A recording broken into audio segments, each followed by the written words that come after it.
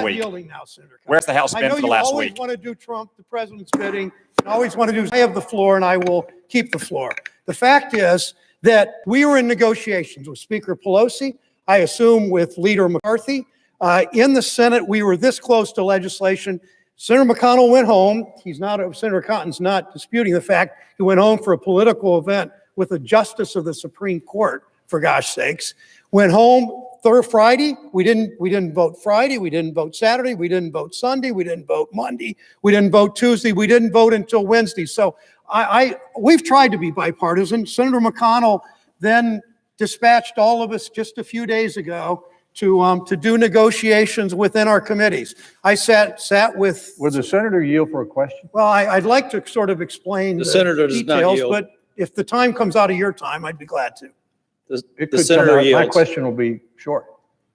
Is it not true that the bill to which the senator refers was still being written over the weekend and it would have been impossible for the United States Senate to vote on it before Monday? No, the answer to that question is no, it would have been possible.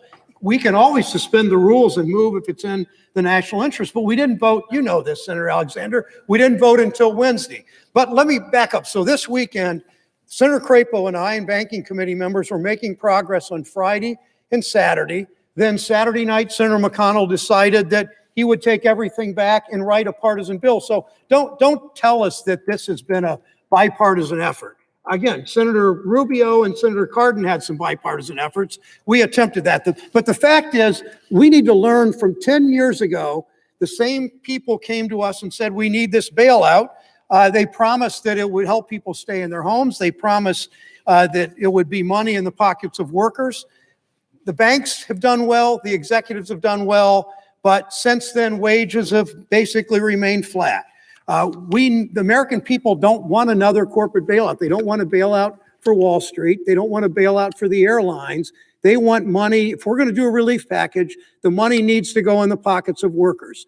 We know that in case hundreds of people, thousands of people in each of our states are faced every day with the situation. Do I go to work? I'm sick today. Do I go to work and possibly infect somebody else in the workplace? Or do I stay home and lose the pay that I need in order to pay my mortgage or in order to pay my rent? We need this plan is all about a corporate bailout. The money, $425 billion that the Secretary of Treasury can decide as a slush fund on where to direct that money instead of money going to workers, to food banks, to unemployment insurance, to sick day policy, to all the things that we need to do to keep businesses going and people in their homes. We have a prohibition that so far Senator McConnell has objected to on foreclosures and evictions. You all know the statistics. 40% of Americans don't have $400 discretionary money in their pockets that they can use in an emergency to fix their car or whatever. If they go several weeks without pay, they will be evicted. They will be foreclosed on. We need Senator McConnell to actually agree to that. And when it comes to the $425 billion slush fund, we want to help these businesses, especially small businesses. We want to help the airlines, but we need to make sure that this money passes through to employees. That means no corporate bailouts without investing in the dignity of work. It means if you're taking taxpayer money, no stock buybacks, no sending jobs overseas, no outsourcing your jobs to independent contractors, no golden parachutes for executives, no using taxpayer dollars to bust unions, no wage cuts for these employees, no health care or pension cuts. We put money into these businesses. This money is there not for the executives, it's there for the workers, and it's there for the community. It means actually helping people stay in their homes. If you love this country, you fight for the people who make it work. We have to show the people we serve that we've learned from Congress's mistake 10 years ago when the banks did very well, thank you, and Wall Street again will do very well, thank you, under the McConnell plan. We have to come together to put money in people's pockets. We need to help people stay in their homes. We need to invest in healthcare workers who are on the front lines. We need to mobilize American manufacturers. The partisan McConnell plan doesn't do this. The bipartisan work we're trying to do could do this. We know we can get through this together. Put this partisanship aside, come together for the people whom we serve. I yield the floor. Senator from South Dakota. Mr. President, I would defer to the gentleman from Tennessee. Senator from Tennessee. Thank the South. I have a parliamentary inquiry. The senator will state his inquiry. Mr. President, the discussion we just heard was about when the Senate could have voted on House Bill 6201, which was the bill that came over from the House. When did that bill from the House of Representatives arrive in the United States Senate? It came to the Senate on Tuesday, the 17th. On Tuesday, the 17th. And my second question is, could the United States Senate have voted on that bill before it arrived from the House of Representatives? It would take consent. The Senate has done it on several occasions. In one case, H.R. 3630, the Middle Class Tax Relief Job Creation Act. Another case, H.R. 2194, Comprehensive Iran Sanctions, Accountability, and Divestment Act. It would take consent. Did anyone ask consent that it be voted on before Wednesday? The chair does not have any record of a request for consent. I thank the senator from South Dakota. Mr. President. Senator from South Dakota. North Dakota. Oh, I said North, oh, sorry. I want to talk about the bill that we want to vote on right now and why it's so important that we pass it. And, you know, for my part, what I work on is support for our farmers and our ranchers. And that's exactly what we've put in this bill, is help and support for our farmers and ranchers for rural America. And yet, my understanding is that Democrats are objecting to the help and support that we've put in this bill for our farmers and ranchers. Last week, the Department of Homeland Security recognized that agriculture, our supply of food, fiber, and feed, is one of our nation's critical industries. Our country's been blessed with an abundant, affordable, and safe food supply that we rarely stop to notice, but that we depend on every single day, and we certainly depend on at this time with this pandemic. Good news is that our farmers and ranchers, our ag sector, are out there working every day, carrying on this critical work of ensuring that we have the food on our grocery shelves throughout this pandemic. The bad news is that the farm economy, already facing a number of years of declining income, has taken a further nosedive on the account of the coronavirus. And so we have put forward assistance to make sure that we address that. Let me just give you one example, though, of the difficulty faced in farm country, in rural America. The cattle industry's lost between $7 and $9 billion over the last 2 months. And that's just one sector of our ag economy. Congress needs to act, and we need to act now to ensure that farmers, ranchers, and rural America, receive the relief they desperately need. Why would Democrats object to that? Why would they object to that? We included 2 important provisions to ensure that rural America and our farm and ranch families receive assistance. First, we replenished the Commodity Credit Corporation, making sure that the CCC has the funding necessary to carry out the Farm Bill, including the Farm Safety Net, conservation programs, trade programs, as well as emergency and ad hoc programs like the Market Facilitation Program. Second, we increased CCC authority to ensure that we can meet the coronavirus impact on agriculture head on. That makes sense. That's in the bill. They're objecting to it. This is our food supply. This is our food chain. We also included an important provision that enables USDA to provide critical support to ranchers during this market downturn, to ranchers. However, the Senate Democrats are objecting to that provision. Congressional Democrat leadership has objected to helping our farmers and ranchers in this relief package. The bill also includes an additional $15.5 billion for the SNAP program, for the Supplemental Nutrition Assistance Program, for food stamps, to provide nutrition assistance for those affected by this economic downturn. I urge my colleagues to get on board and support our farmers, our ranchers, and our food supply. Support rural America. Quit objecting to rural America. Quit objecting to our farmers and ranchers. You can't let that happen.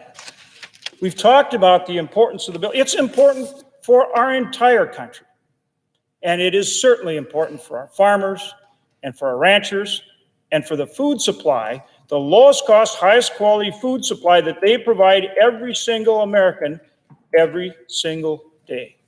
Thank you, Mr. President. President. Majority has 5 minutes. The senator from Louisiana. Thank you, Mr. President. You know what the American people are thinking right now? They're thinking that the brain is an amazing organ. It starts working in a mother's womb, and it doesn't stop working until you get elected to Congress. You know what the American people are thinking right now, Mr. President? They're thinking that this country was founded by geniuses, but it's being run by a bunch of idiots. You know what the American people are thinking right now, Mr. President? They're thinking, why do the members of the United States Senate continue to double down on stupid? Now, this is not a Republican bill, Mr. Chairman. This is a bipartisan bill. We have spent hours and hours and hours negotiating these provisions with our Democratic friends. This is not a slush fund. This is a bill to help people and businesses in America. This bill is going to increase unemployment insurance. This bill is going to send $1,200 to every man and woman in America, taxpayers who make less than $75,000 a year, and $500 for each of their children. This bill is going to help every small business in this country. It's not a bailout. It provides up to $350 billion for small businesses for the next 8 weeks to keep going. And if they don't lay anybody off, the loans are forgivable. Now, we have some businesses in this country that are bigger than 500 employees. This bill has a provision to help them too, as well. In America I was raised in growing your business and becoming as large as possible was something we aspired to. This bill does not create a slush fund for the Treasury Secretary. It provides $75 billion to help some of our industries hardest hit in a collateralized loan, not a bailout, and then provides another $425 billion to the Federal Reserve under Section 13.3 of the Federal Reserve Act, which the Federal Reserve will make available to all businesses, including those that don't qualify as a small business. And it's not a gift. We can negotiate warrants. We can negotiate stock options. We can take a piece of their company in stock. Mr. President, I don't understand it. I get politics. I've been around it my whole life. But there comes a time when we have to stop thinking about the next election and start thinking about the next generation. What are we going to leave to our children if we allow this economy to crash? And it is happening as we speak. I mean no ill will toward my Democratic friends. I like and respect every one of them. But let's pass this bill. I suggest the absence of a quorum. Is there objection? There's objection. Objection having been noted by the senator from Connecticut. There's less than 10 minutes remaining. Yep. Consent is required. Less than 10 minutes remaining. Consent is required. The senator from Connecticut. Thank you, Mr. President. You can't keep on saying it's a bipartisan bill when it clearly is not. If it was a bipartisan bill, you wouldn't have this level of angst from Democrats who were shut out of the process. Let's be clear about what we're talking about here. We don't think your bill works. We don't think the bill that has been drafted by the majority party is going to fix the problem. This is a policy disagreement, and I have an obligation as a representative of my state to stand up and say when I don't think a $2 trillion bill is going to fix the problem. It may make a lot of people rich, but it doesn't have the resources in it today to take care of the most vulnerable in this country, and it's not going to do the primary job at hand, which is to stop the virus. Remember, there's no amount of economic stimulus that we can pass, 1 trillion, 2 trillion, 3 trillion, that will solve this problem if we don't get serious about the public health crisis that exists today. And when you shortchange states, when you don't provide enough money to help my state and my municipalities manage testing, move congregate populations apart from each other, try to manage the crisis, then you aren't serious about stopping the virus. And so, yes, one of the outstanding issues in this bill is that we think we need more funding for the states and municipalities that are on the front lines of fighting the virus. And yes, we don't think this bill will work at job number one, which is stopping the public health crisis, unless we provide ample funding. And yes, we are worried about the lack of conditionality on funding to big businesses, to Wall Street. Yes, we are worried about the fact that this is going to make rich people much richer, and at the same time not actually stopping the public health crisis. These are policy differences. And instead of coming down here and having show vote after show vote, we should be sitting together and trying to resolve differences that, frankly, I don't think are so large that they can't be solved within the next several hours. And so I just hope that we understand that we are down here very frustrated because we worry that we are about to vote on a bill that is not going to solve the problem. That is a policy disagreement, but a policy disagreement that can be resolved. Much time's remaining on our side? 5.5 minutes. Senator from Montana. Senator from Montana. Thank you, Mr. President. During the past couple of weeks, I've been talking to Montanans about their needs as we deal with this coronavirus. Healthcare officials tell me that the folks on the front lines that they need more masks, more protective equipment, and quite frankly, this bill does not get that done. It helps, but it doesn't get it done. Small businesses and their employers are telling me that they need immediate access to relief. This bill doesn't do that because, quite frankly, we need no more on the front end on bridge loans. Tax credits are great, but you got to be in business to be able to take advantage of those. Mayors and local cities officials are worried about that they can't keep up with the mounting needs that their communities are facing. This bill fails them. Tribal leaders across Montana have made it clear to me and to other folks in this body that they are largely and unfortunately ignored in the bill before us. This bill is nearly $2 trillion. One of the things it does do, and I know there's folks on the floor right now that disagree, but the fact is, massive corporations through that $500 billion slush fund that I might add has very little, if any, transparency or accountability, goes to those folks. Look, I think all of us agree that $2 trillion is a lot of money. It's all borrowed money, and if there's ever a time to borrow money, it's in time of economic times like this. But this needs to be targeted, temporary support to keep our economy going. As the senator from Connecticut said, fact is that this bill, particularly this slush fund, is not a good use of taxpayer money.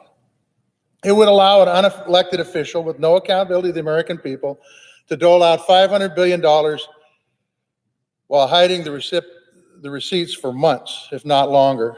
And I know there's senators who say, well, they can get warrants for these loans. They must get warrants for these loans.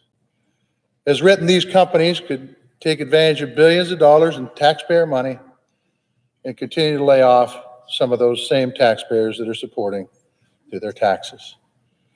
Look, Montanans can do better, and we expect better. Working together, I'm going to tell you, we can get this done. There isn't a person in this body that hasn't filled a leadership position outside of their service in the United States Senate. You guys all know that you need to negotiate and you need to compromise. If that's done, and it's done in good faith, we'll have a bill before day is done.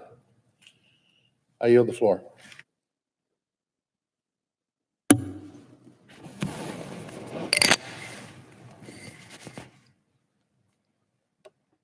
President. The senator from Montana.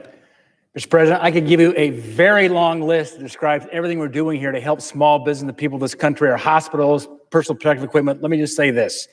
This bill was written by both Republicans and Democrats in good faith. It's time to get over our differences, put our country before ourselves. Let's come together and vote this bill out of the Senate now. Remains on our side. 2 minutes, 20 seconds. Thank you, Mr. President. Let me just say Senator what from I said Illinois. at the outset. Strike a responsible distance and take a deep breath. We're going to pass this bill, not the one that Senator McConnell brought before us yesterday, but a version of that I think is a dramatic improvement. My prayer is that that bill is going to include even more money than the McConnell bill when it comes to dealing with the healthcare crisis we face and the challenge we face. More money for hospitals, more money for providers, more money for equipment, and we're going to have to come back again, I'm sorry to say, if this continues, to make sure that we put even greater investment in the men and women who will save our lives across this country. Secondly, we want to make certain that this McConnell bill is improved when it comes to accountability for the taxpayers' dollars given to the largest corporations in America. Some of us feel burned by what's happened with some of those corporations in the past when we trusted their leadership to build their companies and help their employees, and instead they built their own bank accounts at the expense of their employees. We don't want to return to those days. I'm sure the Republicans don't either. We want language in this bill that moves us in the direction of accountability and transparency when it comes to spending taxpayers' dollars by major corporations. And third, never overlook the need of state and local governments. They have been waiting, begging, pleading with the administration in the White House to give national leadership. And absent that, they've taken up the responsibility themselves. They're asking us to stand behind them as they make these difficult decisions state by state by state, because the White House refuses to make these same decisions. We need to provide them the resources to do that. State and local governments need that help, and I believe the McConnell bill could be improved by providing more resources in that regard. There are so many bipartisan things that we do agree on in this bill. Let's get these things right. And as Senator Murphy from Connecticut said, if we don't get it right in terms of dealing with the coronavirus, we can't put enough money on the table for economic recovery. Let's do it. I'm sorry that we're going to this roll call. It is not an indication of the progress that I believe has been made since yesterday in negotiating a bipartisan approach to improving the McConnell bill. I think that's underway at this moment, and I think we recognize that. Thank you. The clerk will report the motion to invoke cloture. Cloture motion. We, the undersigned senators, in accordance with the provisions of Rule 22 of the Standing Rules of the Senate, do hereby move to bring to a close debate on the motion to proceed to calendar number 157, H.R. 748, an act to amend the Internal Revenue Code of 1986 to repeal the excise tax on high-cost employer-sponsored health coverage, signed by 16 senators. By unanimous consent, the mandatory quorum call has been waived. The question is it the sense of the Senate that debate on the motion to proceed to H.R. 748, an act to amend the Internal Revenue Code of 1986 to repeal the excise tax on high-cost employer-sponsored health coverage shall be brought to a close upon reconsideration. The yeas and nays are mandatory under the order. The clerk will call the roll. Mr. Alexander. Ms. Baldwin.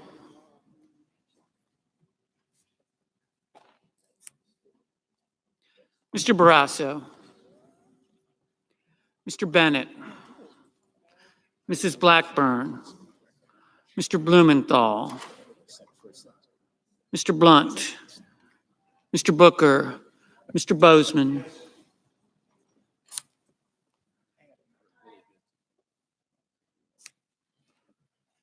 Mr. Braun.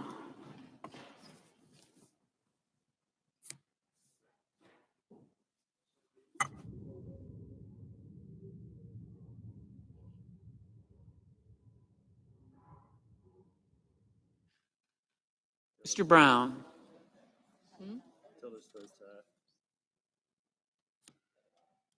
Mr. Burr.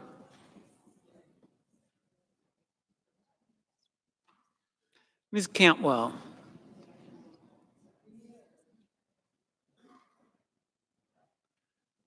Mrs. Capito.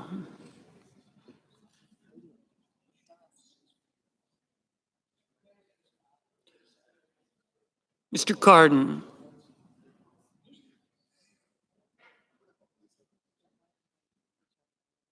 Mr. Carper. Mr. Casey. Mr. Cassidy.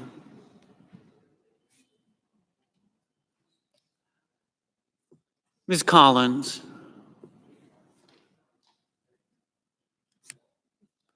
Mr. Coons. Mr. Cornyn.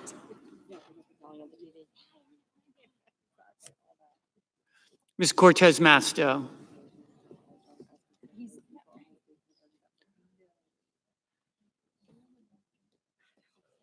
Mr. Cotton. Mr. Kramer. Mr. Crapo.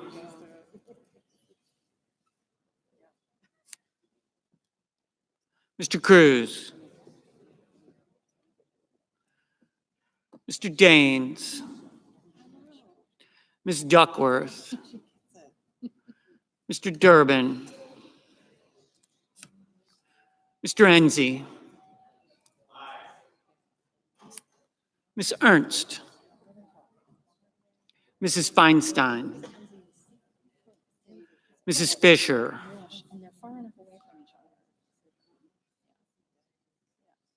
Mr. Gardner. Mrs. Gillibrand. Mr. Graham. Mr. Grassley. Ms. Harris. Ms. Hassan. Mr. Hawley. Mr. Heinrich. Ms. Hirono. Mr. Hoven. Mrs. Hyde-Smith. Mr. Inhofe.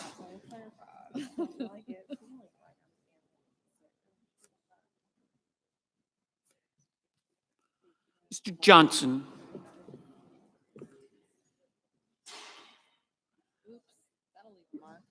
Mr. Jones. Mr. Kane. Mr. Kennedy. Mr. King. Ms. Klobuchar. Mr. Langford. Mr. Leahy.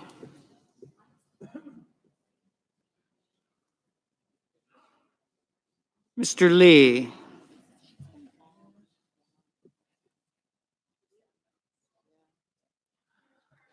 Mrs. Leffler.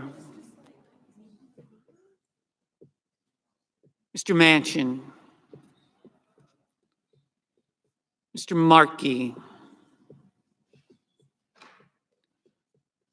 Mr. McConnell. Ms. McSally.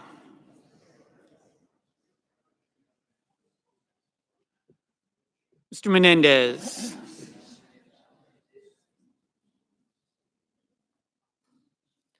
Mr. Merkley.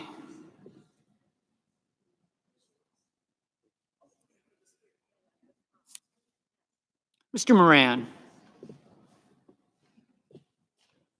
Ms. Murkowski. Mr. Murphy.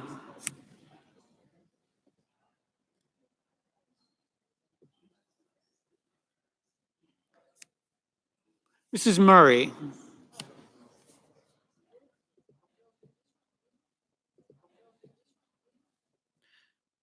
Mr. Paul.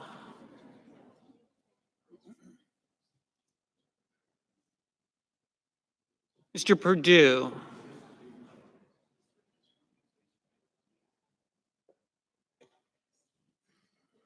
Mr. Peters.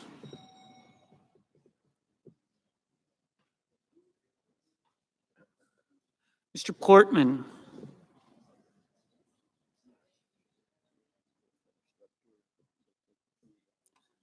Mr. Reed. With your mouth and eyes open. Mr. Risch.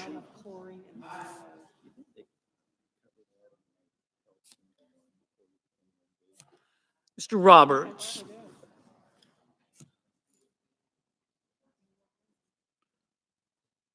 Mr. Romney.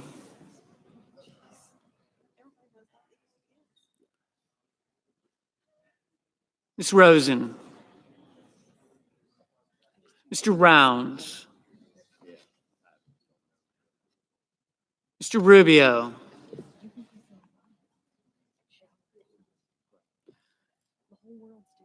Mr. Sanders.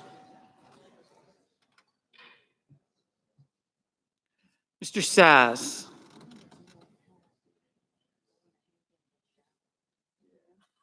Mr. Schatz. Mr. Schumer.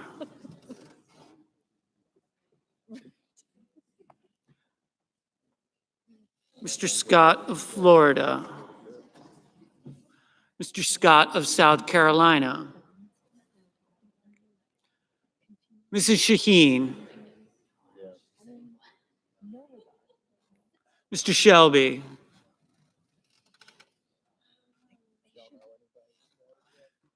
Ms. Sinema. Ms. Smith.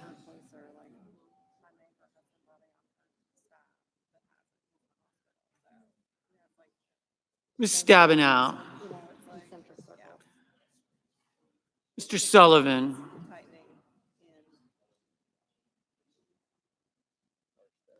Mr. Tester.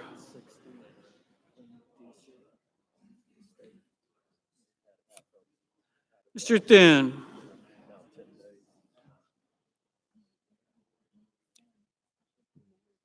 Mr. Tillis.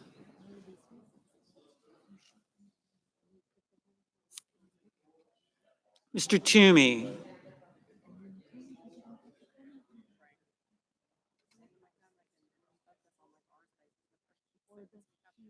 Mr. Udall.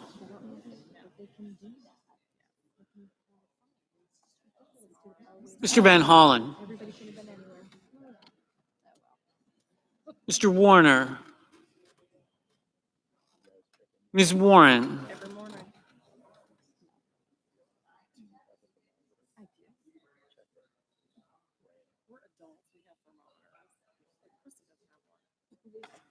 Mr. Whitehouse.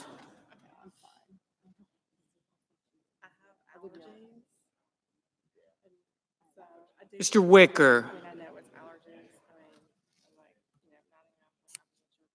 Mr. Wyden. Mr. Young.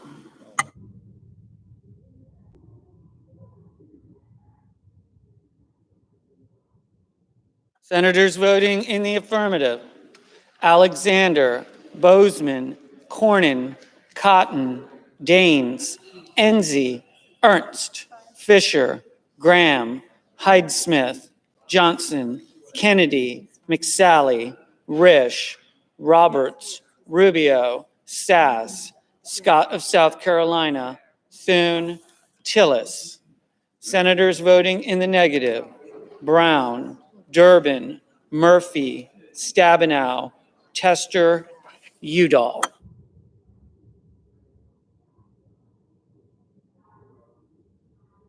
Mrs. Gillibrand.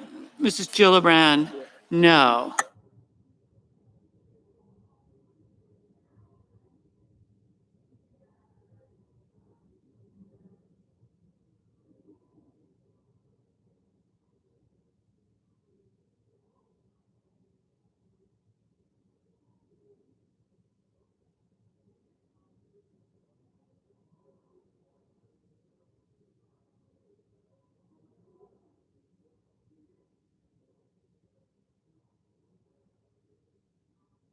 Mrs. Blackburn.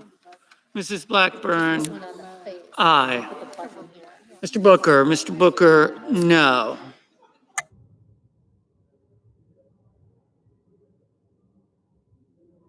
Mr. Reed. Mr. Reed, no. Mrs. Capito. Mrs. Capito, aye.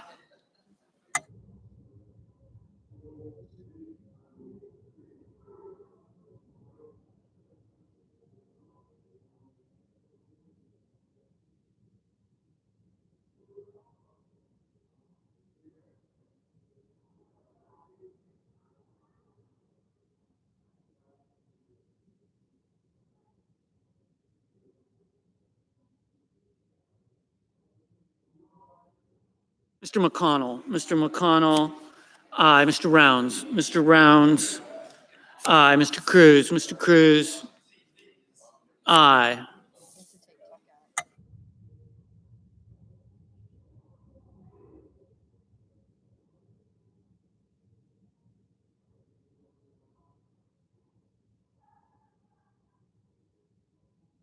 Mr. Braun. Mr. Braun, aye.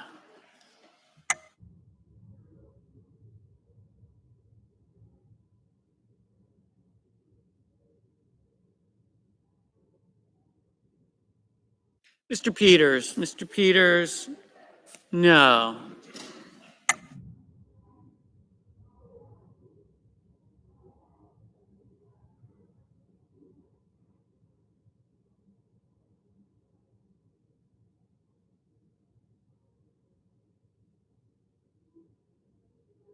Mr. Carper. Mr. Carper, no.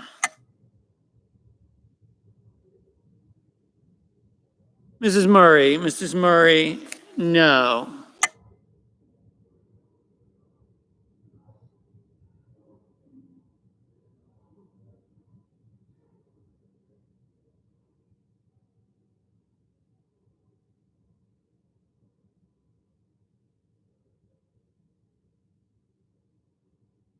Mr. Wicker. Mr. Wicker, aye.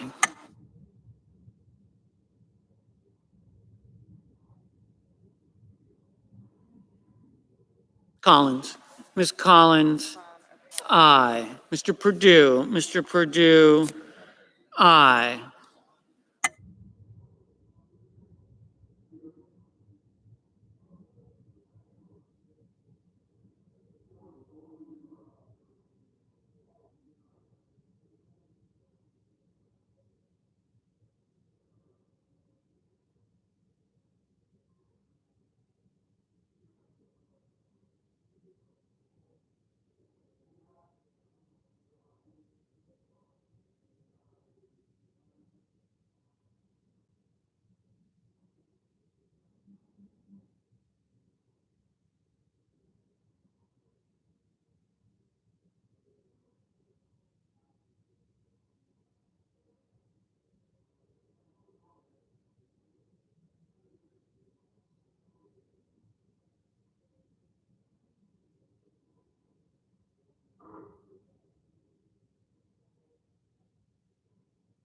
Mr. Kramer, aye.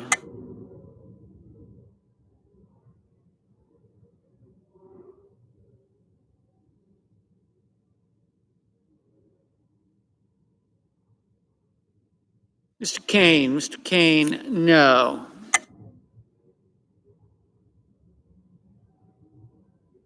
Mr. Barrasso, aye. Miss Duckworth, no. Mr. Whitehouse, no.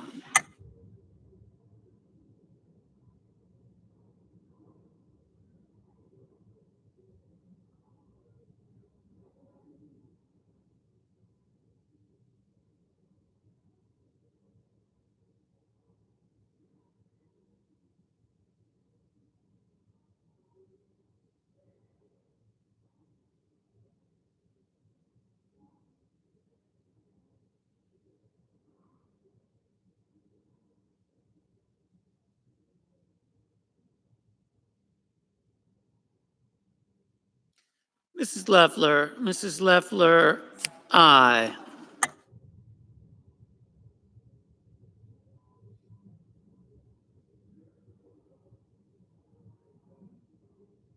Miss Smith, no.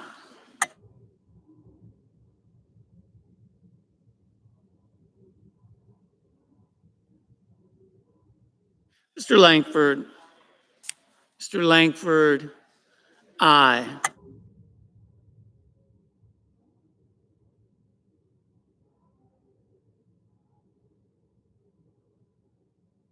Ms. Baldwin, no.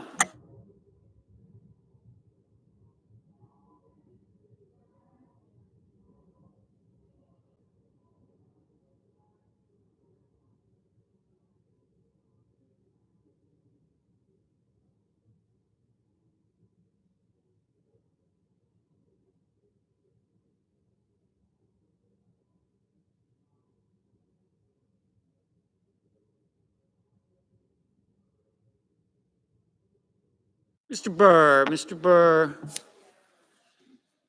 aye. Mr. Leahy, no.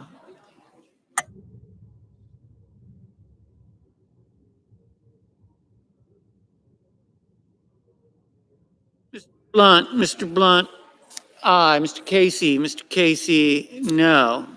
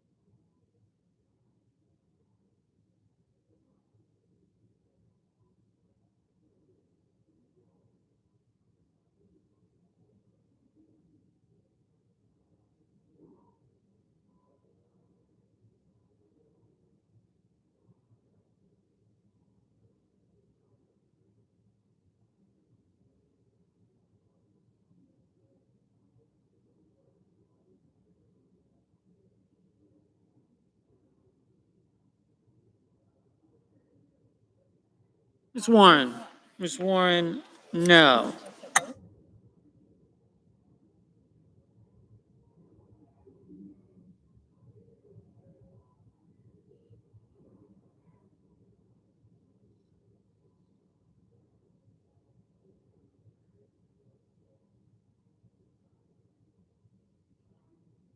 Mr. Wyden.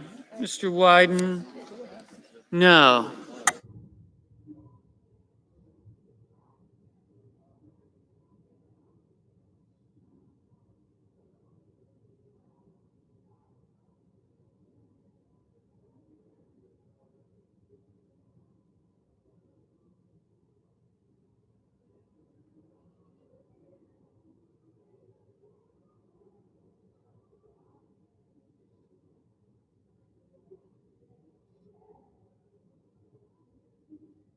Mr. Sanders. Mr. Sanders, no.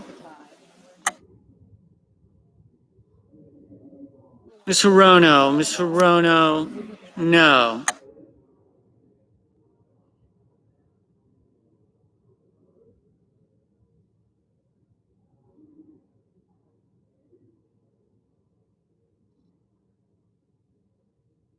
Mr. Grassley. Mr. Grassley, aye.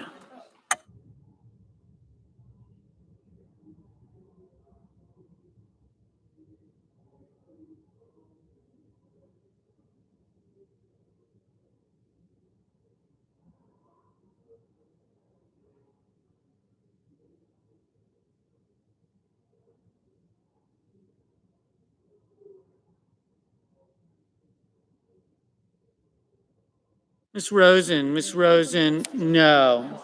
Ms. Cantwell. Ms. Cantwell, no. Mr. Blumenthal. Mr. Blumenthal, no.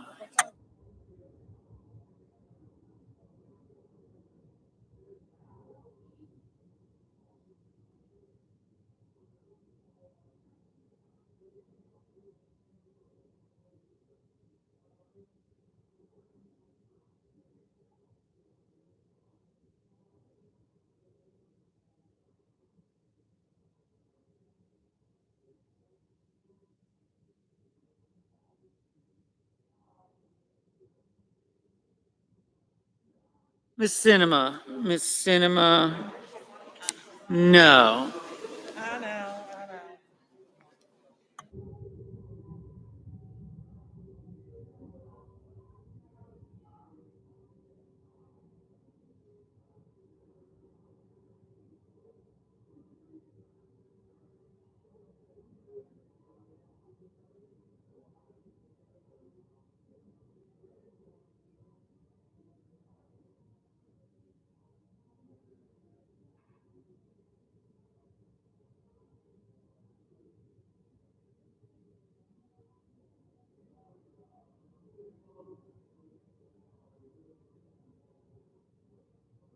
Mr. Warner. Mr. Warner, no.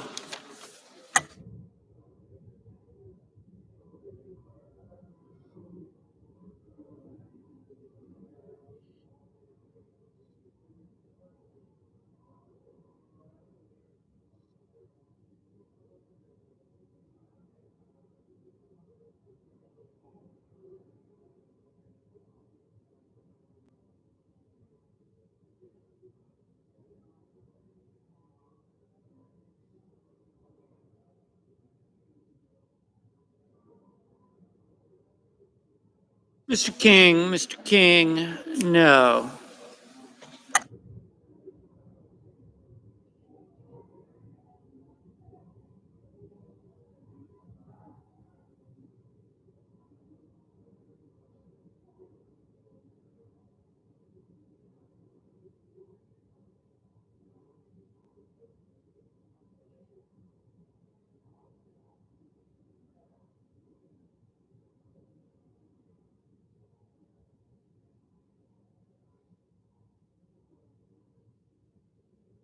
Ms. Markowski. Ms. Markowski, aye. Mr. Inhofe. Mr. Inhofe, aye.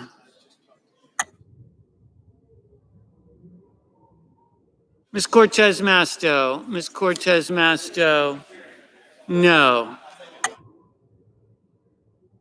Mr. Shelby. Mr. Shelby, aye. Mr. Cardin. Mr. Cardin, no.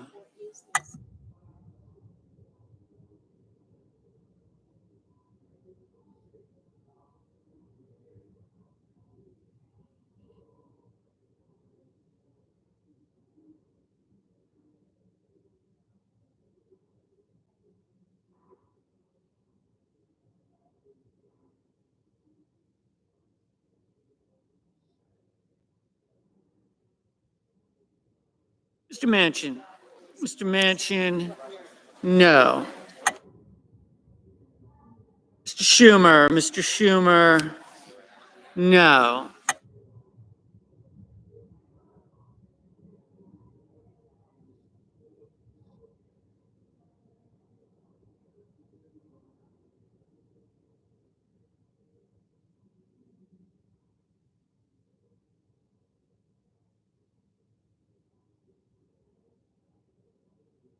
Ms. Klobuchar? Ms. Klobuchar, no.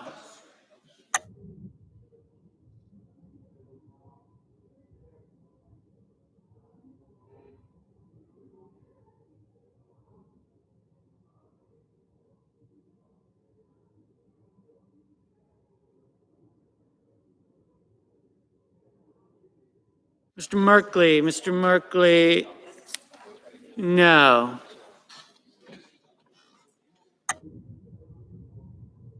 Ms. Harris? Ms. Harris, no. Mr. Schatz? Mr. Schatz, no.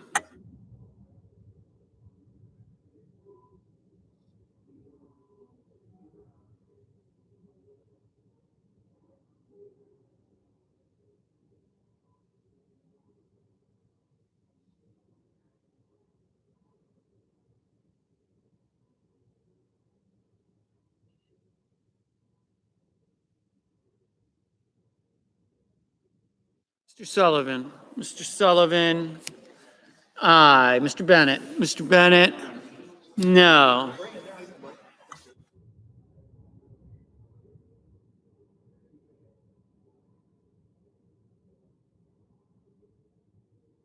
Mr. Hawley? Mr. Hawley, aye.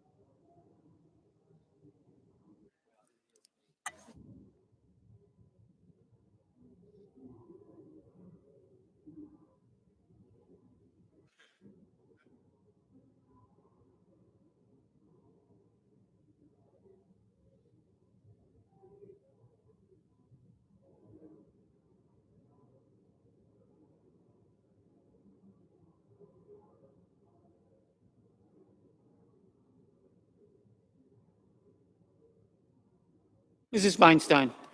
Mrs. Feinstein, no. Mr. Heinrich? Mr. Heinrich, no.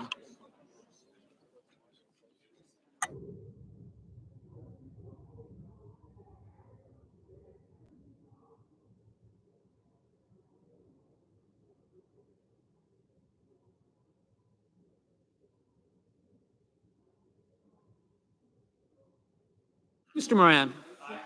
Mr. Moran, aye.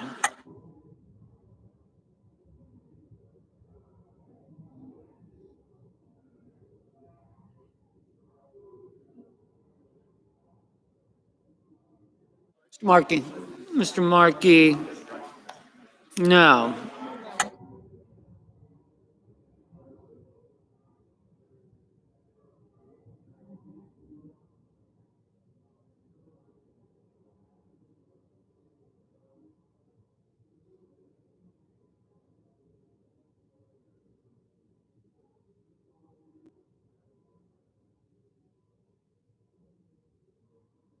Mr. Hoven?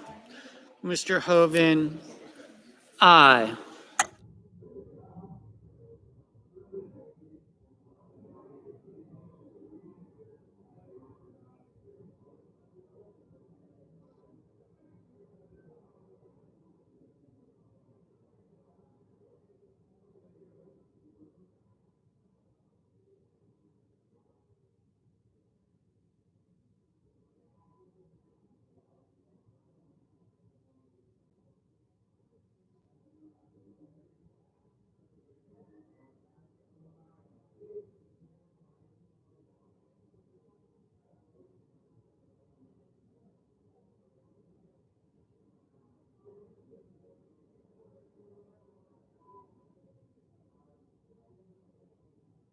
Mr. Cassidy, Mr. Cassidy, aye. What do we vote?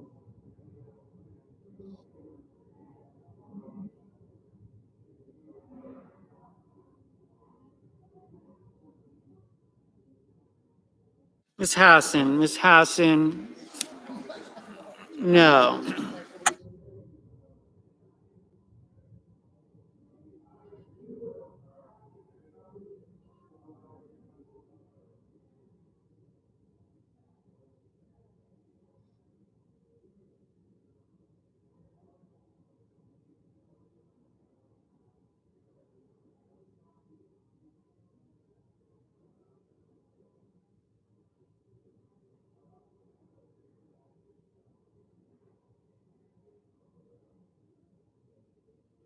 Mrs. Shaheen, no.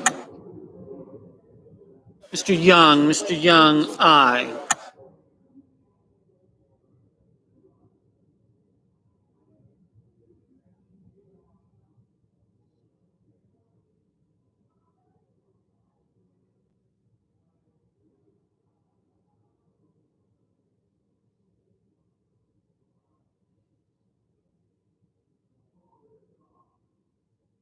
Mr.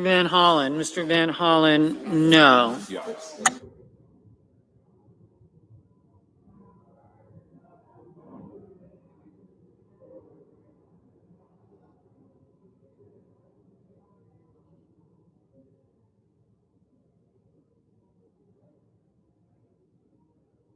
Mr. Menendez, no.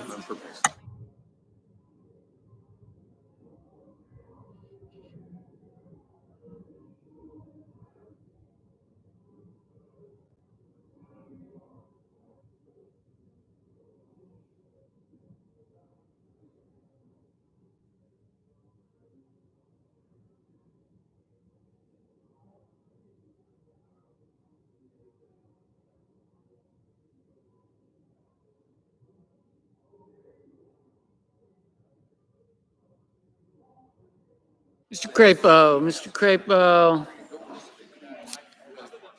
aye.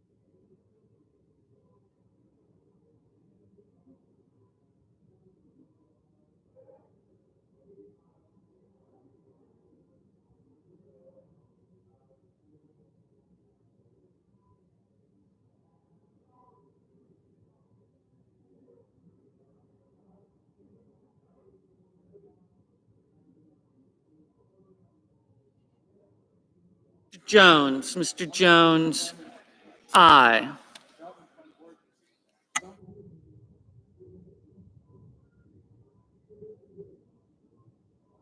Mr. Portman. Mr. Portman, Give Sarah some space. aye.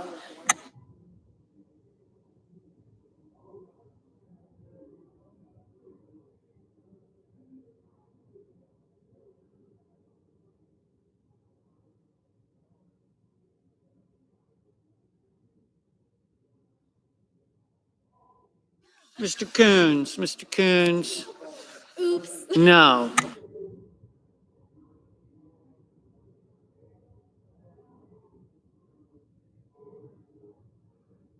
Mr. Toomey. Mr. Toomey, aye.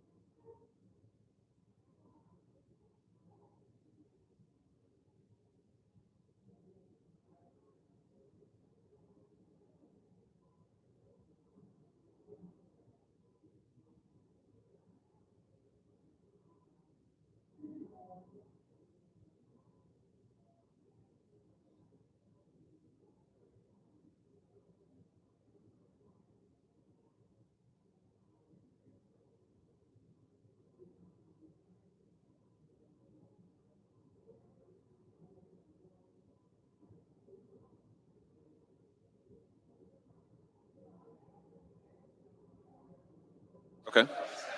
Are we ready?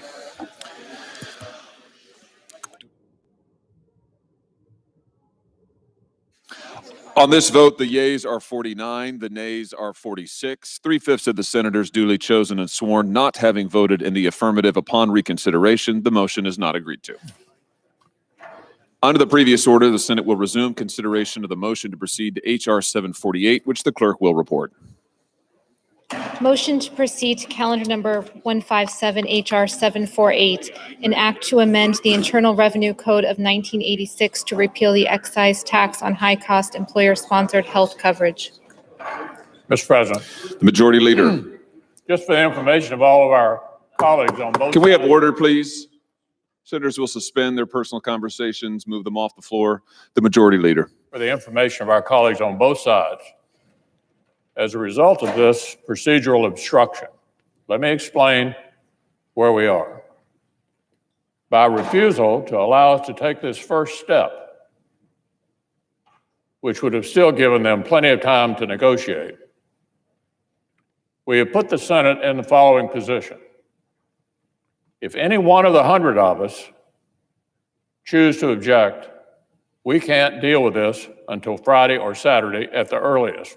If any one of the 100 of us objects to some of the procedural hurdles we have to overcome as a result of this mindless obstruction, absolutely mindless obstruction going on the other side, while the public is waiting for us to act, while people are losing their jobs, losing their income, and shutting down the economy, which we've had to do to deal with this public health crisis, they are fiddling around with Senate procedure that could, if one senator objected, take us all the way to the end of the week to solve this problem. I'm beginning to think our Democratic colleagues don't understand the procedure in the Senate. I'm not sure you understand the position your leaders put you in. He loses nothing in terms of negotiating leverage by letting us get through these procedural hoops sooner rather than later. Sooner rather than later. The American people have had enough of this nonsense. They wonder where we are. They're looking to us to solve this problem. The Secretary of the Treasury keeps going into the Democratic leader's office, the list keeps getting longer and longer and longer. The bazaar is apparently open on the other side. Never let a crisis go to waste. One former president's chief of staff famously said. So look, I hope my colleagues will come out here and express themselves in the course of the afternoon. The American people would like to hear from us. They'd like to know what's going on here. So let's tell them. I yield the floor.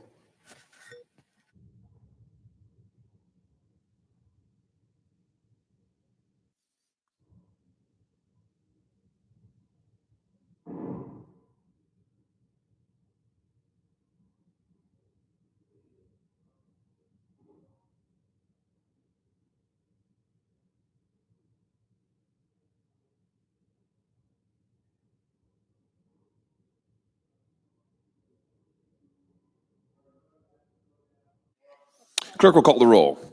Mr. Alexander.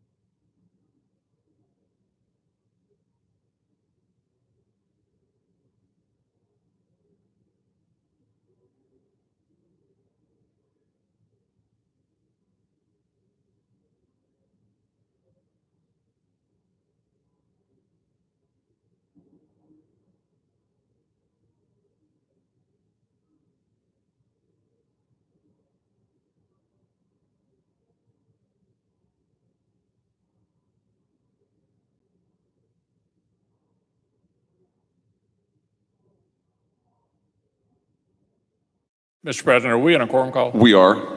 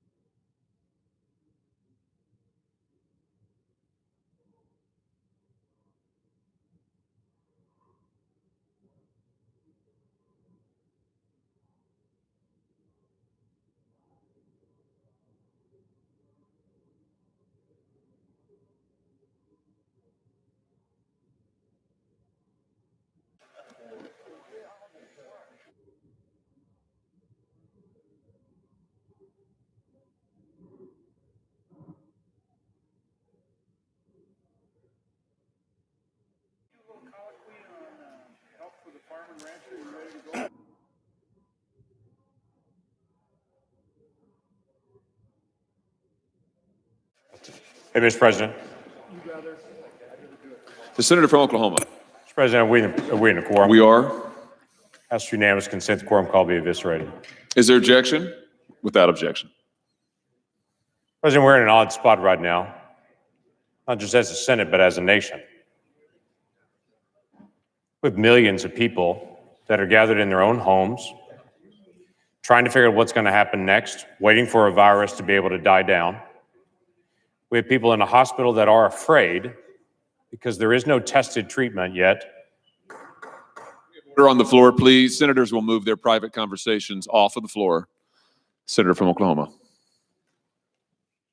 We have firefighters, we have law enforcement, we have hospital workers, all with not enough personal protection equipment because they don't know who is a citizen without the virus and who is a citizen with the virus.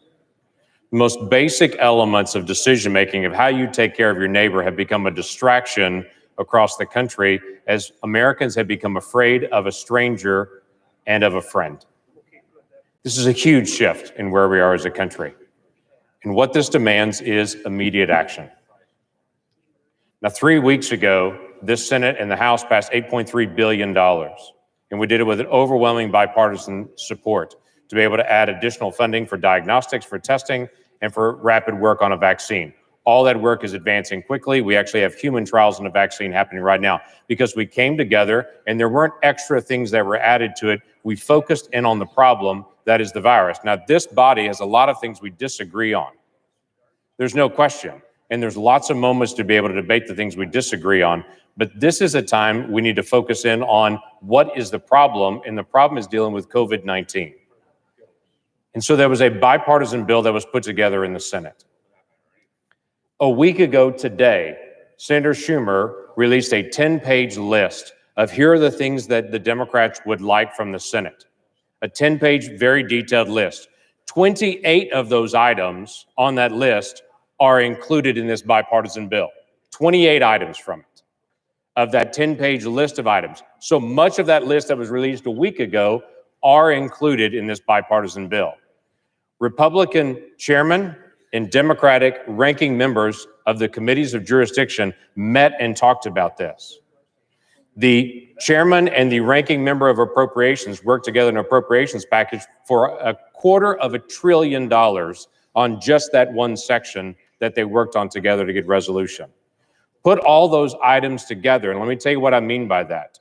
$250 billion dealing with things as distant to believe as things like getting Peace Corps volunteers back home, away from where they are now. We've got to get them back home and away from harm's way. There's funding in there for that, as well as $88 billion for hospitals in trying to be able to help them through this. Help for nursing homes, help for individual firefighters and departments, $10 billion for community development block grants to be able to help cities as they're rapidly trying to be able to work through this process. $250 billion allocated just to things like that to be able to help people get testing, personal equipment, travel that they've got to do that, additional expenses, teleworking capabilities that have to be done for cities and communities and federal entities. All those things were put together and agreed upon. There's a lot of work on the medical side, rightfully so. Testing makes a world of difference on this. Getting access to vaccine, there's billions of dollars in that particular area. All of that is included in this proposal. In addition to that, there's direct payments that we had agreed upon to be able to send out literally to every American. We'd set for $1,200 for every American to be able to receive. That is a stopgap method to be able to help folks that are having trouble with their utilities or whatever it may be, or extra expenses, so they'll have something.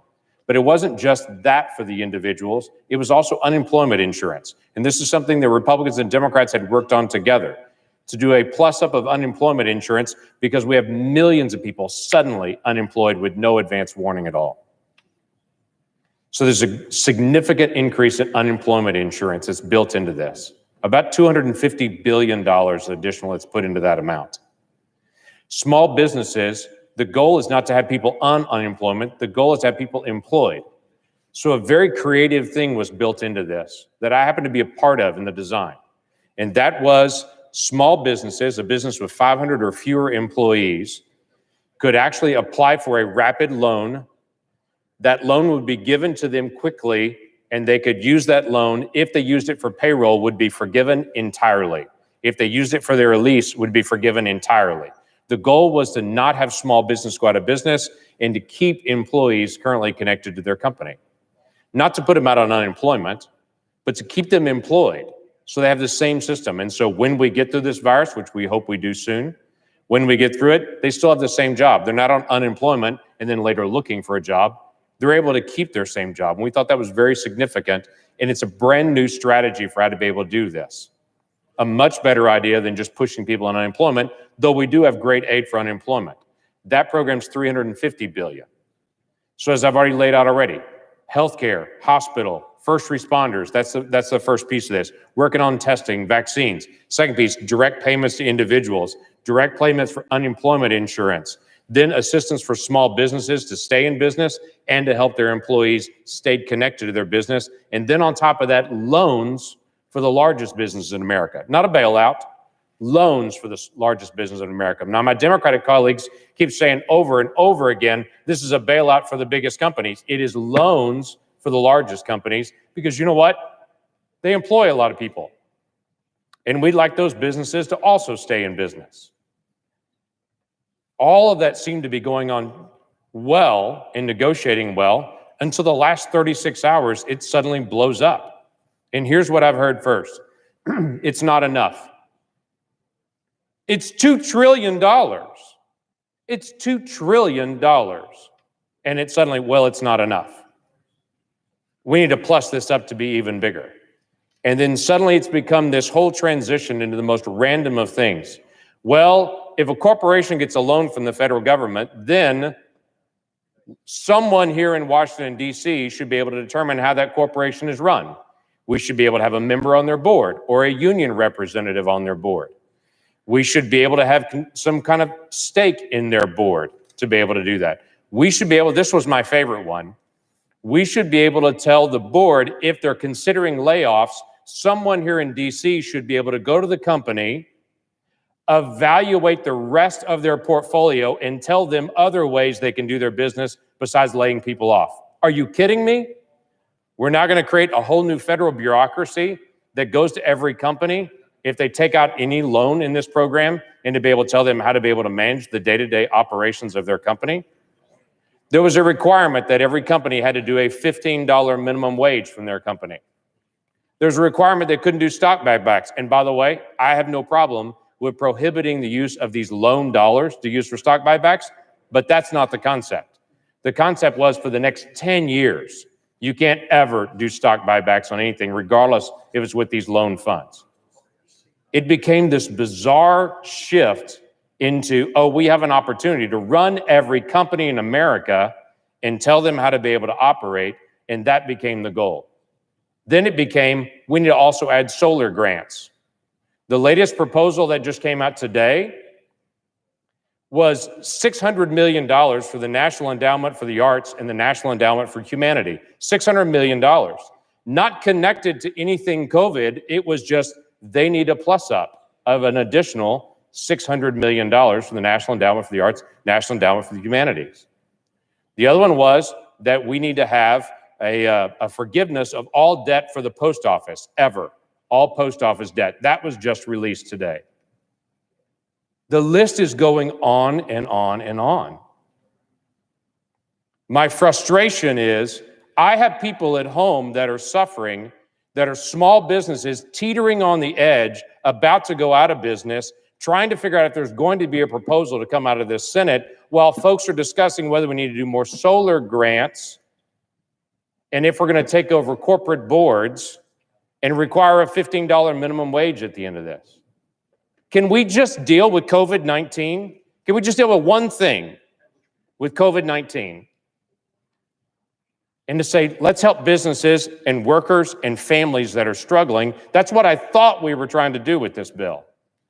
But now suddenly it seems to be everything but. Let's just do that. And then there's lots of time to be able to argue about the other issues. We can do those in the future. We'll have the debate on solar panels, I promise. But let's deal with COVID-19 and the families and individuals that are struggling and stop holding everything up, trying to add one more thing in to say it's a really big bill. I'm going to try to get my one piece. One thing that we worked on in a bipartisan way, Senator Coons and I, was working on this one area about not-for-profits. The not-for-profits are part of our social safety net. Our communities are put together by our families. And the people that walk alongside our families are local nonprofits. And when those can't meet the needs, then government steps in to meet the needs. Our nonprofits are teetering on the edge right now. This bill allows the nonprofits to be a part of this whole focus on small businesses being able to get loan and sustain their personnel. It also allows individuals that want to donate to local nonprofits to be able to write that off as an incentive for folks to be more engaged on that. That's a reasonable proposal of how to be able to help. It's a bipartisan solution that Senator Coons and I have, but we can't get to it and vote on it because we're trying to be held up by some bizarre new thing that's thrown in every couple of hours that are unrelated to COVID-19 or the perpetual statement of it's only $2 trillion, it's not enough. This government's not even set up to be able to distribute $2 trillion. Let's get this out the door. Let's get something started, and let's keep the battle going for the other things. But for the sake of our nonprofits, for the sake of our small businesses, for the sake of people that want to stay employed, the people that are small business and restaurant owners and coffee shop owners and retailers, for the sake of them, why don't we just go ahead and get this vote on? And stop delaying it, trying to add one more special interest something into it. I move that we get going and get this done. And I'd encourage my colleagues on the other side to stop trying to renegotiate everything we've already negotiated and to stop adding one more thing. Let's make the one more thing a vote. With that, I yield the floor. Mr. President. The senator from North Dakota. Thank you, Mr. President. Earlier I was on the floor and talked about how important it is, along with my fellow colleagues, how important it is that we move this bill and that we get it done now. I mean, it's very important that we get it done now. And we talked about a lot of different things, but one of the points that I wanted to make, because I work with it so much, as do some of my colleagues that are going to join me here, and that's making sure that we're also addressing rural America, our farmers, our ranchers, agriculture, rural America. That's the food supply that everyone depends on every single day, and it's so critically important all the time, but particularly at a time like this when we're faced with a pandemic, that we keep that food supply working and moving the whole food chain, all the way from the farmer and rancher all the way up to the consumer. And as a result of what our farmers and ranchers do, every single American benefits from the lowest cost, highest quality food supply in the history of the world, and they can count on it. They can count on it. So as we pass this Phase 3 bill, which is now, I think, about $1.8 trillion, we cannot leave the farmers and ranchers of America out of the bill. It's that simple. Because every single American depends on them every single day. And not just Americans, but people around the globe. So it's so important that we include agriculture in this bill, and that's what we have worked to do. We have worked to make sure that there is provision in there, so whether it's our cattle producers or whether it's our farmers raising crops across this great nation, that they can continue to do what they do every day on behalf of all Americans. And so I talked about that a little bit earlier, but some of my colleagues want to join in emphasizing how critically important that our farmers and ranchers and rural America is part of this legislation. You know, you see on television the cities every day and what's going on in the cities. In New York or San Francisco or wherever it may be, we get it. There's a lot of people there, and they're close together, and it's a huge challenge. But the food, the sustenance, the food, fuel, and fiber they get every day comes from the heartland, comes from the rural areas. It doesn't just come from the grocery store. It comes from rural America. And we've got to be there for them, keep them going so that they can supply people across this nation and communities, large and small. So I'd like to turn to my good friend from the state of Kansas and ask that clearly a state known as part of the breadbasket of this nation, and ask that the good senator from Kansas be allowed to make some comments.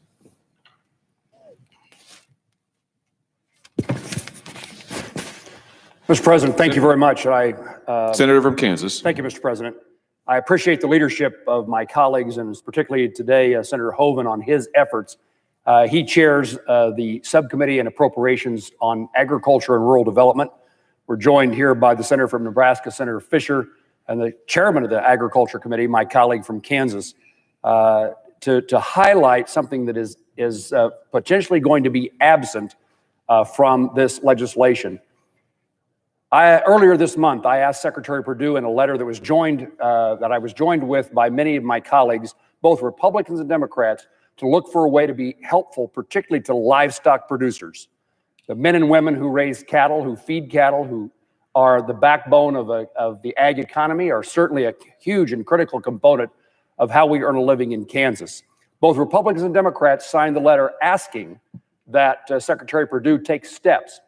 The reason this is necessary, at least according to Kansas State University research, since the arrival of Corona, since January, $8 to $9 billion in lost income has occurred for livestock producers in this country.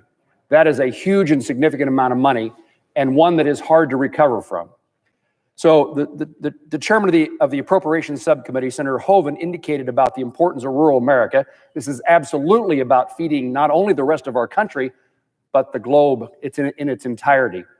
And I would highlight, before I return to this conversation about agriculture, I would highlight how difficult it is in rural America to recover from an economic challenge. Certainly our cattlemen and our livestock producers, our farmers and ranchers recognize, we've seen instance in which farmers are going out of business. I would put on top of that, since 2013, on-the-farm income in Kansas is down 50% since 2013. You add this crisis to the challenge, and many of my farmers and ranchers probably will not survive this crisis. So we're asking the Secretary of Agriculture to come to our aid. What we discovered is that the Commodity Credit Corporation, the CCC, needed to be replenished. Money had been spent from the CCC. So we proposed in this bill that is being debated now that the CCC be replenished. $20 billion restored to the Commodity Credit Corporation. We were told by our Democrat colleagues that they wanted to make certain the money couldn't just be spent on the livestock side. And so the provision in this bill, bipartisan agreement, certainly agreement on the side of all of us that we care about farmers as well as ranchers. And so we changed the language to make certain that the Secretary of Agriculture use CCC funds not only for livestock producers, but also for the cultivation, the crop side of agriculture. Incidentally, my colleagues on the Democrat side asked that their names be removed from the letter. I don't understand what happened in a matter of just a day or two in which they decided they were not interested in agriculture producers, livestock producers in particular.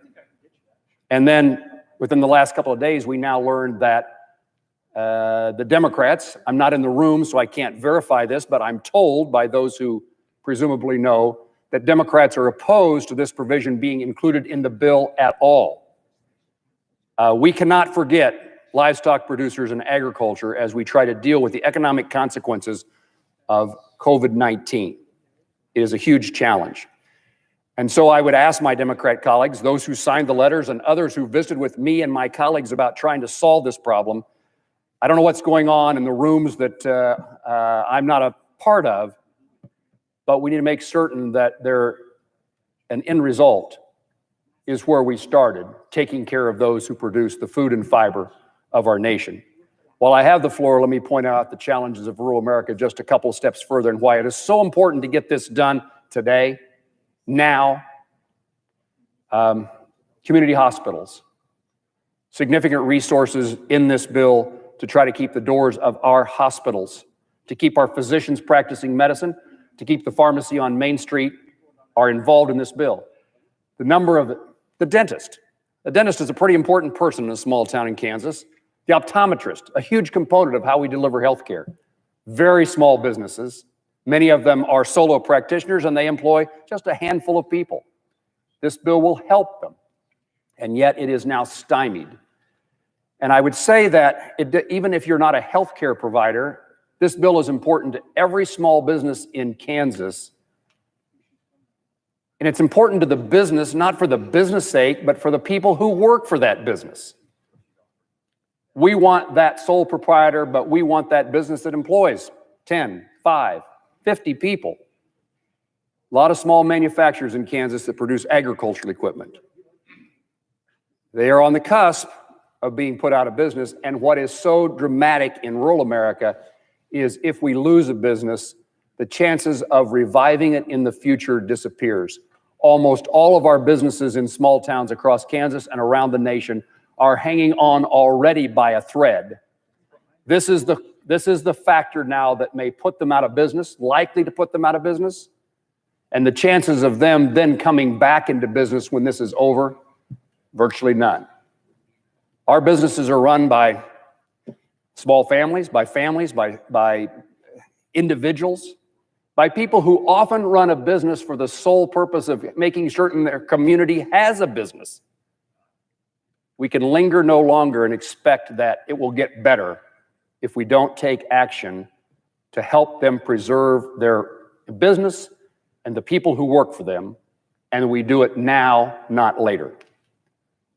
Mr. President, I yield to the senator from Nebraska, to the senator from North Dakota. Thank you. I'd like to thank the senator from Kansas for his remarks and for his strong work on behalf of not just the livestock industry, and of course, Kansas, obviously, a huge role in the cattle industry, but for all of agriculture. You're always there and deeply appreciative.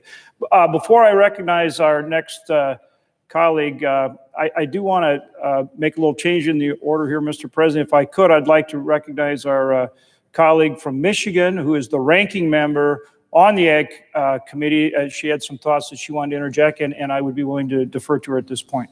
Well, thank you very much, Mr. President. Senator from Michigan. I just wanted to share some thoughts, and I appreciate the discussion. Obviously, as you know, Senator Roberts and I have basically co-authored the last two farm bills, and we all care deeply about rural America. I grew up in rural America, and we've got to get things done that are going to help small towns in rural America.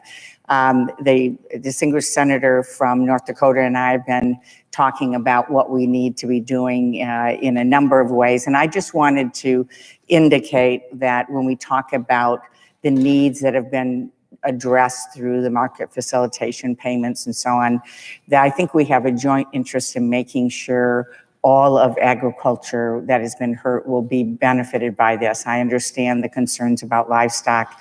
About half the cash receipts of the country are what we broadly call specialty crops. I can tell you, as the #1 producer of tart cherries in the country, maybe the world, we have been hit so very hard by unfair practices with Turkey that we could lose the industry. And yet we've received no help so far from the CCC. And so if we're going to move forward, I have supported and will continue to support doing things we need to do for farmers, but we have to recognize all of the needs, and I'm certainly willing to work with you on that, because that has to happen. And I would finally say this: on the one end we have our farmers, on the other end we have all of us who eat. We've got a lot of folks in between that think the food comes from the grocery store. A lot of kids, one of the reasons I support having school gardens is for children to understand that it actually is a lot of hard work and food comes from our farmers. But part of all of this, when we look at this large package, and I know there's a concern about not leaving farmers out, we can't leave people who are at this point struggling to eat out as well. And so having a SNAP increase, we've done in every other crisis we've had an temporary increase in SNAP funds. We desperately need to do that as well. And we know that one of the best economic stimuluses is to provide people with food assistance who immediately have to spend it in the grocery store. And our grocery store owners, large and small, are challenged and going to be challenged. And this all goes right back to the farmer. So I thank you for yielding some time. I just want to say that there are many of us on both sides of the aisle care deeply, certainly about agriculture. We had the largest vote, 87 out of 100, Mr. Chairman, of people who voted for the last farm bill. I think almost maybe every Democrat did. We want to make sure we're supporting our farmers. We want to make sure that families are lifted up who are struggling. I'm getting the calls from churches and food banks and everyone who are desperately concerned about families right now. We can't leave our families behind either. So thank you. Thank you very much. Mr. President, I'd like to thank the Dakota. Yeah, I'd like to thank the Senator from Michigan. No question, she's been a strong advocate for agriculture. Appreciate that. Appreciate the willing to work on this. It is imperative that we include our farmers and ranchers in this legislation. And so I look forward to continuing to work with you, but we do need to get to something that we can approve and include in the package. So thank you, and thank you for your comments. And I would turn to my colleague from Nebraska again. By way of turning to her, the cattle industry has lost between $7 and $9 billion over the last 2 months. The cattle industry, and I know, Mr. President, the cattle industry is important in your state. Over the last 2 months, has lost between $7 and $9 billion. That's 2 months. And so that's why this is very urgent. We need to act. And I would turn to the senator from Nebraska for her comments. Mr. President. Senator from Nebraska. Thank you, Mr. President. And I'd like to thank my colleague from North Dakota for really being a leader in recognizing the needs that we have across rural America, the needs that we are facing in the heartland for farmers, ranchers, rural communities, rural hospitals. When we're looking at this pandemic and the effects it has all across this country, we need to be cognizant of the fact that we are a very diverse nation. We are a nation of condensed urban areas, and we are a nation with extreme vastness. I happen to live in a county which is in the middle of cattle country here in the United States, where we have less than 1 person per square mile. And there's over 6,000 square miles in my county. We understand what being rural means. We understand the differences that exist, not just within the state of Nebraska, but that exist here in this country. And we believe that diversity needs to be recognized when we are talking about providing relief to families, relief to small businesses, and recovery. But first we have to get to the relief. We can't get on this bill right now, which what I hear from my constituents, and I know all of you, it doesn't matter if you're a Republican or a Democrat, I know all of you are hearing from your constituents how really ridiculous we look because we can't get on a bill for political reasons. I hope that as we move forward, we are able to provide relief to families. People are in need, people are hurting, people are scared, and we are here talking, which is a good thing if we come to a positive outcome, but we don't have much time. We have small businesses across this country that are hurting. I've heard from my dentist, I've heard from my neighbors who are very concerned about what's going on and if they're even going to be able to provide for their employees, their families, and have a business to come back to. But when you talk about livestock, I think Nebraskans have a good understanding of that because livestock is the economic engine in the state of Nebraska. It's the biggest revenue provider in agriculture in the state of Nebraska. It is a part of that ag economy that drives our state's economy. And that's why working on provisions that are going to help producers helps every single person in my state. we reached out in my office to a number of my friends and my neighbors who are family ranchers, family farmers, and asked them, what's going on? The senator from North Dakota talked about the losses, extreme losses that we're looking at.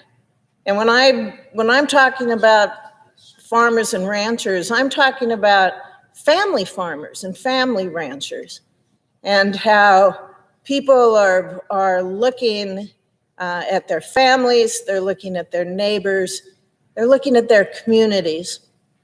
This coronavirus is adding another dimension to an already battered agriculture economy. And this disease has been driving down crop and livestock prices. And therefore, I am adamant that in this bill, we have to provide relief to address that. And my colleague from North Dakota, to be able to lead on this and come up with a solution that will help families, neighborhoods, communities, and my state, I thank him. We've seen ag futures that have been dropping since February. Prices that have been offered for ranchers' cattle have been dropping. Ethanol plants, they're starting to idle. They're starting to close down across the country. And there's a lot of unsold grain that is sitting out in the countryside, or it's in farm storage right now. In cattle, I can speak to this. We've seen large volumes of negotiated cattle being procured at lower prices. We've seen sharply rising box beef market, both in volume and in price. As of last Thursday, Mr. President, cattle volume at live auctions declined by 75%. And that's due to folks who are practicing social distancing. And that, in turn, has caused a $10 to $15 drop in market price. Feeder cattle sales have slowed down. If you drive around counties in my state where we see a lot of fed cattle, you'll see empty pens. Feeders are getting hit twice, and arguably the hardest. Suppliers, which include ethanol plants, they're telling feeders that they have maybe 1 to 2 weeks max where they can provide feed to them. And then those family farms, they're going to be in trouble because those ethanol plants are going to idle, or they're going to shut down, and that's going to cause feeders to worry about supply. The panic buying that we're seeing in the news, it can be correlated back to that high volume of beef that's being sold. We can see packers are selling large volumes of beef with outstanding consumer demand. As a cattle rancher, you want to see that consumer demand. But not in these times when they're so uncertain. We've had packers communicate that they're going to continue to ramp up production. We are grateful for that, and it is needed to meet that high demand. Beef sales are increasing, box beef prices are. And producers, Mr. President, producers need to be able to share in the price gains of this unexpected surge in demand. In reality, the opposite has been happening. I've been working with my colleagues on measures that's in the CARES Act to provide some relief to people in my state and across the heartland who are working to keep the world fed during this pandemic. The provision that we have in this current version of the bill, it will help provide relief to cow-calf producers and feeders through a Commodity Credit Corporation, the CCC that we've talked about, so we can have that increase, so that livestock, beef, pork, poultry can be included. And that can also assist other commodities. This provision is needed. These dollars are the vehicle that we can use to help our producers get the relief that they need during these tough times. You know, so many times I hear from my neighbors, you leave agriculture out all the time. You don't think about rural America. Well, we do. We always do. And we have now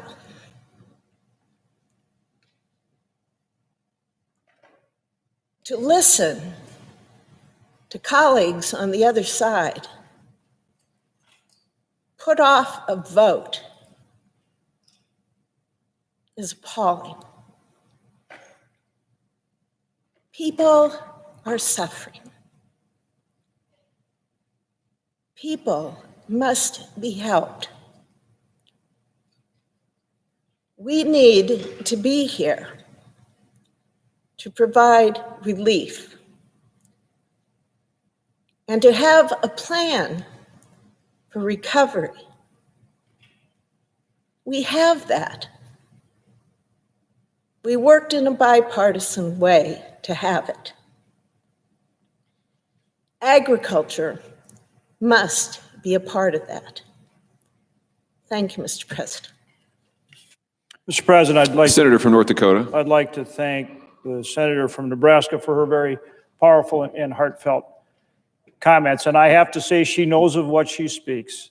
You know, coming from Nebraska and being in agriculture, nobody sees it out there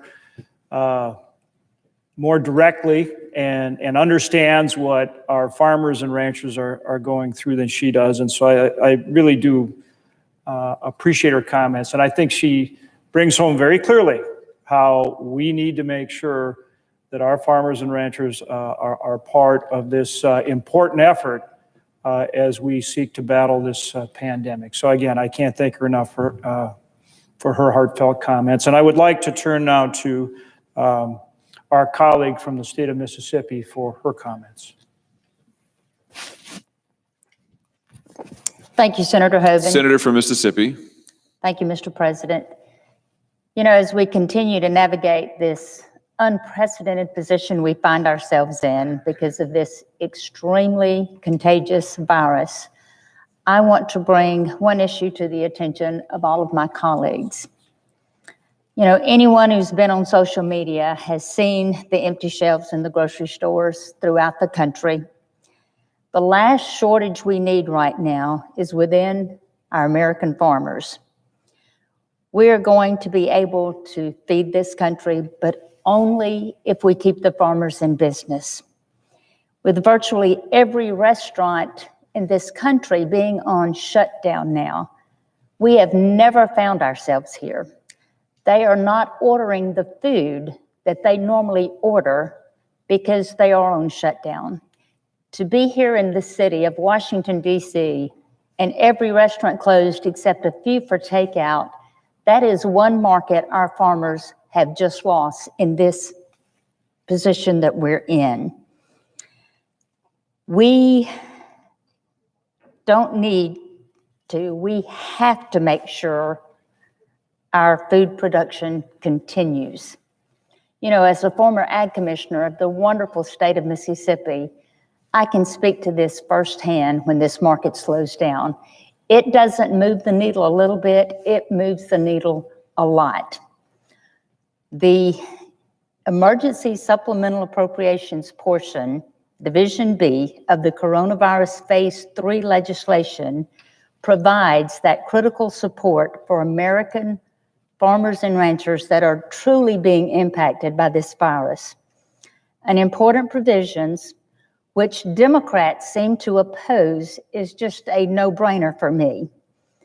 It's simply one, it reimburses the USDA's CCC that we referred to, the Commodity Credit Corporation, to prevent any delays in program funding vital to U.S. agriculture. The second thing that it does, it temporarily raises the CCC's borrowing authority to ensure USDA has the resources needed to assist producers during this COVID-19 emergency. This is just basic economics. You know, people come to the floor and they when those supplying our food goes out of business. You know, this is a $1 trillion+ package. And as the dear senator from Nebraska stated, we cannot leave our farmers and ranchers out, the backbone of rural America. I look at the Democrats' bill and they're calling it the workers first. There's nobody working any harder right now to feed this country, to feed those medical workers that are being pushed beyond restraints that they should never have to be pushed to, but they are willing to step up because they are the medical community that's willing to take care of these patients.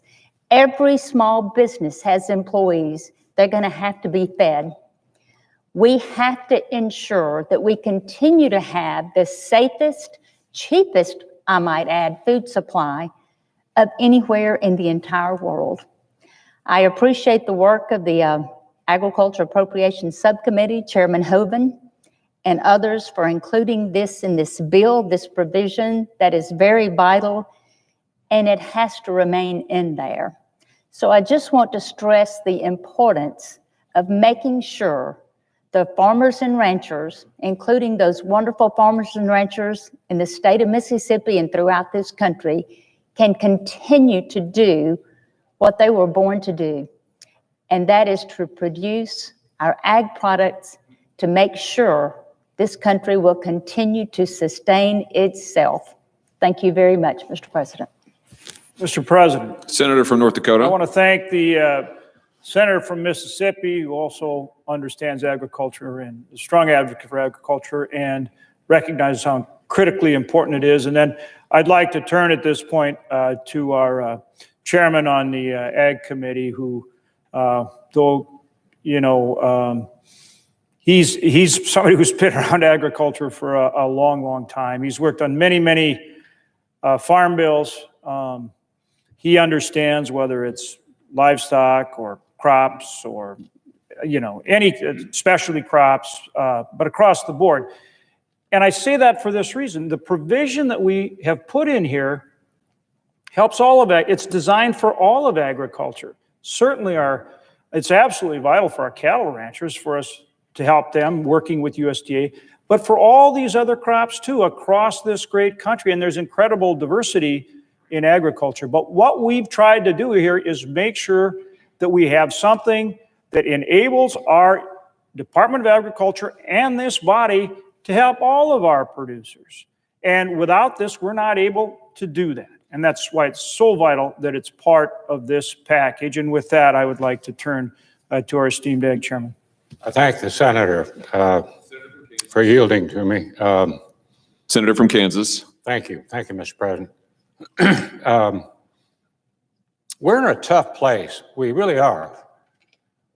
Rural and small town America, given the rural healthcare delivery system with regards to this virus that has been aptly pointed out by Senator Hoeven, who, by the way, does an outstanding job as our banker, our protector on the all-powerful Senate Appropriations Committee. I thank Senator Fisher, who's in the business and always does a good job of telling the story of the beef producer, always trying to tell me that Nebraska beef is more tender, more delicious than that of Kansas, but then, you know, that's your right. Senator Heitkamp, who just pointed out what we've been trying to point out, and Senator Stabenow, who just recently spoke on the floor.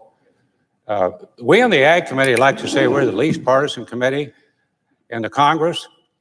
I think that was evident by the time we passed a farm bill. It took us a year to do it, a little over that. But we got 87 votes. It was truly bipartisan. And I deeply regret that we have reached a point here in the Senate where that is not the case with regards to the full Senate. You talk to any agriculture commodity group, any farm organization, or just up and down Main Street throughout Kansas, Matter of fact, talked to the Chamber of Commerce, Senator Moran, who just gave some very pertinent comments to our situation out in Kansas.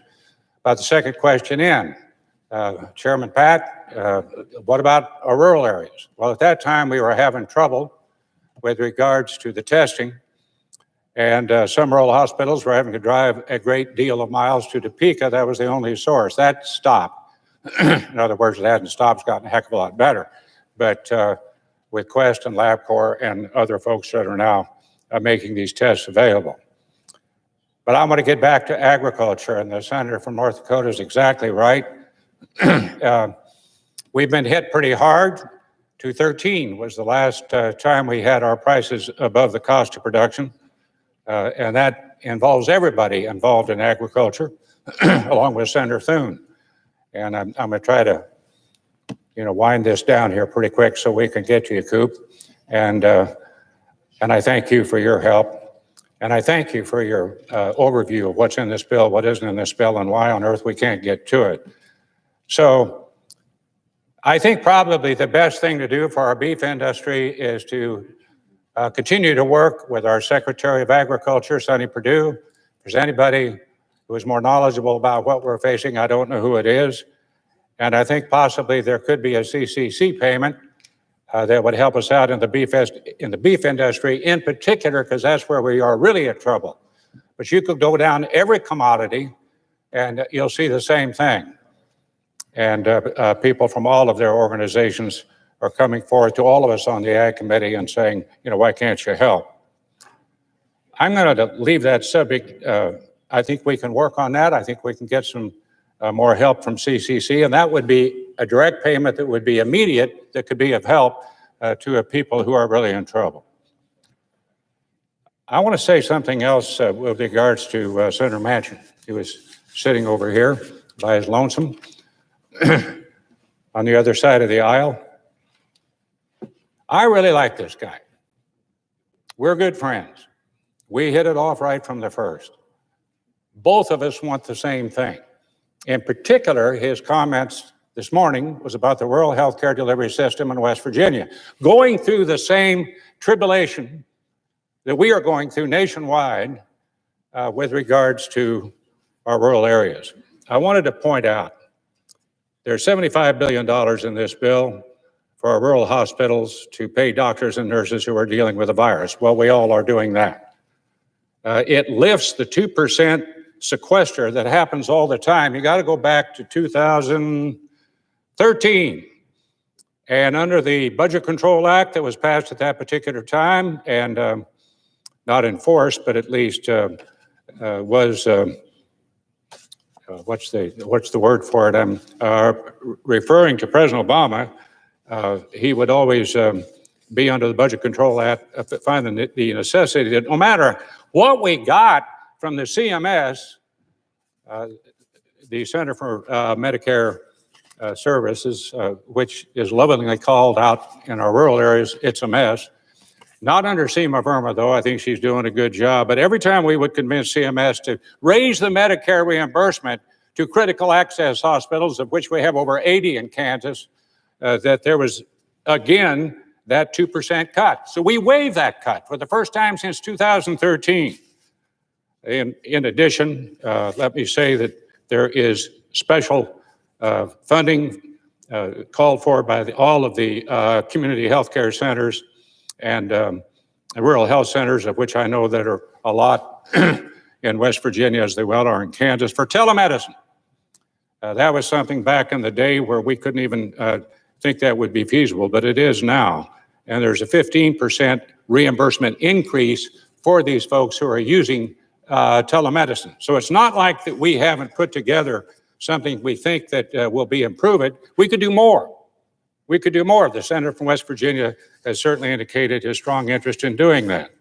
My point is we can do that if we would just vote to get on the bill, and we'd have 30 hours. And I know that Senator Manchin and Senator Roberts working together, I think we could accomplish darn near everything. I see the senator rising. I'm not quite through. As the, well, yes, I'd be happy to yield to my distinguished friend. Well, truly, we are friends. And there's not a person over there I don't consider my dear friend. A lot of times that's used in a very colloquial way, but I mean it. Mr. Senator from Nebraska, let me, from Kansas, let me just say this. Excuse me for the mispronouncing the wrong state there, but you don't have a problem on this side with a 30-hour waiting. That's never been, we very seldom ever object on anything. That's not where the problem comes from. So everyone thinking that we're going to make everybody stay here for 30 hours, that's not going to happen from the Democrats objecting. We will not. There's not a person that I've spoken to is going to stop it. What they want to do is in good faith get to the bill. And once we get to that bill, and any time they say, well, let's get on the bill, can't we at least get on it and work on it? Usually don't move to that unless there's good faith in the beginning. Right now, there's very little good faith here from the top end of the food chain. That's the sad scenario that we're in. But I can assure you, as soon as there's an agreement, we're moving. Unless somebody on your side would object. There's no objections on this side. So I would hope that you all would not use that 30-hour as obstruction because it's not here. And I'll have a chance to speak about this more, but I just thank you because I know rural and your state rural and my state rural is the same. These people are out there and they're depending on us, and we have to get together here as Americans. I appreciate your comments. I guess it's okay to call you Joe. And I appreciate your friendship. You did mention something else about there's no objection on your side. Well, about 2 hours ago, when we got this whirlwind or this dust up going again, when our distinguished leader pointed out that we have a good bill and it was a bipartisan bill, and now we're talking about the footprint that the airlines, the carbon footprint, that we have to, take a look at that. And then on the boards of these corporations that we want to investigate, are they truly diverse and et cetera, et cetera. I said something about the Green New Deal. That's not pertinent to this particular situation, to say the least. Then when you said an objection, here's what I'm worried about. We have the Democrat leader, who I have known from his House days. We used to play basketball together, for goodness sakes. Both of us very slow. What I was doing on the court at my age, I have no idea. My job was to set blindside picks on Democrats, which I enjoyed, one of which was Chuck Schumer. But here we have the Democrat leader, when Susan Collins, sitting right here, stood up to be recognized, and there were 3 objections to her even talking. That's going back to the days where we really don't want to go back to. This is not the Senate that I came to 24 years ago, or for that matter in the House 16 years ago, or as a staff director for 12 before that, and 2 before that in the Senate. I mean, I've been around here for quite a while. These are not the worst of times. I mean, Washington was on fire when we had the horrible assassination of MLK. Then we went through Watergate. And then we went through the Vietnam War. Well, actually, it was the Vietnam War before Watergate. And that tore the country apart. And here in this Senate, we were able to come together to try to reach bipartisan agreement. I'm telling you that this blanket of comedy and respect is pretty threadbare right now. We're right there. For a lot of reasons. I could go back to the Kavanaugh hearings or the impeachment hearings where one of the House members, me sitting right here, him talking right here, looking right at me, and said, "You're on trial. And if you do not vote for this, it's treachery." I said, "What? Me? I mean, what was that all about?" At that time, by the way, we could have taken first steps with regard to this virus. I know that the assistant or the deputy leader there on your side said, "Everybody take a deep breath." We don't want to take a deep breath anywhere now. But I will tell you that I hope that we could come together on this and see if we can't reach some agreement. Let's get on the bill. We got 30 hours to do it. The senator from West Virginia said, if we could just come to an agreement, I suppose you're meeting beyond those 2 doors. We've been meeting along and along and along. I would ask the senator, the distinguished senator who is sitting right down here, who is about ready to do a speech, how many workshops have we had? I thought there were 3. I guess there's 5. But each one of them worked with our Democrat counterparts, and they got. I mean, they produced a bipartisan agreement. I really don't understand why we can't get to 30 to at least vote for cloture. And then we have 30 hours and maybe we could cut that 30 hours back. I would hope that's the case if we finally come to agreement. But with some of the things that I have heard that you want to put in this bill, A, they don't fit, and two, they're counterproductive. Let me just say this. There's a saying out in Dodge City, Kansas, there's a lot of cactus in the world. You don't have to sit on every one of them. And it appears to me that's what we're doing. I have a nice square saying that's in an 8x10 right next to my desk.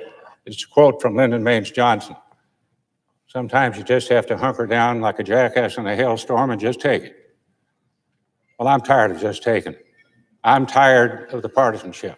I'm tired of all this work that we have put together to address what everybody understands as a national pandemic, a world pandemic. And here we are messing around trying to say, oh no, we can't vote for cloture and address some of these things with the 5 now working groups that have worked together to produce a product. That's wrong. That's really wrong. So I plead with my colleagues. I don't do this. I don't come down to the floor and make partisan speeches. You do that, introduce an amendment, half of your folks won't vote for it, and same thing other way around. When they say Senator Roberts, I hope they remember that I'm chairman of the Ag Committee and I work very well with Senator Stabenow, and we produced a great farm bill. So I don't like doing this, but I have to warn my colleagues, this so-called blanket of comedy that we always have here in the Senate, it's pretty threadbare. I hope we can get past this, and I hope we can vote to get to cloture and then get to a bill as soon as we can. Thank you very much. I want Senator to from North thank I want to thank the senior senator from Kansas for his comments and for his long service on behalf of agriculture. And I want to thank all of my colleagues who have spoken here. These are people that are working every day on behalf of our farmers and ranchers, on Ag Appropriations Committee. We've fashioned something here that works for agriculture. Our message is very simple. We need to make sure that our farmers and ranchers are included in this bill, and we need our colleagues across the aisle to work with us to make sure that's in the bill, and we need to get this bill passed now. And with that, I'd like to turn to our Assistant Majority Leader, also from Ag Country, for concluding remarks, and I appreciate the patience of our colleague from West Virginia. Thank my colleague from North Dakota. Majority Whip. For his great leadership on this issue. And all over here, Senator Roberts, the longtime chairman of the Senate Ag Committee. Before that, the House Ag Committee was very instrumental in us getting a farm bill in late 2018, a farm bill that provides a safety net and provides a little bit of stability in agriculture, which, as he pointed out, has been just in the tank, literally since 2013. Our producers, farmers, and ranchers across the country and in South Dakota have been operating with negative cash flows, eating into their equity, trying to keep their operations viable.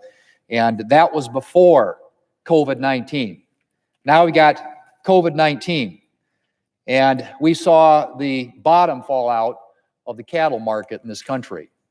And I don't have to tell you, Mr. President, that agriculture is important. It's the lifeblood of our economy in South Dakota. It's our #1 industry, but it's felt, that ripple effect is felt all across the country.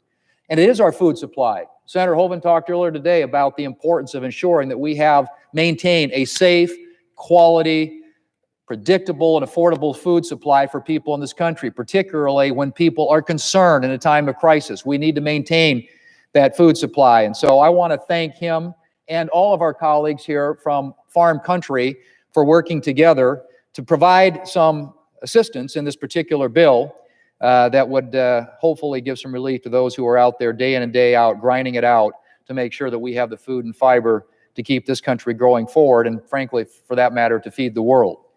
But unfortunately, again, Senate Democrats don't seem to be willing to do that. I was encouraged to hear just a little bit ago, of course, my friend from West Virginia, who is an advocate for agriculture. We also had the ranking member of the Ag Committee down here earlier saying she's willing to work with us. But unfortunately, we don't have time to waste. We just don't have time to waste. This isn't something that can be put off to another day.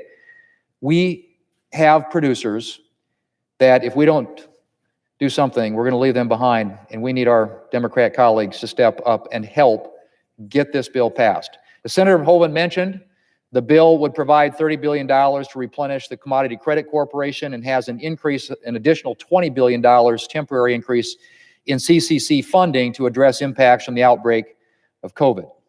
This funding would allow the Department of Agriculture to quickly get assistance to farmers and ranchers in South Dakota and throughout the nation who are facing, as I said, market volatility and declining pricing in the wake of the COVID-19 pandemic.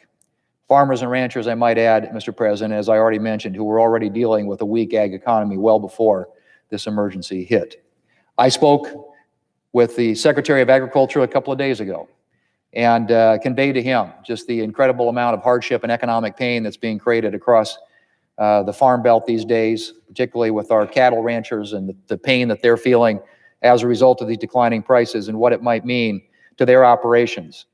So I would simply say, in supporting all of my colleagues and what they've said today, Mr. President, is we don't know the full impact of this outbreak across agricultural industry, but we do know this.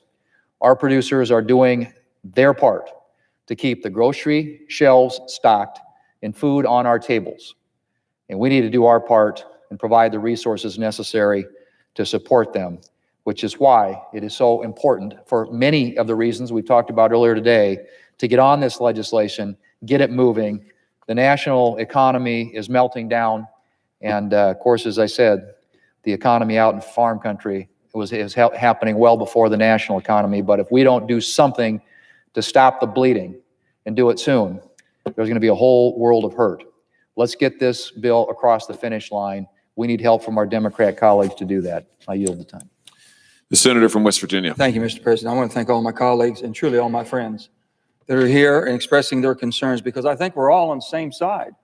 I think every one of you all and every one of me and every one of everybody within the House and the Senate, we've got this disease in our states. We got them in our neighborhoods, in our backyards. This COVID-19 basically doesn't know whether you're a Democrat or Republican or an independent. And people are scared right now. And we have states now that are sheltering in place. My state just announced at 12 o'clock or 1 o'clock today that they're going to shelter in place. And I have a very vulnerable population I'm concerned about. I have a very vulnerable healthcare system I'm very much concerned about, because if they're not able to provide the services that we're going to need and that we need now, then help us all. Then good Lord, help us all, because we will be in trouble then. And we're going to protect them. And that's what we're fighting for. I know they're talking about, well, why is the Democrat stopping just to get on the bill? If we just got on the bill, everything would be fine. How many times do we all understand how this process works? We usually have an agreement before we get on the bill if we want to pass something. If there's not an agreement, we make a political posturing. And that's what's happening. The political posturing is going on because they know that there's a difference. So where can the pressure be put? I've been here for 10 years and I've never seen the place work at all. So I appreciate those of you who can give me some historical values of how it used to work. I wish it did, because I always thought that basically when there was good faith, whether I agreed or not, you should have a chance to amend a bill, to change a bill, to do something to it. We don't get that chance here. So if we start moving before we have an agreement that there is going to be a conciliatory movement towards something, then we can make it happen. So where we are right now, let me just tell you, the $500 billion in that bill, I don't know whether it's 1.3 trillion or 2 trillion, but I know it's moving up rapidly. But 500 billion of it that we can basically kind of identify, this is where I've had some problems and what I understand.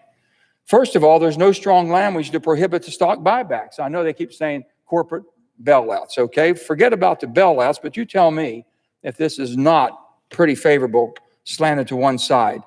There's no strong language to prohibit stock buybacks. As written, the buyback limitation can be waived by Secretary Mnuchin. The Secretary Mnuchin can direct funds and loans to whom he sees as necessary with very, very little oversight. No restraints on taking assistance and firing employees at a later time, as employers only have to keep employees to the extent possible, which is in the language. These are the concerns. Bill allows a 6-month delay on releasing the names of businesses. Tell me why we would put a 6-month delay on basically releasing the names of businesses that take advantage and get this type of opportunity. Why shouldn't we be transparent? And there's only a 2-year prohibition in increasing executive compensation. We've seen what happens when it runs amok. Those are the concerns that we have. Those are the concerns that I have had. Now, with that, let's look at the things we agree on. We agree on that we should be protecting the healthcare industry. We've agreed on $100 billion.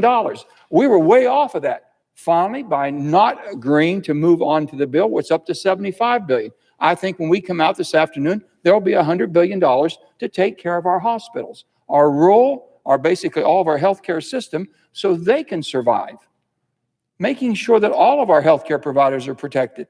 These are the things we're talking about and the things that we've asked for. So when they start saying, oh, just get on the bill. Yeah, just get on the bill. And you know what happens? Nothing else happens, because then it's out of our jurisdiction, if you will, because we have a little chance to intervene. The rules are that basically the majority has the rule. They can rule. And that's exactly how it works. So we're trying to get a bill. Now, there was no need for us to take a vote today, as we're still working. I know the Secretary of Treasury is in there working. I know they're all sitting in there working on it. Why did we have the vote when we knew that we didn't have an agreement? But we're getting close to one. And if we get an agreement, I'll tell you, every Democrat will vote to suspend the rules and move. You will move immediately unless there's an objection from my friends on the Republican side. That's what we're talking about. So please, let's quit blaming each other. People depending in my state on us taking care of healthcare workers, taking care of basically people that have been laid off and don't have a paycheck now, no fault of their own. Businesses have had to close, no fault of their own. Those are the people on the front lines right now.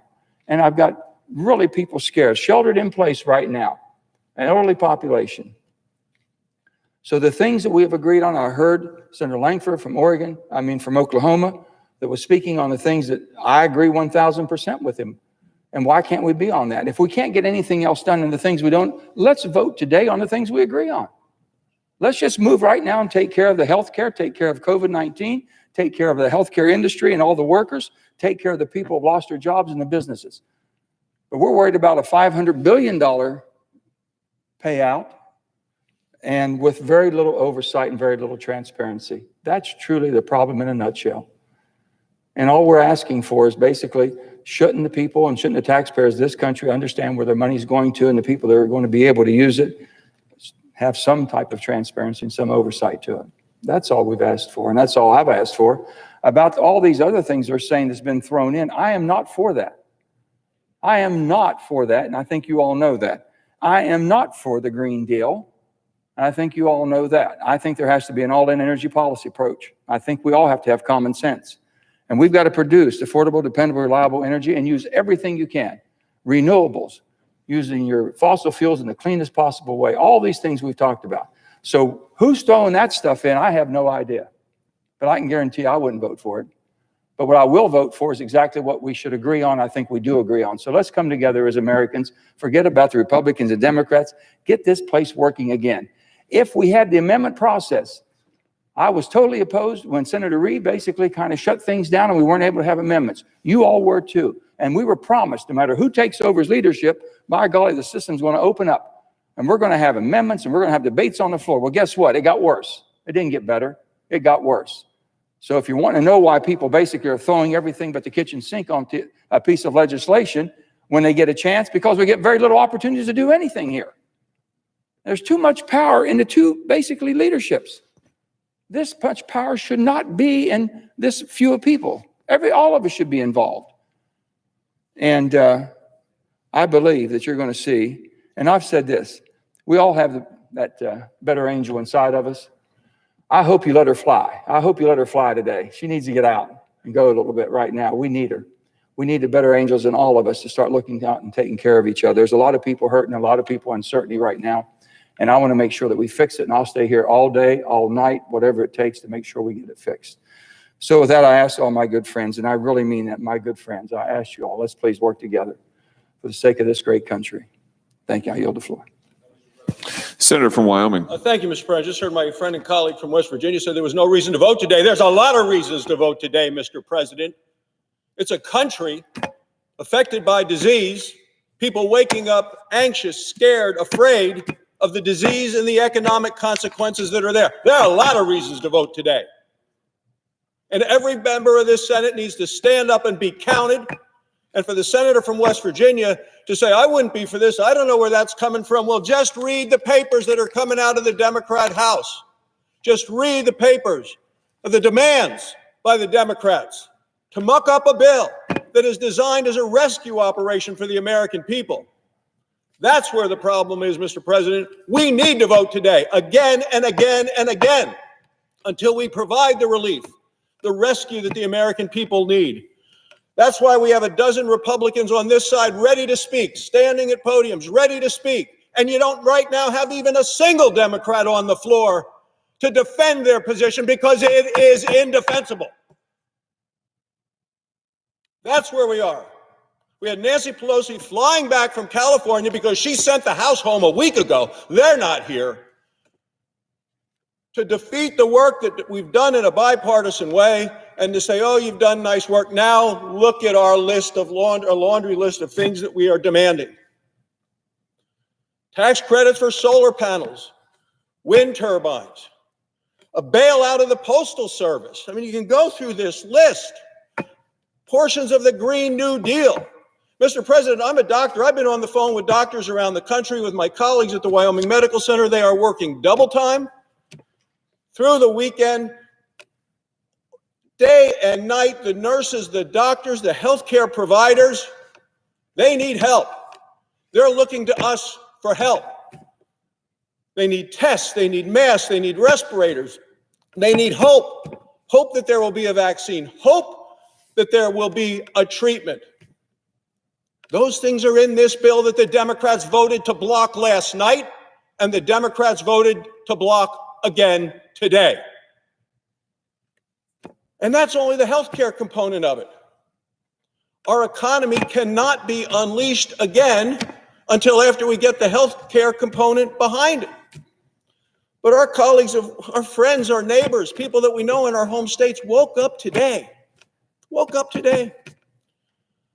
not being able to go to work, not being able to know if they're going to have a paycheck, not being able if they're going to pay their bills, not being able to know if they're going to feed their families, not being able to know if they're going to get food, if it's available, if they can have the money to pay for it. And yet we're ready to provide relief. They need it immediately. They don't need it after the Democrats block again and again and again. So when the senator from West Virginia said, I don't know why we voted today, that's why we voted today. That's why we need to keep voting. Because the American people need relief and they need it now. This is our duty station and we're prepared to stay here until we get this done. But to go through all of this, I mean, I've talked to a small business owner, has a restaurant, been there for 37 years. She doesn't know how she's going to make payroll. Never closed her door other than for snowstorms in Wyoming. Successful restaurant, very good, great to the people that work there. She didn't know how she's going to pay for the food that was delivered at the end of last week. She didn't know how she's going to pay the help. This bill takes care of so much of that. Blocked by the Democrats today. We have a good program for small businesses. It's really good. It was worked on in a bipartisan way.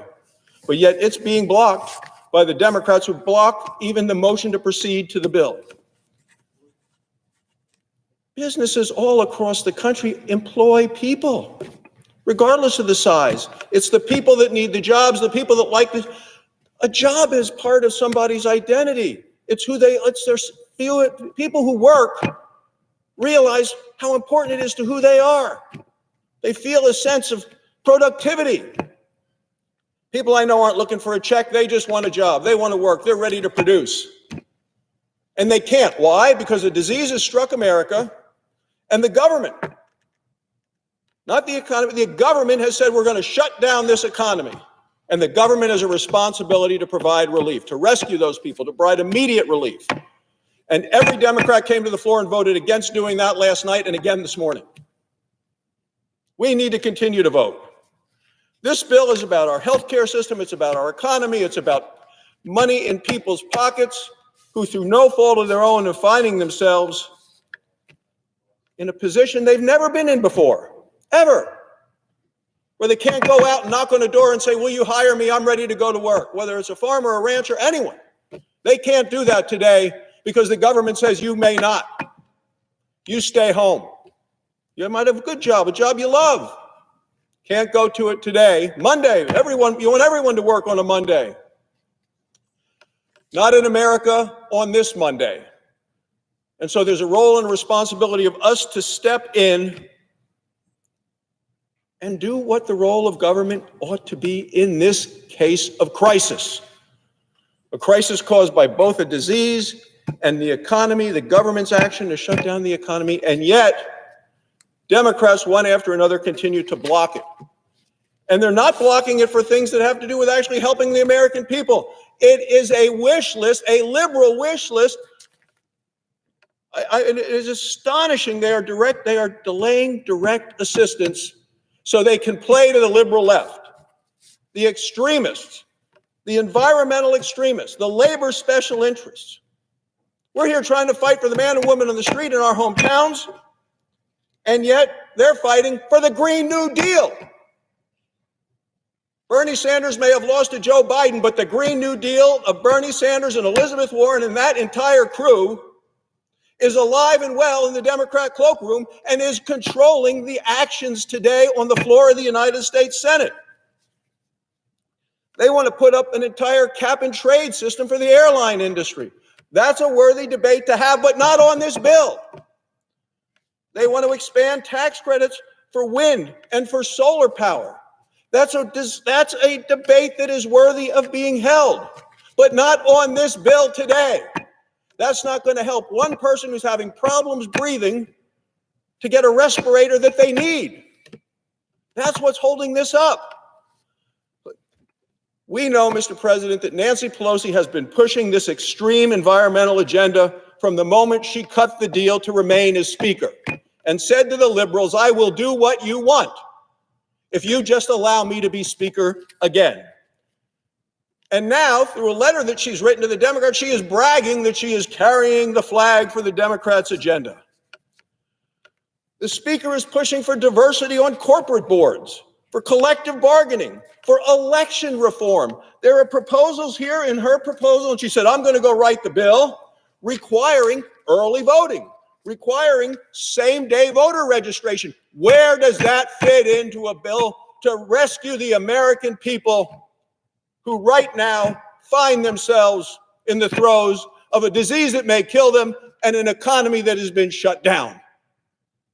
That's why the Democrats aren't on this floor, because what they are doing cannot be defended.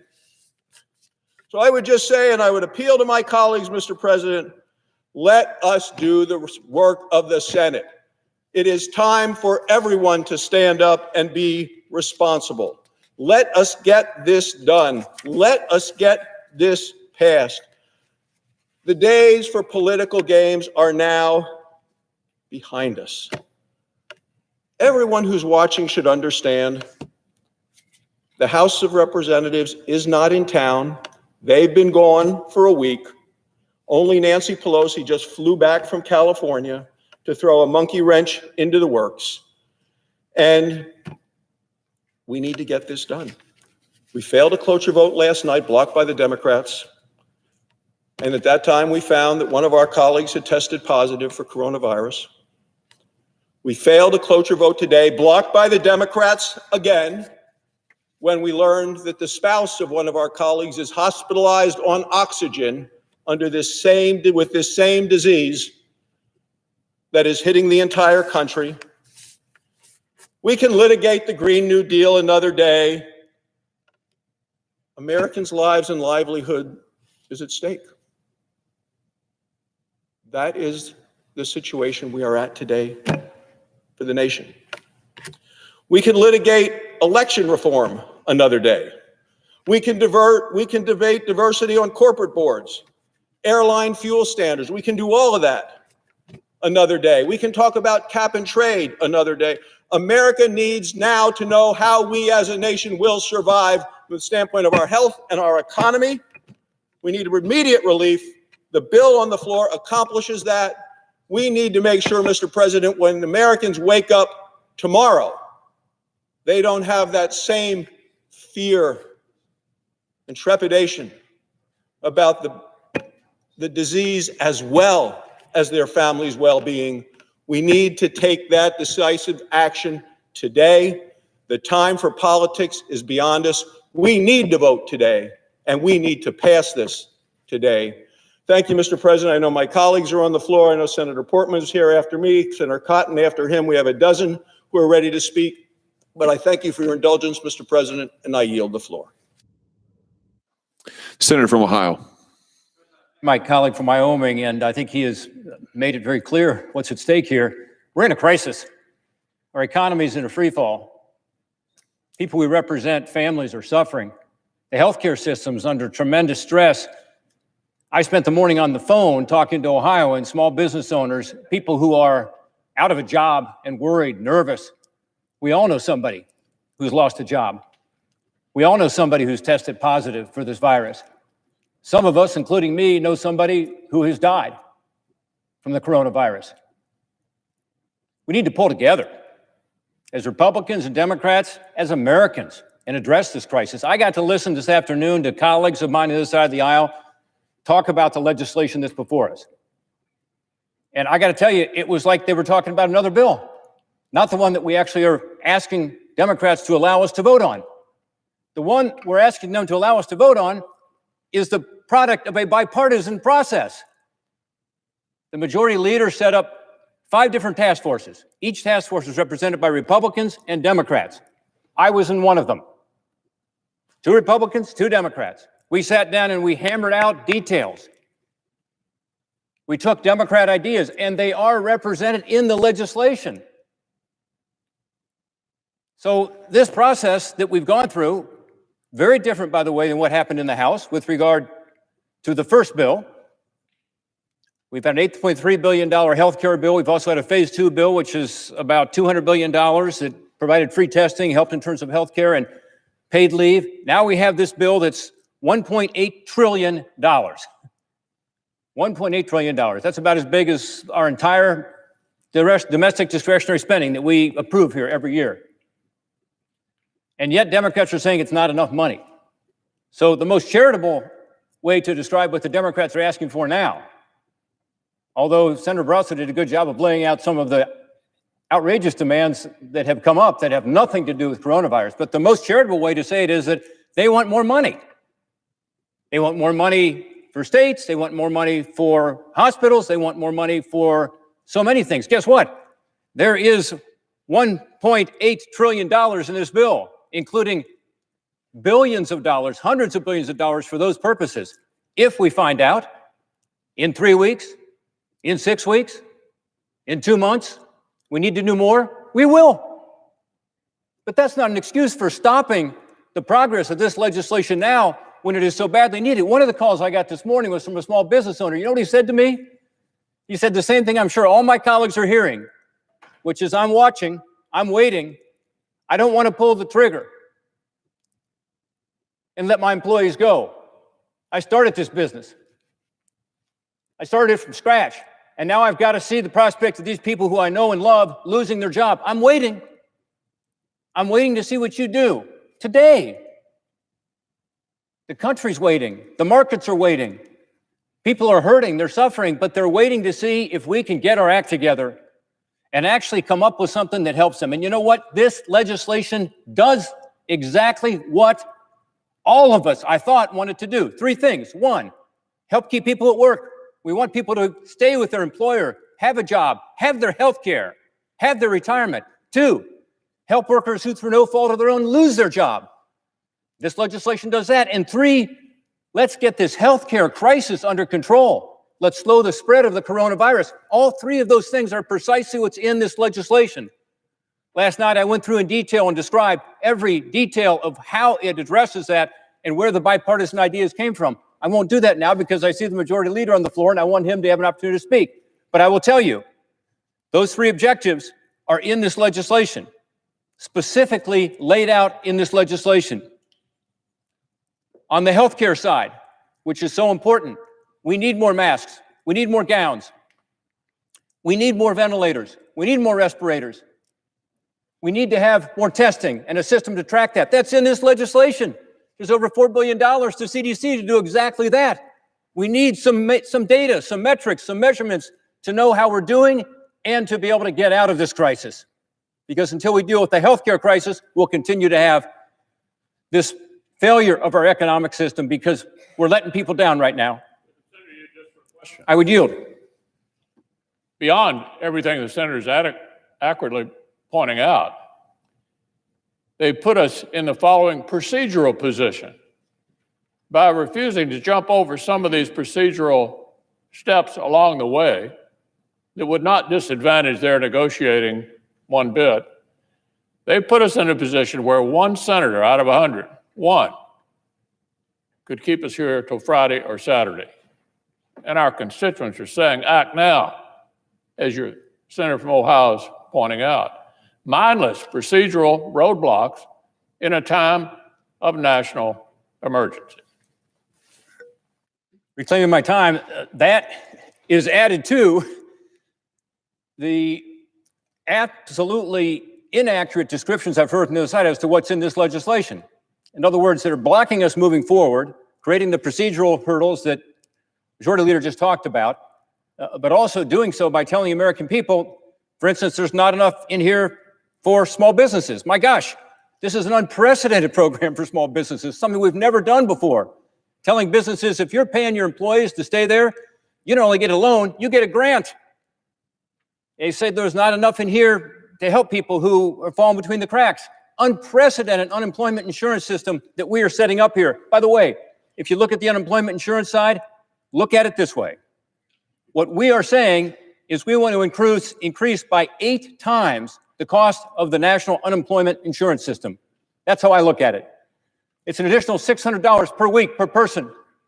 It's a broader employment system because we're going to bring in people who are self-employed, people who run the gig economy, something that we should be doing as a matter of reform perhaps, but in this case we have to do it. These people are hurting too. This is unprecedented to provide people the ability who are low, moderate income Americans to have wage replacement through unemployment insurance. That's never been done before. That's in this legislation. This is a rescue package. It's to help people weather this storm. It's to ensure that we have the ability to say to the people who are calling us and saying, please help us. Help is on the way. Are we going to solve every problem in this one bill? No, although $1.8 trillion goes a long way toward solving the problems. But we'll be back here again. We'll be back here to ensure that we can fine-tune this legislation. And if we need to react to other challenges, we have to do that because our constituents owe it. This is a crisis. But in the meantime, let's pass this legislation. It does help small businesses keep people at work. It does protect those workers who lose their job through no fault of their own. It does take our healthcare system, which is under such tremendous stress, and improve it in every respect to deal with this coronavirus, to slow the spread, ensuring that we can tell the American people not only are you going to be safer and healthier if this legislation passes, but guess what? You have a better chance of keeping your job and being able to take care of your family. With that, I yield to my colleague. Mr. President. Senator from Connecticut. Thank you very much, Mr. President. Mr. President, let me just make clear what happened over the course of the last couple of days, because I've heard many of my colleagues come down to the floor today and claim that this is a bipartisan bill that's on the floor of the United States Senate today, which would strike a lot of Americans as curious because the votes are not bipartisan. So how could that be? How could it be a bipartisan process, as has been claimed by my Republican colleagues, and yet there is not bipartisan agreement? Well, let's start from the beginning. Instead of deciding to write this legislation from the beginning with Republicans and Democrats in the room, the leader decided to write the bill initially, bringing together a consensus of Republican senators, and then bringing Democrats to the table. And there was a period of time for about 24 hours in which Democrats were in the room and we were making progress, and that was a great 24 hours. And then all of a sudden, on Saturday night, Democrats were let out of the room. And on Sunday morning, lobbyists on K Street sent a draft of legislation to chiefs of staff here that Democrats had not had any part in writing. And so you can't call it a bipartisan piece of legislation if Democrats weren't involved in the beginning and then they were let out of the room at the end. We appreciate having some input in the middle, but we clearly ended up with a product that doesn't have bipartisan buy-in. And much of that is because of the process that led us here. The decision could have been made to include both parties at the table from the very beginning, because guess what? We do have differences of opinion. We do have different ways of looking at this crisis, and our objections are policy objections. I mean, spare me the righteous indignation about Democrats trying to settle outside political scores in the context of this legislation. Let me tell you what I care about. What I care about is making sure that if we're going to spend $2 trillion, that we spend it wisely. And if you spend $2 trillion and you don't stop the virus, then you haven't done anything meaningful in the long run, right? Because this is first a public health crisis that is causing an economic crisis. And so, yes, one of the things that is an open issue in negotiations right now is whether we are putting in enough money to healthcare providers, nursing homes, hospitals, states, and municipalities to give them the resources to stop this virus in its tracks. We don't believe that this bill today has enough resources in it for states, municipalities, hospitals, nursing homes, and healthcare providers to stop the virus. We don't think that this Congress is serious enough about the crisis in the medical supply chain today, in which our states and our hospitals and our healthcare providers are engaged in a Lord of the Flies environment in which they are trying to bid against each other for scarce medical supplies. We think that this bill shortchanges the people who are actually going to stop this virus in its tracks. And so, yes, we don't think it's wise to rush to spend $2 trillion if the bill doesn't stop the public health epidemic. That is a policy disagreement that we have. It is a policy disagreement that we have. And had Democrats been in the room with Republicans at the beginning, middle, and end, we wouldn't be here today. So, as many Republicans as want can come down to this floor and say that it's one party that's responsible for this impasse, but had Democrats not been ushered out of the negotiations on Saturday night, had Democrats been there from the beginning, we likely wouldn't be here. Now, second, yes, we do have policy disagreements over how we spend the enormous amount of money that is going to end up in the hands of corporations. And for those of us that were here in 2008, for those of us that voted for that bailout bill, we have regrets and reservations about how that went down, because much of that money ended up in the pockets of CEOs and shareholders. Now, I get it. We want to get the money out fast, and you are not going to be able to account for every single dollar. But what we're talking about here, which is applying very minimal conditions for job retention to literally hundreds of billions of dollars in my taxpayer money, is not wise policy. If we don't have assurances that the billions of dollars that we're going to hand to big companies is used to preserve jobs, then I'm going to tell you my constituents don't want to spend that money unless they know that it's going to hold on to jobs. And we have policy disagreements about that right now. I take my Republican friends at their word that they believe that the restrictions in the bill are good enough. We don't think they are. We don't think they are. And so we think we should work together throughout the day to get this right, to make sure that every dollar is there necessary to stop this virus, to stop looking at it at an economic crisis first and a public health crisis second. And that we should make sure that there are real requirements on this $2 trillion to make sure that it doesn't end up in the hands of people who don't need it, that it ends up protecting jobs, not just in the hope of protecting jobs, but the actual result is protecting jobs. And these are policy disagreements that we have, but they are disagreements that we are still fighting over today because of the process. Because of the process. And so you're angry and we're angry. We're angry for being shut out at the beginning. We're angry for being shut out at the end. Because Our Republican colleagues knew that you couldn't pass anything without 60 votes. You knew as you were developing this legislation that you needed to get bipartisan buy-in, and yet there was a limited opportunity for us to have input here. And now we're engaged in a series of votes that are foregone conclusions until we get on the same page. And we can, because from what I understand, and I admit I'm not one of the negotiators in the room, but from what I understand, these are not unbridgeable differences. These are not unbridgeable differences. We can figure out a way to put tighter controls on the funding that is going to companies and corporations. Just make sure that if we're going to spend $2 trillion, that we spend it right, and to make sure that we aren't shortchanging our states and our hospitals. There's provisions in the first draft of this bill that would limit which kind of providers get Medicaid dollars and which won't. Our belief is that that language actually leaves a whole bunch of healthcare providers out in the cold. Now, some have said that that was intentional, that that was because Republicans didn't want Medicaid dollars to go to abortion providers. That sounds like politics to me, but that's just something I read in the paper. I don't know that that's true.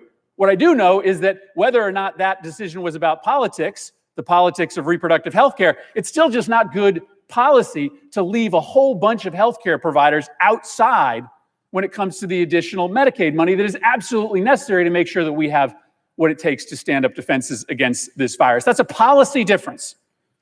And I could sit here making accusations that Republicans are bringing outside political issues into this process, like Senator Barrasso made accusations about Democrats. But aside from that question, it's just still not good policy to limit the number of healthcare providers that can get this additional Medicaid money when everybody is in this together, when we know that every single healthcare institution by the end of this week is going to be dealing with patients who have positive tests for COVID-19.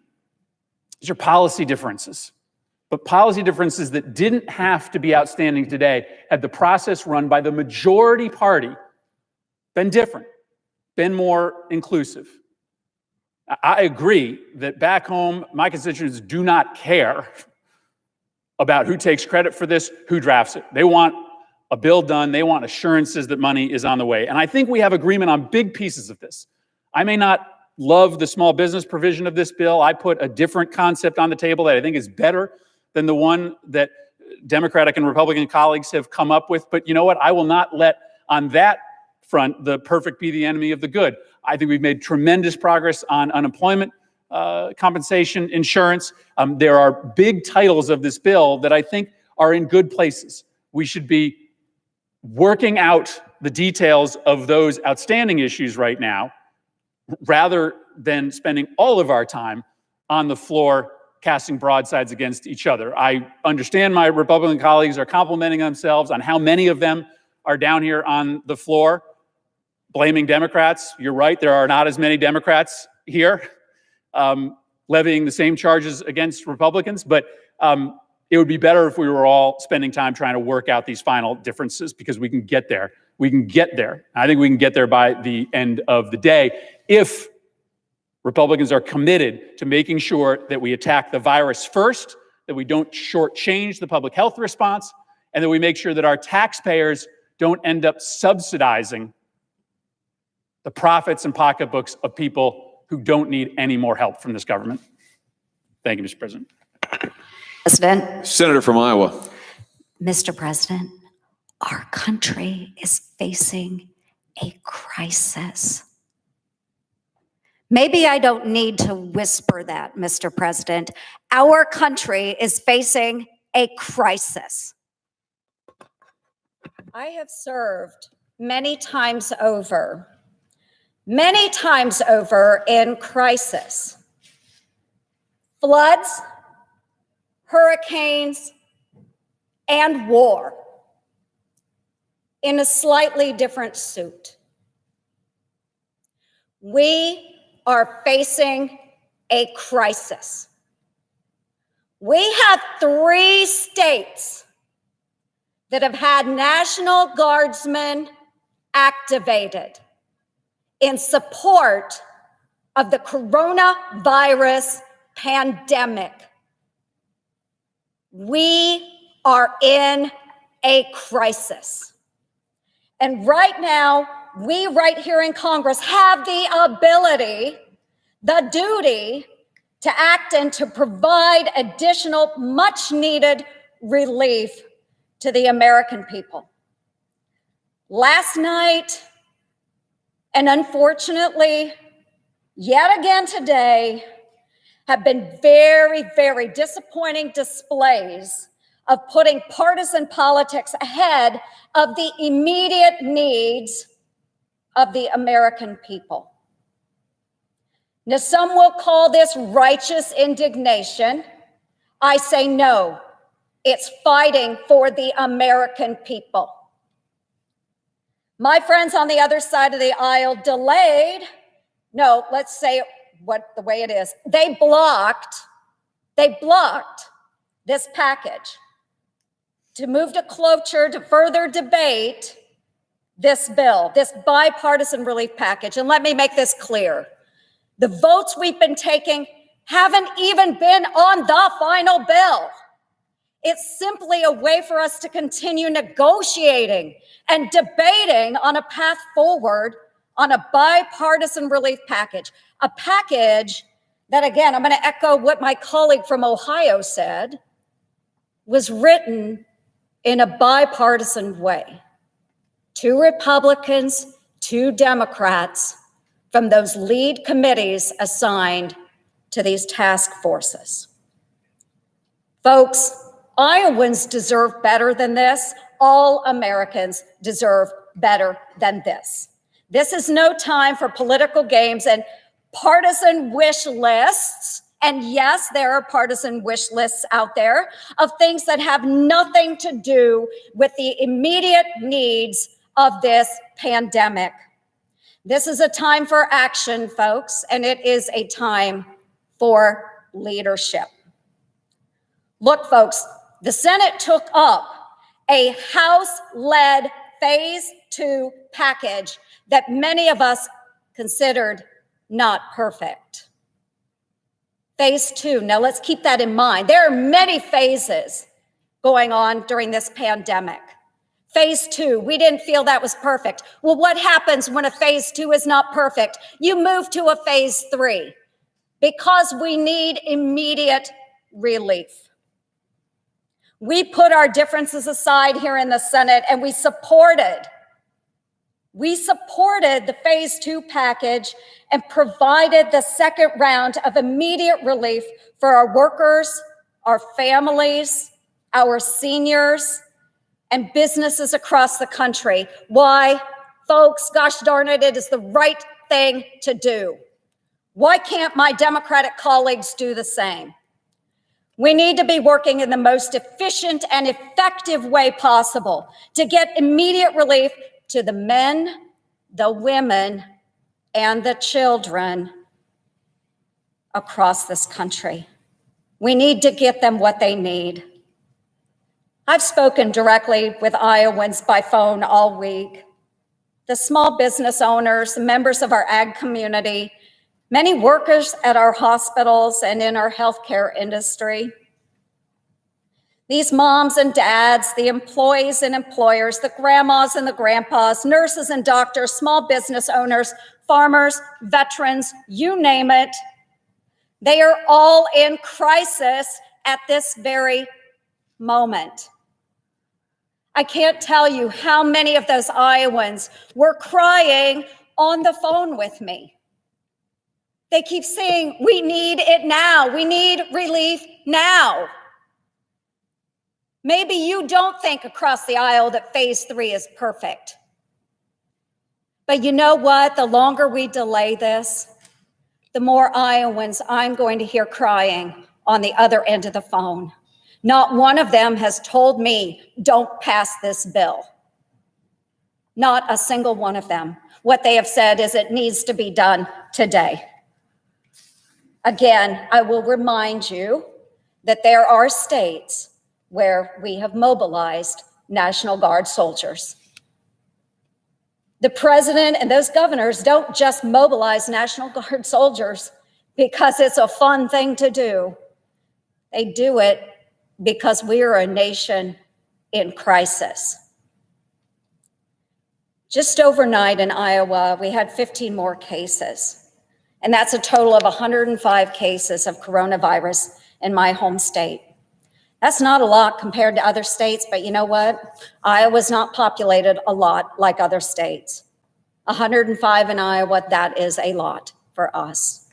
Just a couple hours ago, I was on a call with Iowa's state leaders who are at the State Emergency Operations Center. Let me say that again, Emergency Operations Center, an EOC.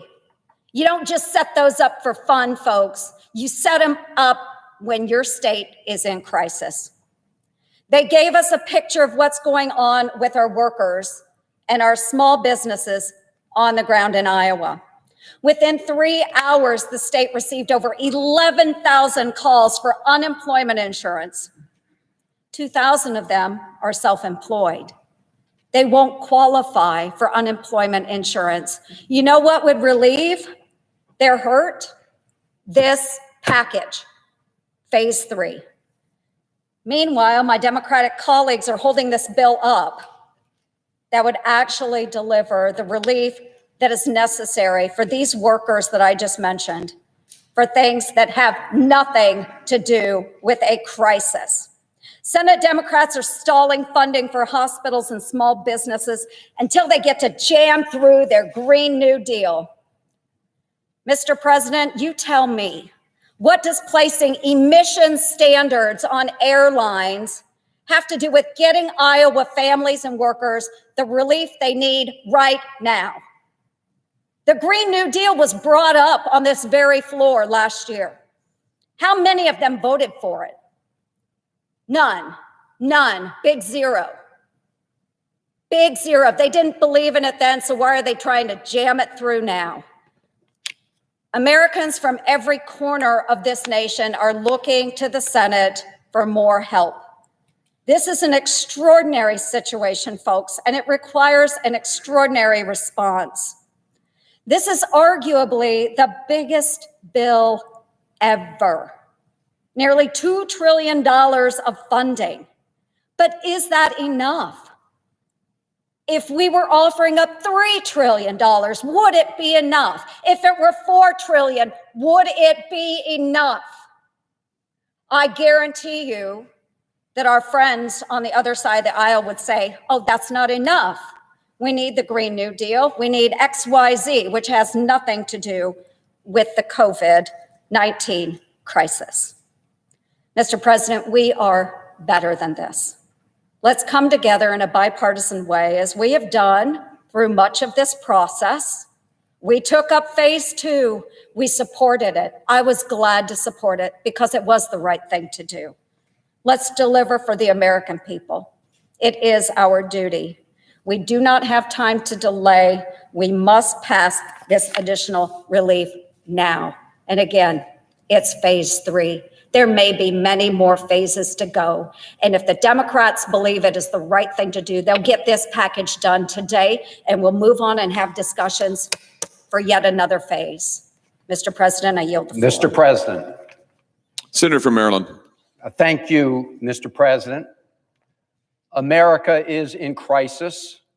Time is of the essence. And the Senate needs to work on a bipartisan basis to get the job done and get it done today without delay. We see our fellow Americans all across this country uniting at this time of crisis. Neighbors helping neighbors, people helping throughout their communities.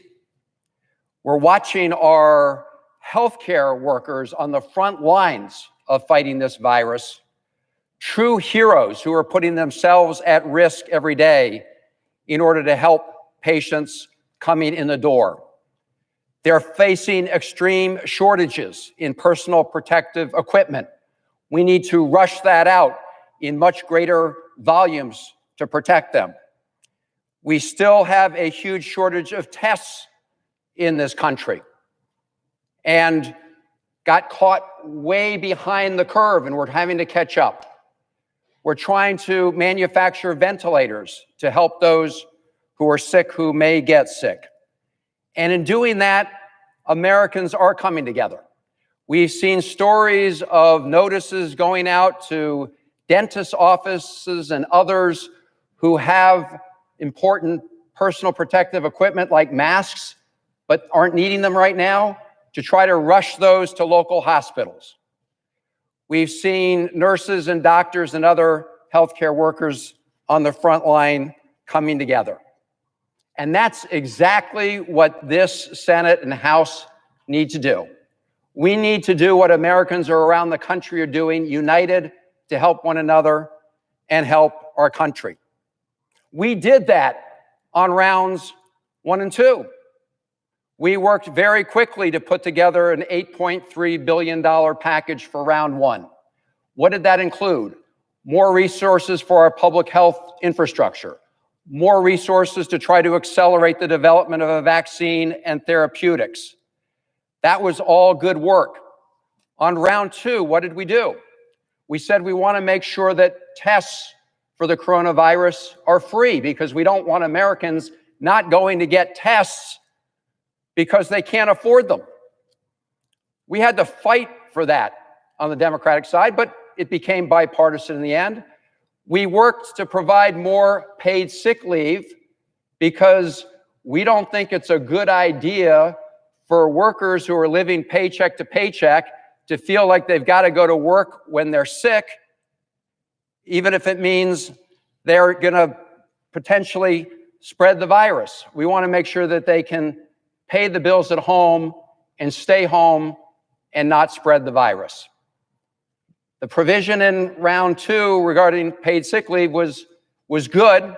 There are still big gaps in it. So how did rounds 1 and 2 come to pass? I hear talk over here, this is all a House initiative. Actually, it was a bipartisan initiative. The White House sat down with Speaker Pelosi, Secretary Mnuchin with Speaker Pelosi. They hammered out rounds 1 and 2 in a bipartisan fashion. They came to the United States Senate and they were passed with big bipartisan votes. We need that same bipartisan spirit now. I've been listening in to some of the conversation on the floor. First of all, I keep hearing there are Democrats on the floor. Well, we're coming. The other thing I keep hearing is, let's blame Speaker Pelosi. I mean, this is pretty amazing. This bill's in the United States Senate. We're having discussions right now, Democrats and Republicans. We're having discussions right now, Democratic senators and Republican senators and the White House, again, primarily with Secretary Mnuchin. And yet I'm listening to people on the floor blaming Speaker Pelosi. Well, guess how rounds 1 and 2 actually happened? They happened because Speaker Pelosi sat down with the Trump administration. They hammered out on a bipartisan basis and came over here. This time, the majority leader, Senator McConnell, wanted to start the process in the Senate. So let's get it done. Don't go pointing fingers at Speaker Pelosi. She's not here. I keep hearing about the House wanting a Green New Deal as part of this emergency package. That's a total red herring. I even looked at the list of ideas that the House put out, including Speaker Pelosi's. There's no new Green New Deal on this thing. So let's get real. So why can't we vote today again, except for by unanimous consent? It's not because of the Democrats' vote. It's because the leader, the Republican leader, chose to bring up that vote. That was a motion to proceed to the cloture vote. It was a cloture vote, a motion to proceed to cloture on the motion to proceed. That's what it was.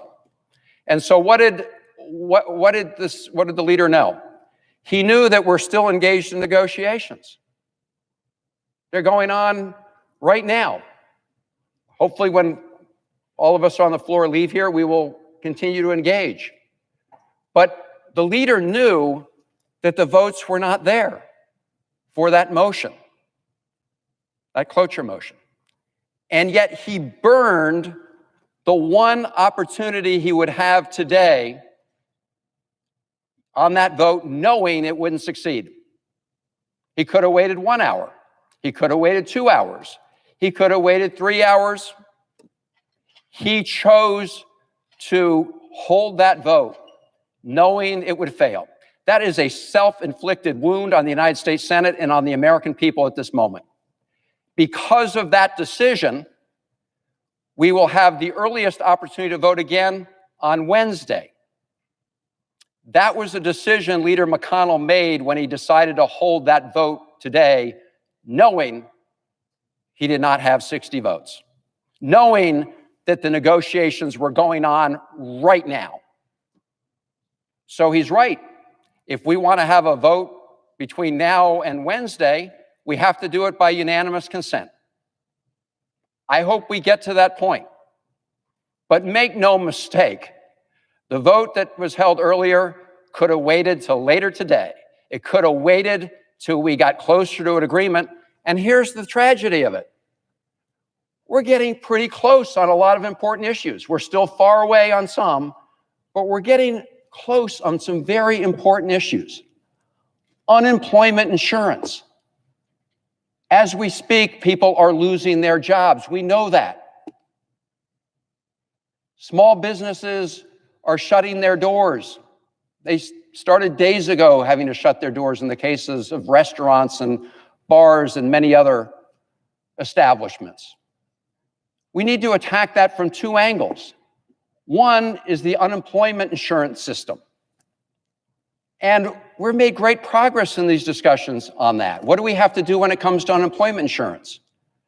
Well, we should work to make sure that somebody who's losing their job through no fault of their own because of the coronavirus, because they're working for an establishment like a restaurant that has to shut its doors, that they have 100% wage replacement for the period of time of this emergency.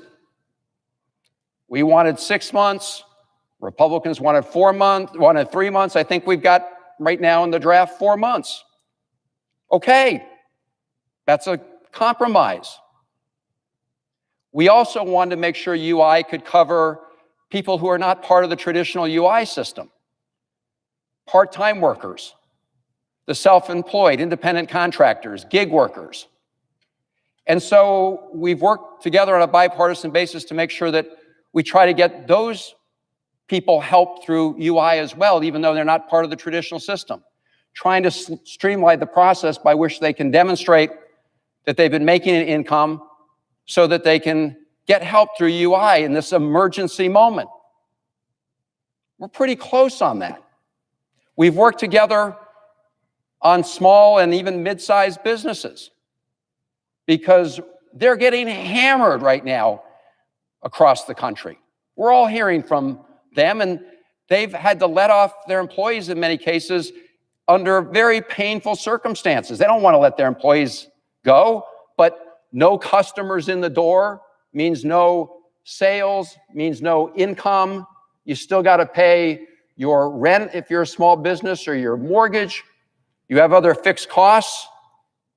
So we've come together to work to try to provide a small business plan that would provide funds to those small businesses so that they can keep people on their payroll, and if they've already had to let them go, rehire them, and also meet their fixed costs. And if they spend the money the way it's directed, meaning for necessary fixed costs and for employees, then at the end of the day, that loan can be forgiven, because we don't want small businesses to have to go through 3 months with no money through the door and just a shut the day. And we've also tried to expand that and include mid-sized businesses. So we're making progress on important things. And those conversations are going on as we speak. But there's some areas where we need to reach final agreement. One of them is proper oversight and safeguards on the $500 billion fund to help some of the biggest businesses in the country. Now, we need to make sure we don't allow this economy to go into free fall. But I would hope we would all agree that we don't want a major corporation getting taxpayer dollars and going and doing another stock buyback or for big employee compensation. And there's some language in there, but then there are these waiver provisions. I would hope we would put at least the safeguards in this provision that we did in TARP. That was the rescue package back in 2008. That was much maligned, and for many good reasons, there were not adequate protections to make sure that monies were spent in an accountable way. Don't we want to make sure the $500 billion is spent in an accountable way? I don't know why it's taking us so long to come to agreement on that. I don't think our Republican colleagues would want to give any administration a blank check to spend $500 billion however they want, without any clear safeguards or some process for accountability. So that's what we're talking about now. Maybe we could resolve that in 2 hours. Maybe we could resolve it in 3, and then we could have had the vote. But the majority leader burned that vote.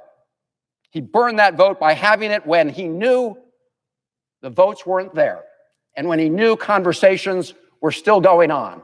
So I'm back in my office listening to this discussion on the floor of the Senate with the majority leader all upset.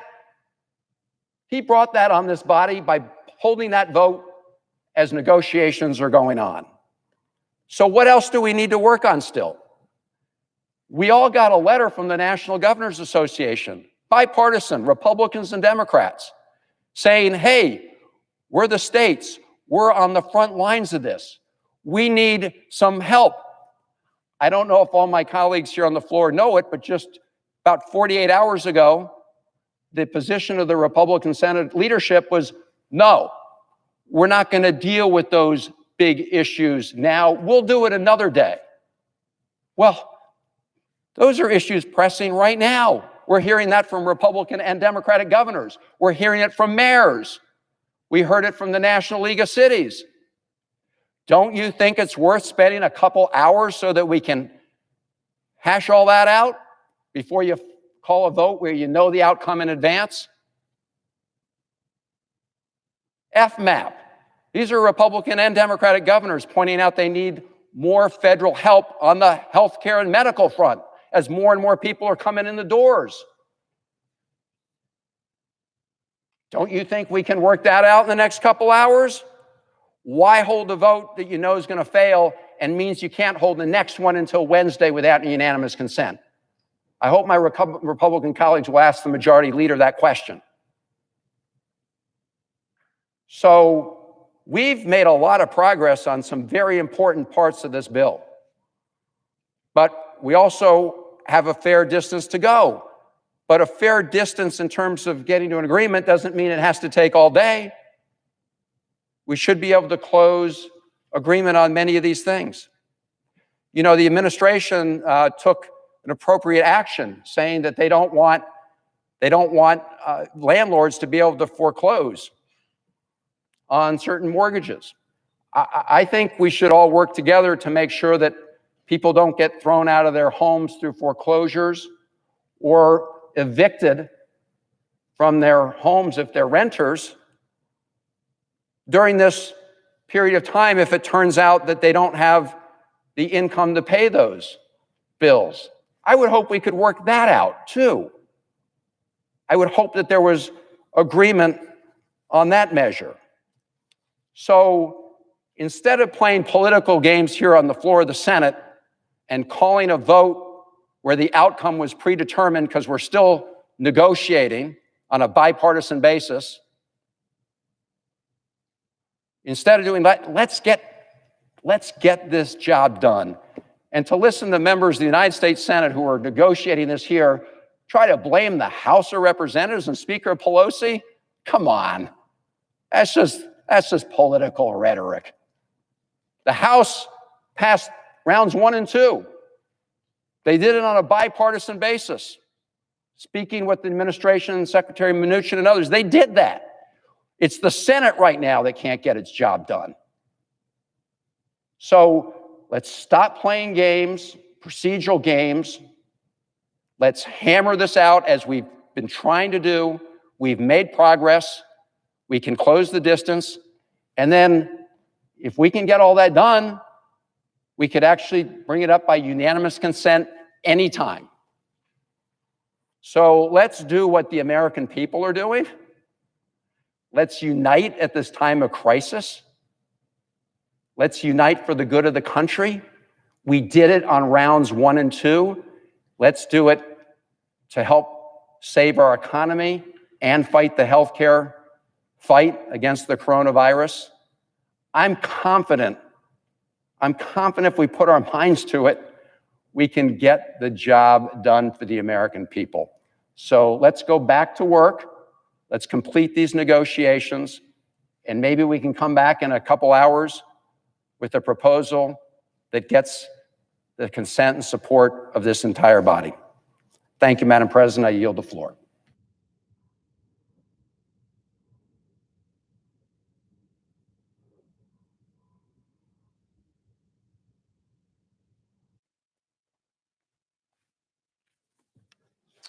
Mr. President, Madam President.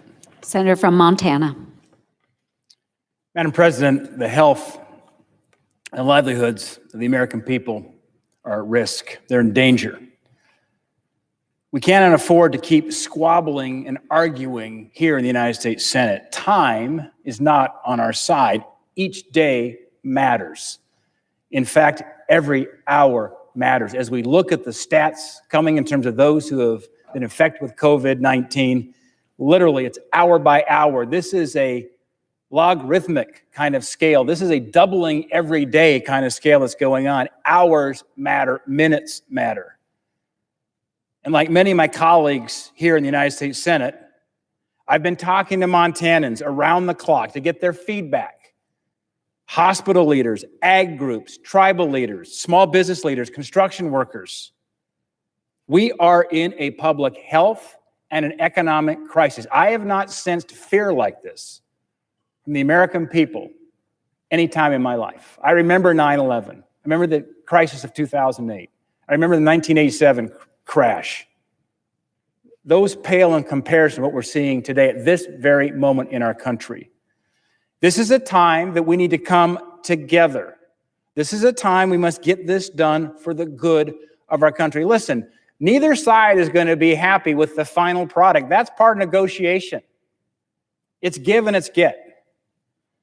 And this Senate bill before us provides relief for workers, for families, for small businesses, and for healthcare professionals. I'll tell you what, I've heard some things said today on the floor of the United States Senate that are flat out not true. Let me set some of the facts straight, what this bill before us does do. It provides $250 billion of unemployment insurance for those who've lost their jobs during the coronavirus outbreaks. $250 billion. What that means in Montana is $600 a week. That is twice as big as what's currently paid per week. It's $4 billion for masks, for gowns, for gloves, ventilators. It's the PPE discussion I just had a couple hours ago with some of my hospital leaders and doctors and medical leaders across Montana. They're scared. The shortage of PPE. This bill provides $4 billion to CDC to address that. And I tell you what, dinking around here over this today, we lost another day. We could be moving forward to get it in the hands of our healthcare professionals. It provides $350 billion to allow our small businesses to survive and rebound. Listen, we have had some very healthy, prosperous, good small businesses that employ a lot of people in Montana. These are good jobs. And now they're not just worried about liquidity, they're worried about insolvency. These are ranchers. These are restaurant owners. It provides $10.5 billion for drug development to treat and prevent the virus. Listen, we will not stop the panic we see right now in our country until we stop the pandemic. And we won't stop this pandemic until we have drugs available for the American people that will provide immunity to them. There's great hope on the horizon. There's amazing vaccines. There's amazing what they call monoclonal antibodies through incredible ingenuity and innovation that we can provide to the American people before the second wave hits this fall. Listen, you talk to the doctors. Our best leaders at NIH, at the FDA, at the CDC. They're telling us there's probably a second wave pandemic coming in the fall of 2020 if we don't act now. Because as is true with most of the world, we don't have the immune systems here to combat this virus, this coronavirus that produces COVID-19. And so you either get the immunity from catching the disease or getting a vaccine or these other drugs that can provide the antibodies. Listen, there's good news on the horizon. What did we do in this bill? We're going to allow the acceleration of manufacturing so we can get this in a widespread distribution across for the American people to protect them in the next flu season when most scientists believe we probably get hit with this again. And we just lost another day here in the U.S. Senate. Every day matters. We have vaccine trials going as we speak in Seattle. They started Monday. There's 45 individuals that received a vaccine that we believe can protect you from the coronavirus. Can you imagine the good news for the American people? We found out we've got a vaccine that will protect us. We have a drug that will protect us. We have therapeutics that will help us if we contract the coronavirus. We just lost another day. That could be a day we could have been closer to getting that in the hands of the American people. We were in a race for time. We're now into the end of March. We've got to get this available by September to the American people. This is literally an all-of-government Manhattan Project kind of approach. And we just lost another day here because we couldn't get this passed in the U.S. Senate. This also provides $75 billion for our hospitals and our healthcare providers. Those are the men and women on the front lines right now saving lives. God bless them. $75 billion for them. And if you heard the Democrats talk about this bill, you think there's nothing here for the average hardworking person in this country. That's absolutely false. And we can lay it all out. And there's parts of this bill I don't like. There's parts of this bill I would change. But we've got to be satisfied now with a good 80 for 20 because speed matters. It matters to get something done. The American people are looking here at the dysfunction in Washington. They don't understand. Frankly, I don't either. And this bill before us was written by Republicans and Democrats. I'll tell you why I know that. Because I was part of helping negotiate to get this $10 billion for this acceleration of vaccines and drug program. I went in this weekend, we were sitting looking at spreadsheets that said, here's the Republican ask, here's the Democrat ask. They're spreadsheets. We can show them to you. We were going back and forth in a bipartisan way to try to craft a bill here that we could pass in the Senate last night. In fact, the American people are watching both sides in this kind of ping pong match today around one side says one thing, one side says the other. Sometimes I look to people like Susan Collins and Lamar Alexander at moments like this. I think few Americans, few senators would claim that either Lamar or Susan are hyper-partisan senators. They've got a pretty good temperature of the Senate. They've got a pretty good sense of finding ways to make things work. When you hear Senator Susan Collins down here outraged at what happened, when Senator Schumar and Speaker Pelosi basically put the brakes on the discussions, we lost another day, maybe two, by demanding this bill includes an ideological wish list. Susan Collins is outraged. Lamar Alexander, he was shocked.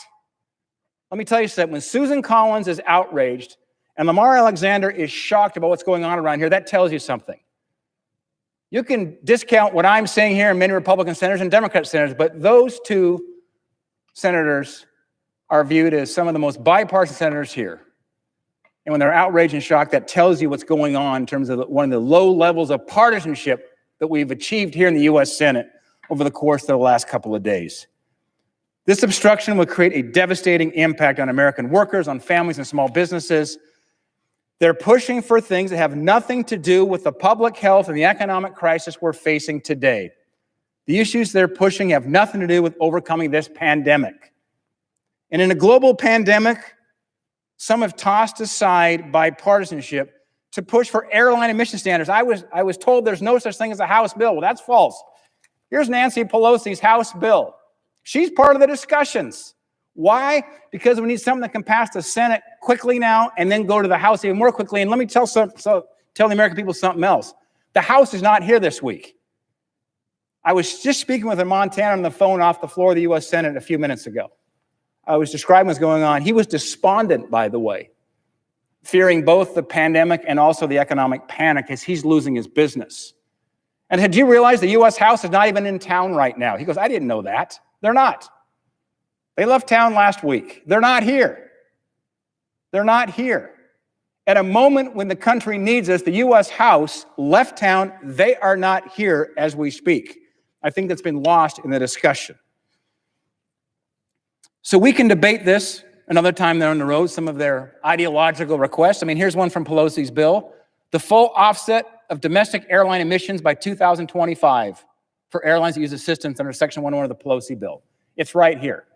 Okay, well, we can have a debate another time about whether or not they should have a part of this new Green Deal to offset airline emissions. Now is not the time to have a debate. Now is the time to save the American people, both economically and with their health. We need to get our priorities straight, and that means putting the American people first. By the way, this is not a stimulus package. It's the wrong name for it. This is not a recovery package. That's the wrong name for it. This is a rescue package. That's what we're debating on right now, is a rescue package. We must come together. Both sides. The coronavirus is not partisan. It crosses party lines. It crosses country boundaries. This is a global challenge that's on the shores of our country. It is time to come together, both sides, vote this bill out of the Senate yesterday, but that didn't happen. The next best time is today. I urge my colleagues on both sides to set aside the perfect and move forward with this to restore the confidence of the American people for their health and their economic well-being. Thank you, Madam President. Madam President, Senator from Arkansas. the United States is in the middle of a global pandemic, probably the worst public health crisis in over 100 years this country has faced. Every minute matters, every hour, every day. I've been saying this for 2 months now. Yet where are the Democrats? Where are the Democrats? There's not a single one of them down here right now. Where have they been all afternoon? 1, 2, 3. Probably every Republican over here has spoken. Because twice in less than 24 hours, the Democrats have refused to even start debate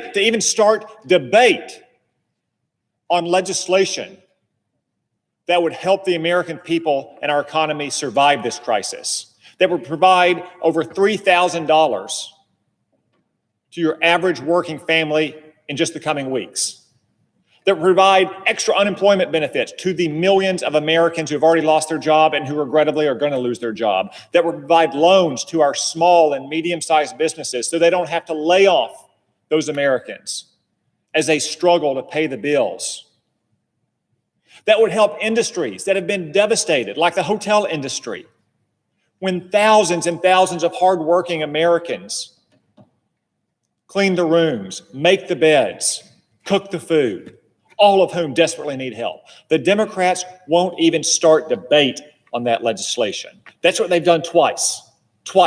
Not voted to defeat any legislation, not even start debate. And in fact, earlier today, Susan Collins, probably the kindest, most decent, most bipartisan senator, took the floor to speak, and Chuck Schumer blocked her, refused to allow her to speak. Probably because he was scared of what she had to say. And probably, just like there are no Democrats here right now, because they know they don't have anything to say. They have no case to make. Earlier today, Sherrod Brown was accusing us of not acting quickly enough on Nancy Pelosi's legislation that the House passed and then popped smoke and left town for more than a week. I asked him a simple question.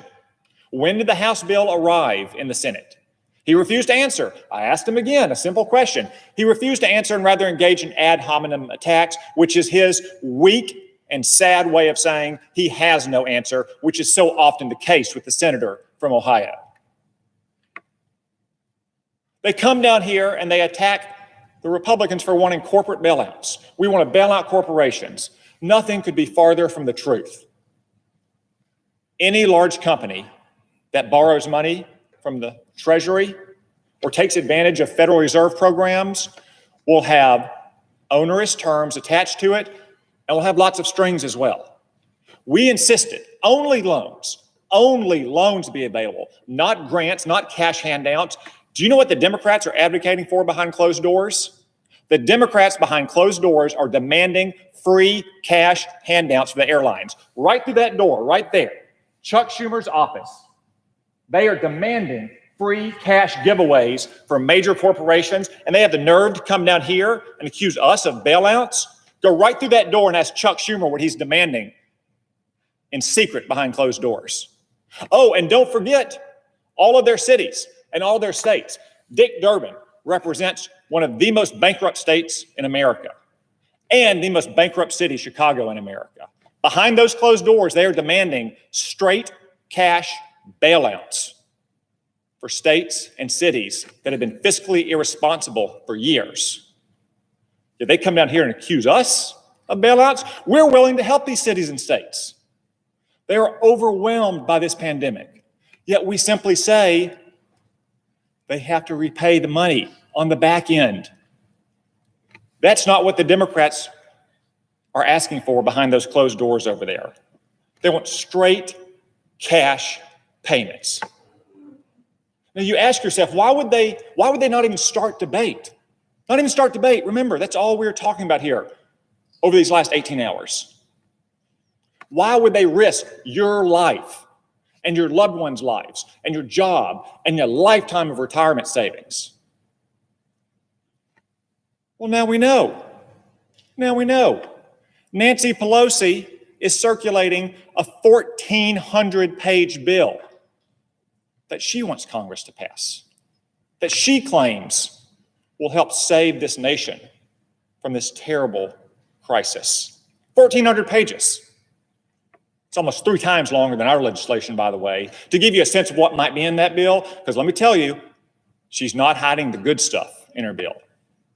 I don't have 1,400 pages here, but I do have a few pages. Let's just go through what is a priority for Nancy Pelosi and the Democrats as they dither while Americans die. Corporate board diversity. The Democrats want to impose quotas for race and sex on corporate boards. I know they want to do that for a long time. Is that going to stop anyone from getting sick from the coronavirus? There's another one, bailing out the Postal Service, wiping out all the debts that the post office has towards the Treasury. It's another issue we've been debating for a long time. Postal Service needs relief. And I greatly respect and praise the hard work of the men and women who are still delivering the mail. But is a survival package for the coronavirus the right time to be talking about Postal Service debt to the Treasury? Oh, here's another one. $10,000 minimum of student loan forgiveness across the board. Another ideological wish list item for the Democrats. What does it have to do with stopping a pandemic, especially when Donald Trump has already waived student loan payments for Americans who are affected by this terrible pandemic? Early voting mandated in every single state.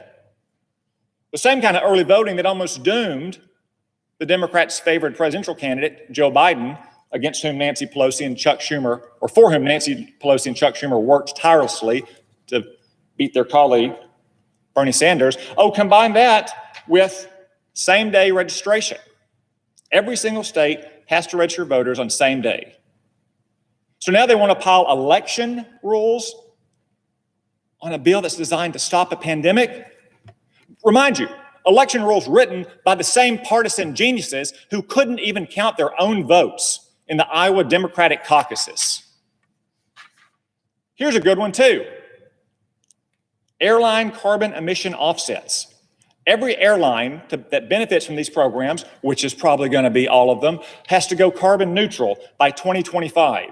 Gee, it's going to be pretty amazing feat of engineering to get jet engines that you can plug into the wall and then fly across the continent. Democrats have a lot of faith in American ingenuity. I wonder if that'll apply, by the way, to the private planes that Nancy Pelosi and her family flies in, or all their buddies in Hollywood. What about this one?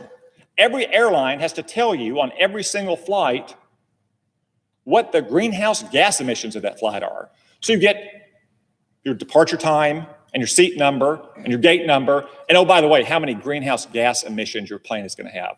What is that going to do to help a vitally important and devastated industry get back on its feet? Subsidizing retirement plans for community newspaper employees.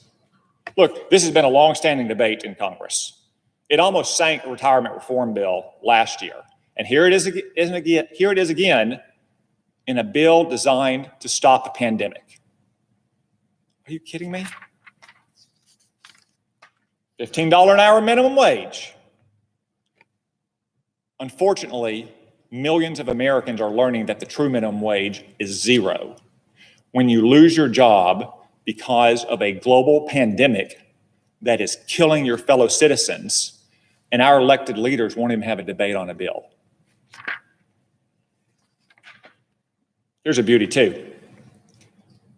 Mandating that federal public employee unions get paid for the union work they do. So that means you, as a taxpayer, will pay federal bureaucrats when they're doing work not for you, the taxpayer, but for their unions. Again, is that going to stop the pandemic? I could go on and on and on. The Democrats' bill is 1,400 pages, after all. But the point is this.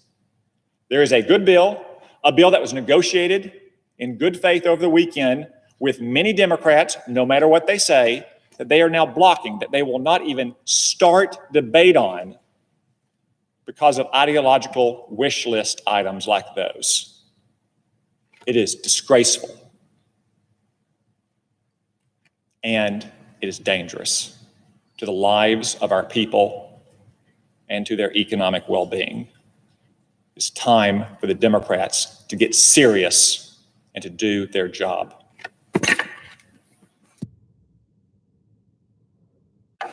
Senator from South Carolina. And may I just add to what Senator Cott from Arkansas said. It's dangerous. I think it's disgraceful. It's irresponsible. And it's not going to work. We're not going to do this. So I think people on our side are willing to go big. For Republicans, that's not so easy in one day to spend all we're going to spend in a single year. We're going to spend about 1.8 trillion, probably closer to 2 when it's over with, in one day. That's as much as we would spend in an entire year for discretionary spending. That's big. I'd like to go smart. If you're going to go big, you need to be smart, right? And you don't need to go crazy. The only reason we're not voting on this bill is because the House hijacked this process. Nancy Pelosi tried to control impeachment. She tried to set the terms of the debate for the United States Senate in the impeachment trial before she would send over the impeachment articles. Remember that whole debacle? And as we were dealing with this impeachment garbage, China was on fire. You'll hear more about that later in the year. But I guess what I would say is that we need to get on with it. You're not going to be successful. We're not going to let this happen to the American people. Rahm Emanuel, who I actually like, said, for every crisis is an opportunity. This is not your opportunity to impose same-day voting. In the House bill, they're requiring every state in the union, where you like it or not, to allow same-day registration and voting. I'd personally like to do that in South Carolina, not to combat the coronavirus. That's a dream that they have. This is not the time to enact that dream. If you're on a ventilator or you're a nurse at a hospital waiting on medical supplies, please go to tell them you can't get your stuff until the Republicans agree to same-day voting. They're literally holding hostage the relief for doctors and nurses, for towns and cities, for businesses who've had to lay off their workers, for same-day voting, for corporate diversity, for a $15 hour minimum wage. If you get a dime of money in your business under the House bill, you have to pay your employees $15 an hour. Literally, they're using this sad day in America to enact policies that wouldn't have a snowball's chance in hell getting through the United States Senate. And they see this as a moment for them. We see this as a moment for you. They see this as an opportunity to do things they couldn't do without the country being on fire. To my Democratic colleagues, I will work with you to make sure that the money going to American corporations go to the right people. All of us don't want stock buybacks. All of us want to make sure that the money is lent, not given as a grant to the big companies in this country. All of us are willing to do more to help the states. We're willing to work on the problem. We're not going to be willing to take your legislative wish list and allow you to use this moment of crisis to turn the country upside down. I don't know why you want to do this. I know this. If we were doing this, the media would be eating us alive. If there were a House bill that Republicans are writing doing away with right to unionization,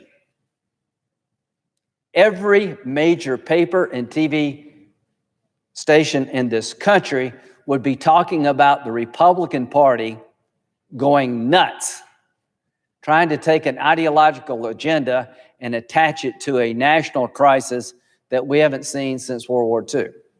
So, two things are going to happen. We're not going to give in because it is wrong. It corrupts everything about why we're here. We have worked with a House-passed bill that we didn't like because we needed to get something done relevant to the problem.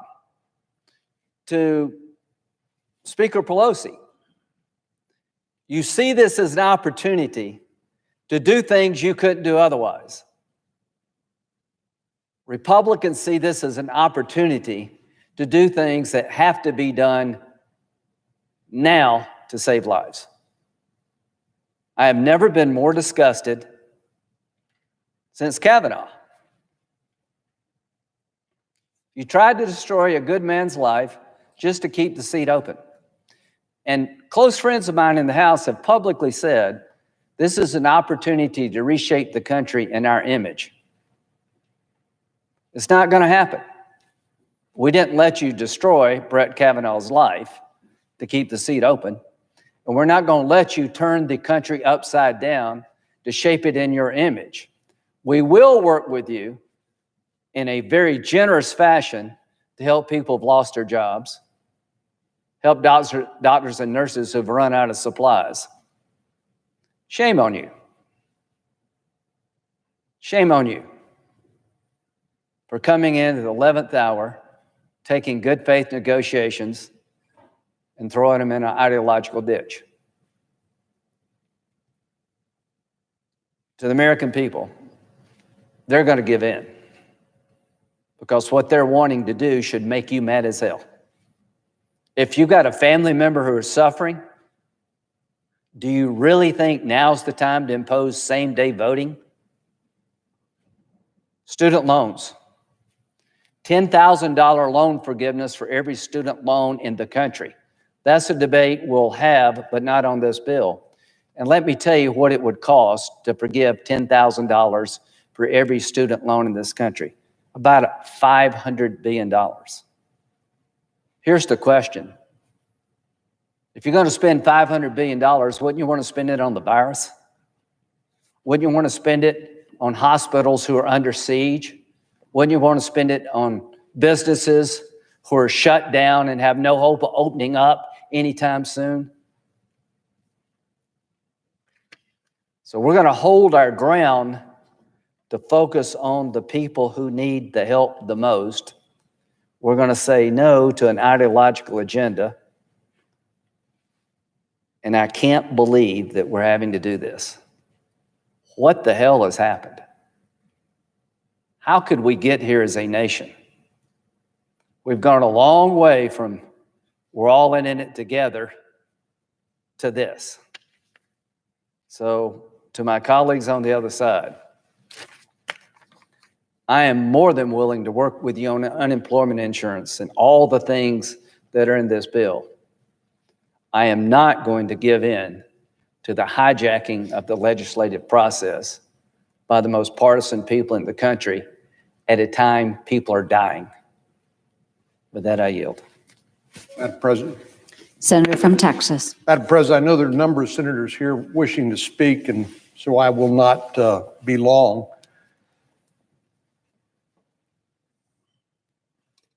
It makes me angry that we're here talking about a bill that will not only help defeat this virus, but would also put money in the hands of people wondering, how am I going to pay the rent? How am I going to buy groceries? How am I going to buy food for my children? And we have our Democratic colleagues here on a party line vote block the very help for the people that I'm talking about. They're not worried where their next rent check is coming from, how they're going to pay their mortgage. They're getting paid. They're not worried about ending up like hourly workers or people working for tips who are scared to death about how they are going to make ends meet. First of all, they're worried about getting sick. But secondly, if you work for a restaurant or a hotel or some other service industry, heck, if you work for an airline and you've been furloughed and you're wondering, how am I going to make ends meet? It should make all of us angry that our Democratic colleagues are using this national emergency in order to leverage their ideological wish list. And you've heard it talked about here many times. Let me just make a couple of points. In addition to the money going to individuals, the enhanced unemployment compensation, because people don't know how long this is going to last and they need to be able to sustain themselves, the assistance to small businesses so they can maintain their payroll, perhaps, and keep their business alive for the duration of this crisis. People want to know not only how are they going to make ends meet today, they're going to want to make sure there will be jobs waiting for me after we get on the other side of this crisis. That's what our help for the small businesses is designed to do. And then the third part that really makes me angry is to hear them talk about this bill containing a slush fund for big business. Well, in my state, and Senator Cruz's state, some of these businesses employ hundreds of thousands of people. You know, I've never understood how it is you can claim to love the worker, but hate the very person or the business that provides them a job. You can't separate those two. You need to have a worker and somebody who's invested, created something, so they provide a job. So this ideological division, which is designed for no other purpose than to mislead people into thinking that this is some sort of bailout. This isn't a bailout. What we're talking about is businesses who, through no fault of their own, are going to have to lay off workers. And trying to make sure that when we get on the other side of this virus, when we beat this virus, there will be jobs still available. So our economy can come roaring back, as it will do unless we mishandle our work here. So I'm angry. I'm frustrated. I'm not the only one. But I think about that mom and dad who's thinking, hey, I worked at a restaurant. The government shut the restaurant down. I don't have a paycheck. How am I going to provide for my family? And it's our Democratic colleagues, by their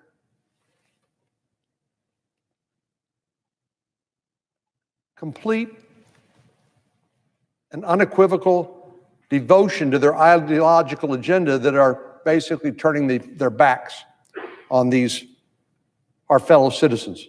This is not a time for us to engage in partisan division. This is a time for us to get help where help is needed as soon as we possibly can. So as I said, Madam President, I know the other senators wish to speak, so I will yield the floor at this time. Madam President. Senator from Indiana.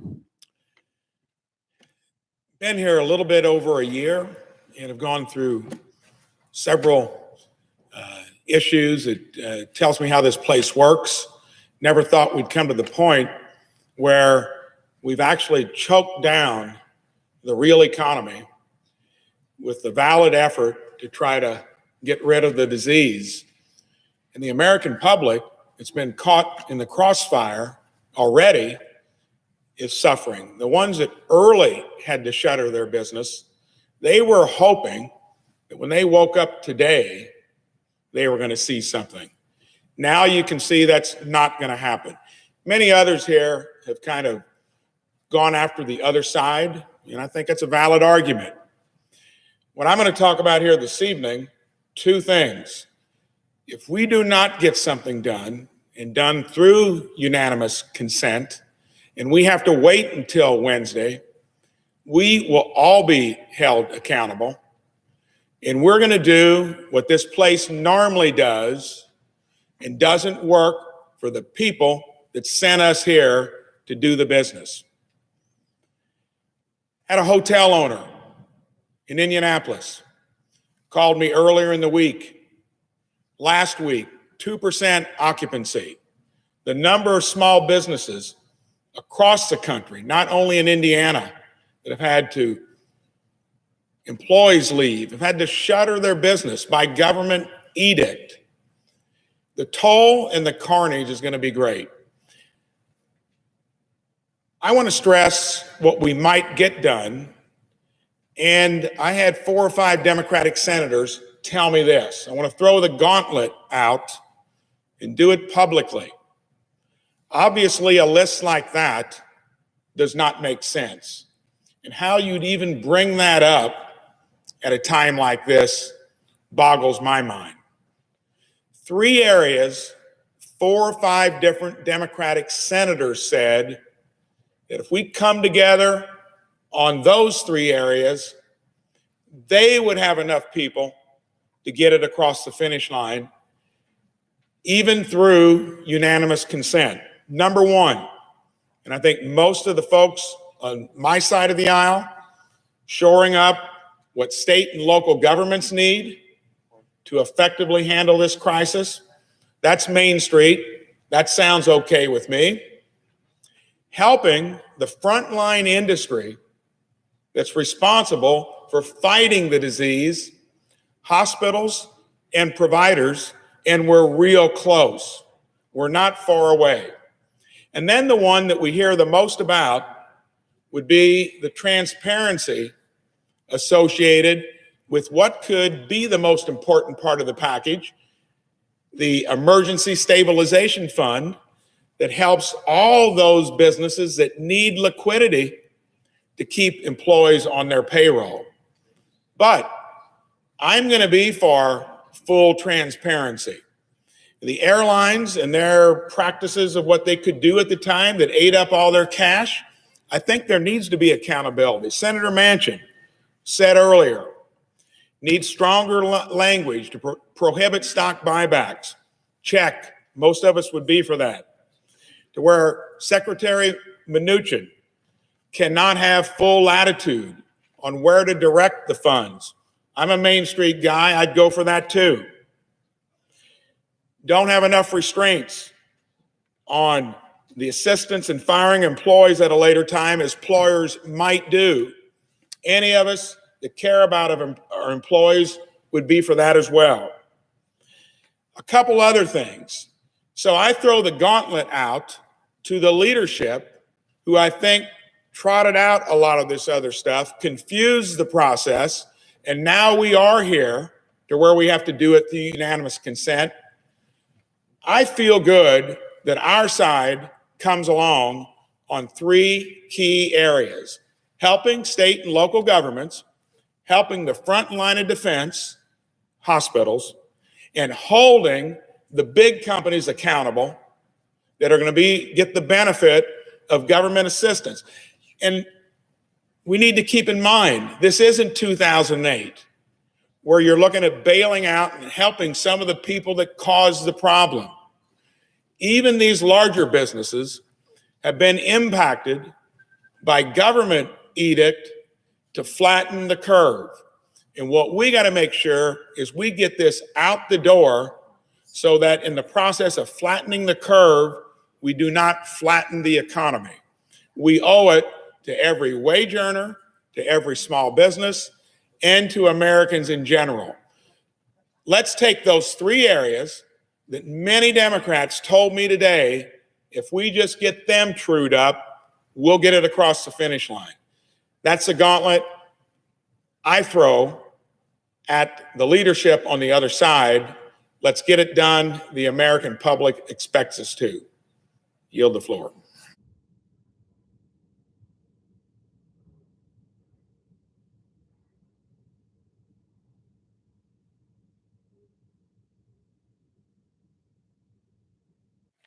Mr. President. Senator from Texas is recognized.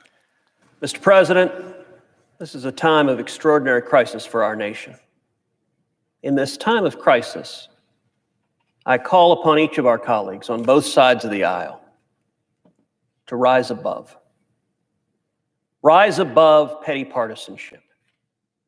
Rise above the bickering that so often consumes Washington.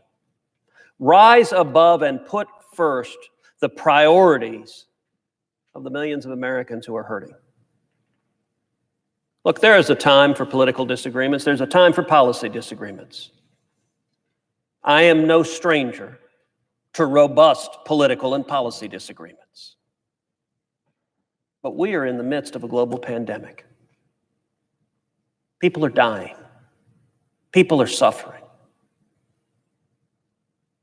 Last night, when this Senate voted on whether to move forward with emergency relief legislation for the millions of people being devastated by the economic disaster we're seeing as a result of the coronavirus epidemic, every single Democrat in this body voted to block consideration of this bill.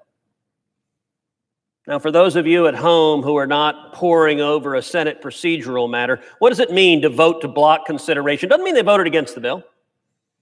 It means they voted against even starting to take it up. The New York Times headline moments afterwards said, Democrats block $1.7 trillion stimulus bill.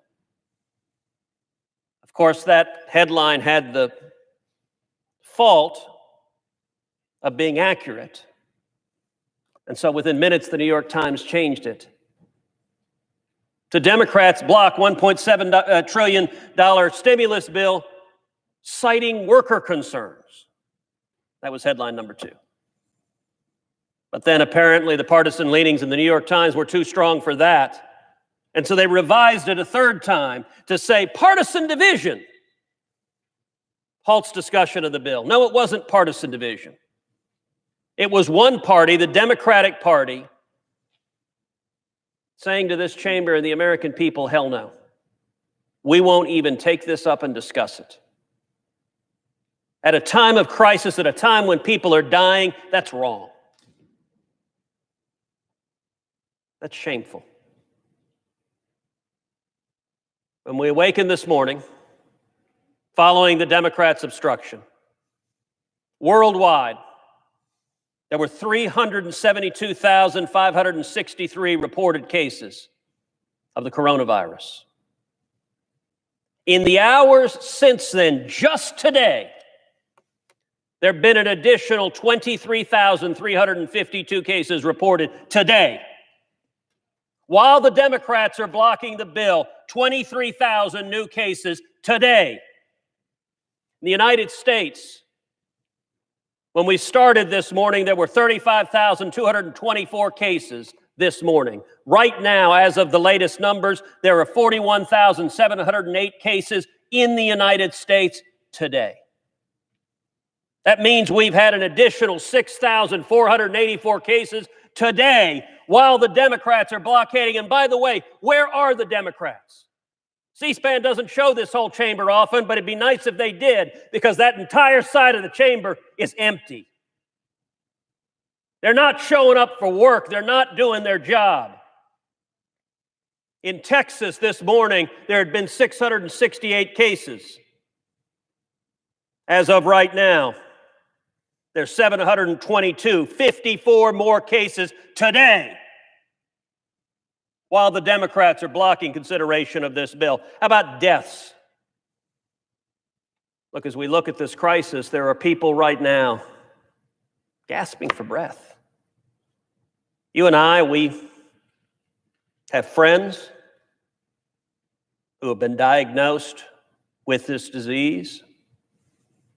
We've read stories, we've talked to people who've struggled under it. I heard from one individual who's hospitalized right now that breathing felt like a belt strapped across his chest, that he could barely breathe. As of this morning, worldwide, there had been 16,381 deaths. Now that's the number now. This morning, it was only 15,308. That means today, while the Democrats have been blocking this bill, 1,073 additional people died.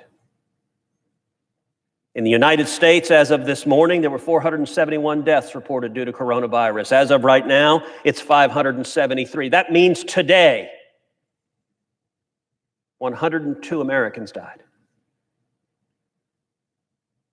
while the Democrats were blocking consideration of this bill.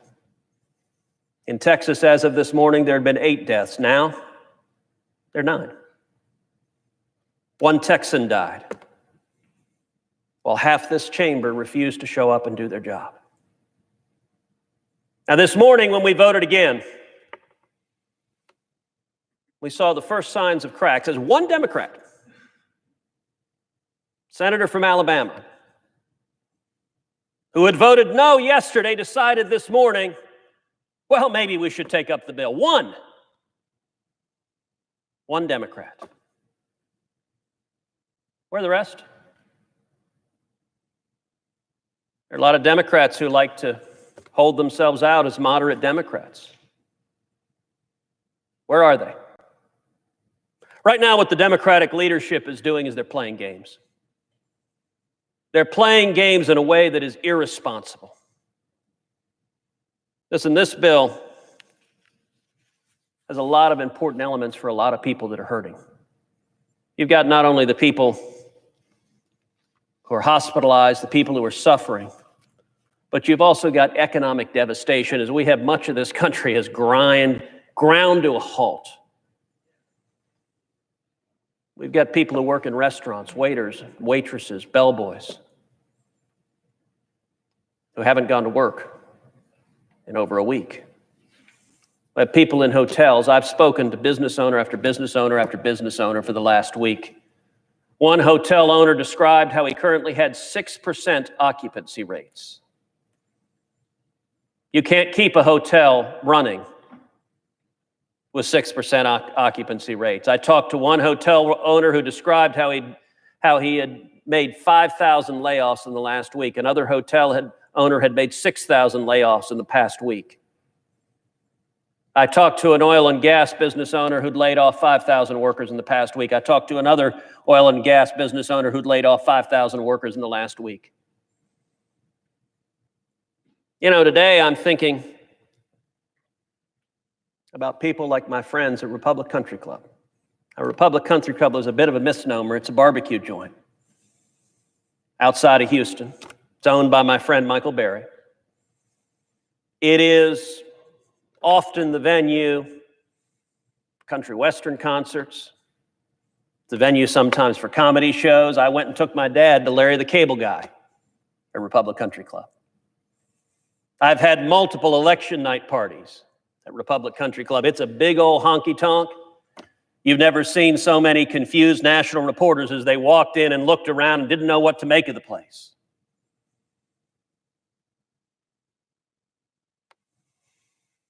Father's Day, a year ago, I did a Father's Day party at Republic Country Club. My dad, we roasted up 2 whole pigs. Cook staff at the barbecue place, they made them up, and we had a big party, invited people there. It's a Cuban tradition to roast a whole pig. Now, why am I telling you about Republic Country Club? Because yesterday, which happened to be my father's 81st birthday, yesterday, Republic Country Club announced they're closing their doors. Yesterday, Michael Berry sent out a tweet telling first responders, telling police officers and firefighters and everyone on the front line. He said, drive by Republic Country Club today, March 23rd. Drive by during the day and we'll give you a free barbecue. We're going to cook everything we have. We're just going to give it away and to go. You can't come in, but we're going to give you to-go boxes. And he went on to say, they're emptying out all the liquor from the storeroom, and from behind the bar, they're giving it to the employees because the employees are all being laid off. And he said he doesn't know if they'll open again. Now, I'll tell you, those employees, the bartenders, the bouncers, many of them are veterans. Many of them are big guys covered with tats. They're salt of the earth. And right now, they don't know where their rent check is coming from next week. That's happening all across this country. That's happening not just at one barbecue place in Houston.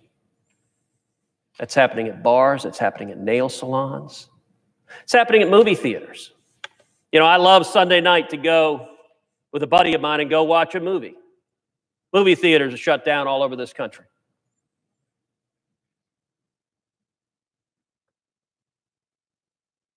Retail stores. People laid off. Nobody's going to the mall right now. And for the people who are hurting, they're scared. They don't know, number one, if they're going to get sick. But number two, they don't know how they're going to make ends meet. This is a time of crisis, and we ought to be coming together.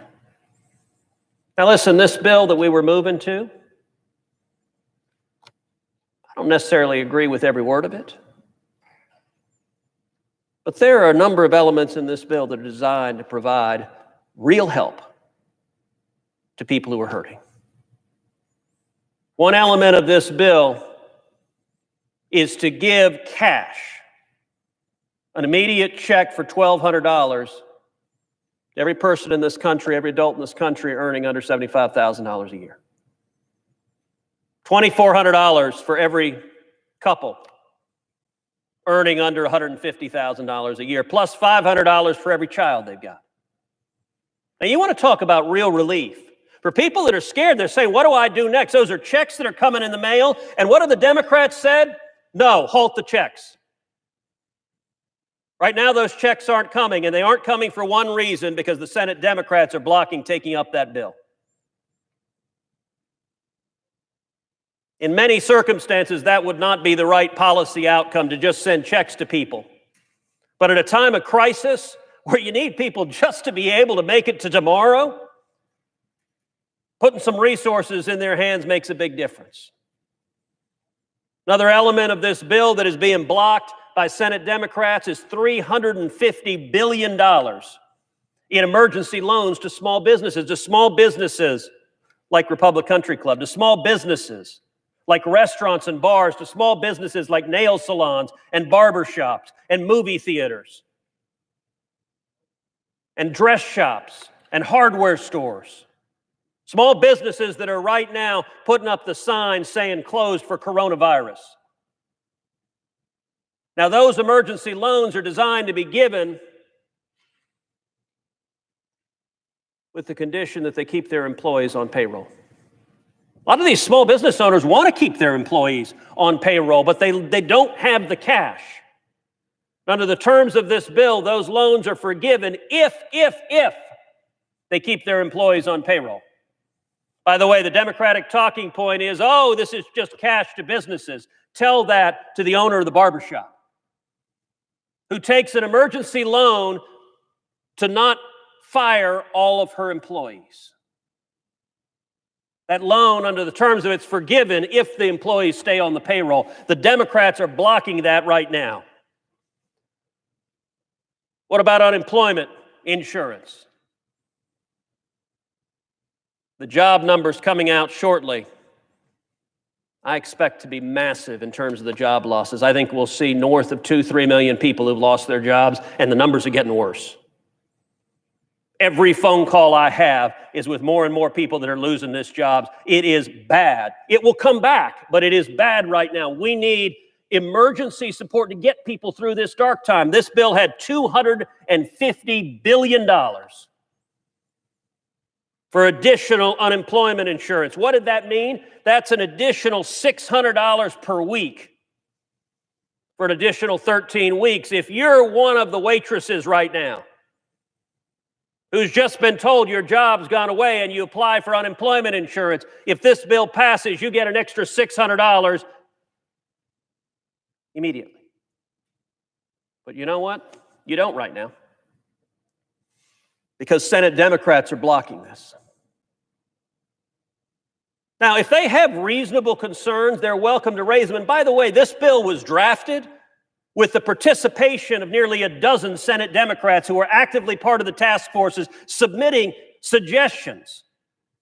In fact, one of the suggestions the Democrats submitted during the drafting was plus up those unemployment insurance numbers.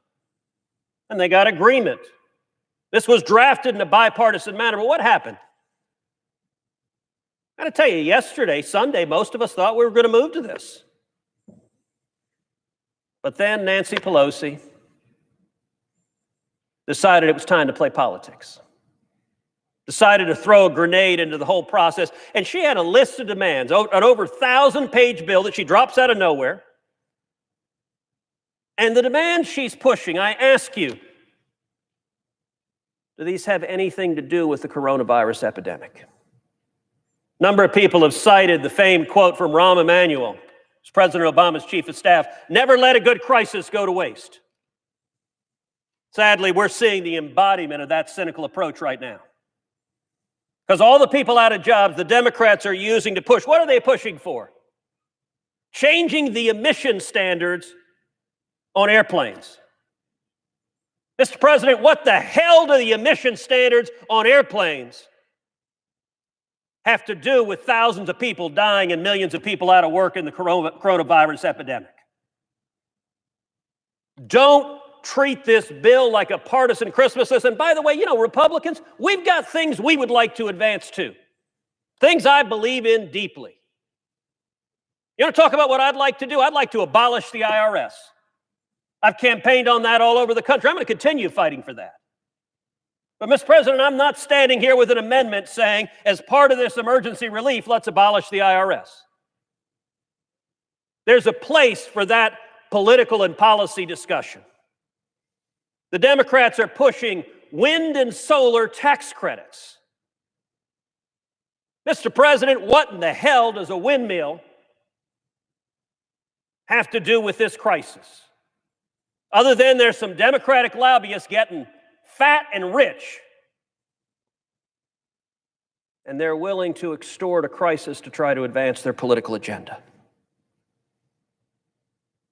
Mandates on corporate board diversity.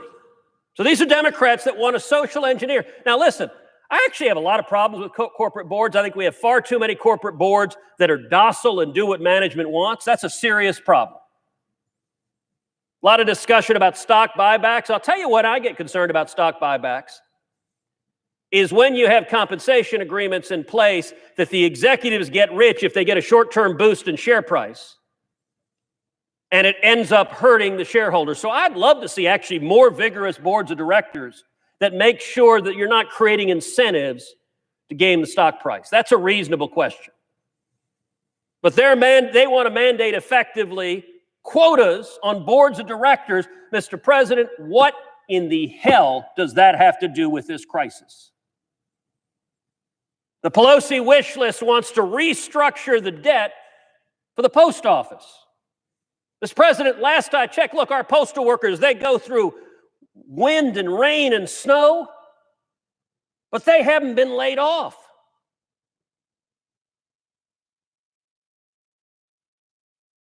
I call upon both sides.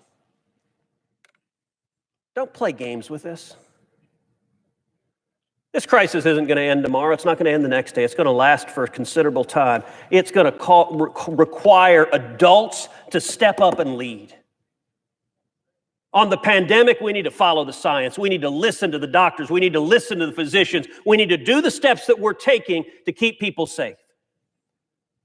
On the economy, we need to give immediate relief to people who are hurting, and we need to make sure a liquidity crisis doesn't become a solvency crisis.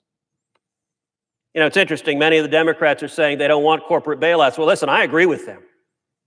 I am passionately opposed to corporate bailouts. One of the things I was gratefully relieved about how this bill was structured is that it's structured as loans and not condition-free grants. And it's structured primarily so that it's not picking favored companies that happen to have big lobbying presence in Washington. What does it mean to not have a liquidity crisis become a solvency crisis? Let's take, for example, the airlines. I've spoken with just about every major airline CEO in the past 2 weeks. The airlines are losing billions of dollars every month.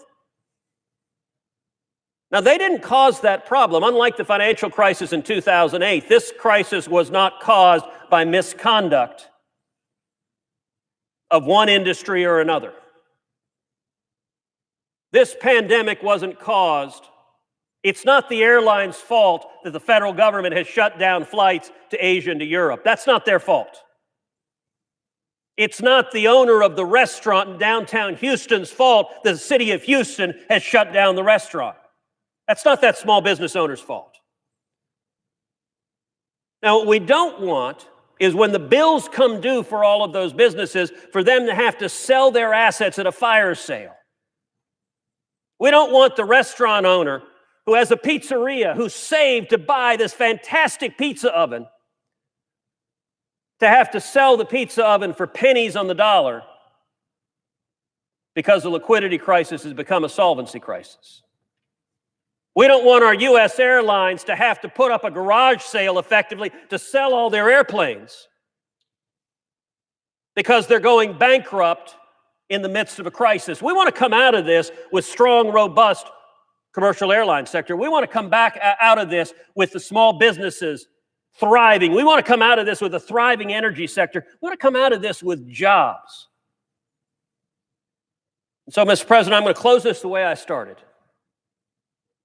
by calling on Democrats, calling on Republicans, rise above petty partisan games. The Democratic leaders are playing these games. To every one of you Democrats, listen to the men and women in your states. Don't give in to the games. You know, most of the Democratic senators say they don't even know what their side wants, that it's just their leadership that's willing to hold the American people hostage for unrelated political partisan objectives. And by the way, one of the reasons I think Senate Democrats are so willing to engage in this is they expect the media to be utterly complicit in their cynical gamesmanship. So we stand here this afternoon, it is not only the Democratic side of the chamber that is empty, but as I look up to the press, nobody's there. There's not a single reporter sitting in the chamber. We've seen the New York Times. Actually, there's nobody sitting in the chamber, so they may have closed the chamber, in which case that may have been an unfair assault. But it's not an unfair assault to say the New York Times is changing their headline to give political cover for the games of the Senate Democrats. This is a time of crisis. It's not a time to play games. It's a time to rise above. It's a time to stand for the American men and women. It's a time to stand for jobs. It's a time to help protect people's lives. Mr. President, I yield the floor. Senator from Alaska. Mr. President, we've heard a lot of passion here on the Senate floor this afternoon. A lot of anger, a lot of frustration, and it stems from the anxiety, the anger, and the frustration that is being felt across the country right now. As Americans from Alaska to Arkansas are faced with the reality of this new day, a Monday that they thought they just could never imagine. When last week they had a healthy business and a going concern, and now that business has been ordered shut down. A Monday where you thought the kids are going back to school after spring break, and now it's not only been announced that they're not going back for a longer spring break. Right now in my state, it's been extended until May 1st that the kids go back to school. I understand today from my assistant that here or in Virginia, schools are not going to be going back in, that they will not go back in for the end of this school year. It's pretty shocking. Here we are on a Monday that nobody could have imagined. About 4 hours now ago, we were here on this floor to conduct a vote on a motion to proceed to cloture, motion to get on to a bill, a motion to get on to a bill that had been worked through by good men and women on both sides for days now. And you hit bumps, we do that around here. This is the nature of legislating. But this is not a time for the bumps to derail us. This is not a time that we have that is unlimited to extend debate, to extend a process when we have folks back home that we answer to that are angry, frustrated, and anxious. At the end of that vote, you heard anger from colleagues saying this type of political games, brinksmanship, call it whatever you will. This is not what the American people deserve, and this is not what we should be doing as a United States Senate. And our leader asked us, he said, so where are we? Where are we right now? And I think he was speaking more, where are we in the process? We can ask that question in this body and say, are we a mere hours away from being able to reach agreement here? Where we are in the views of so many that are watching this right now, where the Republicans are saying, we must move on this now. We don't have time to wait. Daylight is a wasting. To a response that we're still working. We're going to try to get this done. No, we can't just try to get this done. I was asked what I thought about the failure to come together on a vote last evening. And I said, failure is not an option, plain and simple. Failure is not an option. And so we're continuing to work, but as we work, let's think about where the people that we work for are right now. We may say that we're stuck on some matters. We've got people that are stuck in places that they never could have imagined on this Monday. We've got about 19 Alaskans that are stuck in Peru, trying to get out of a country that has literally gone on lockdown. We were in long conversation yesterday with the folks at the State Department, trying to figure out how to help them, how to help their families that are back home in Alaska, that are calling my office every day, sometimes multiple times a day, saying, what are you doing to help?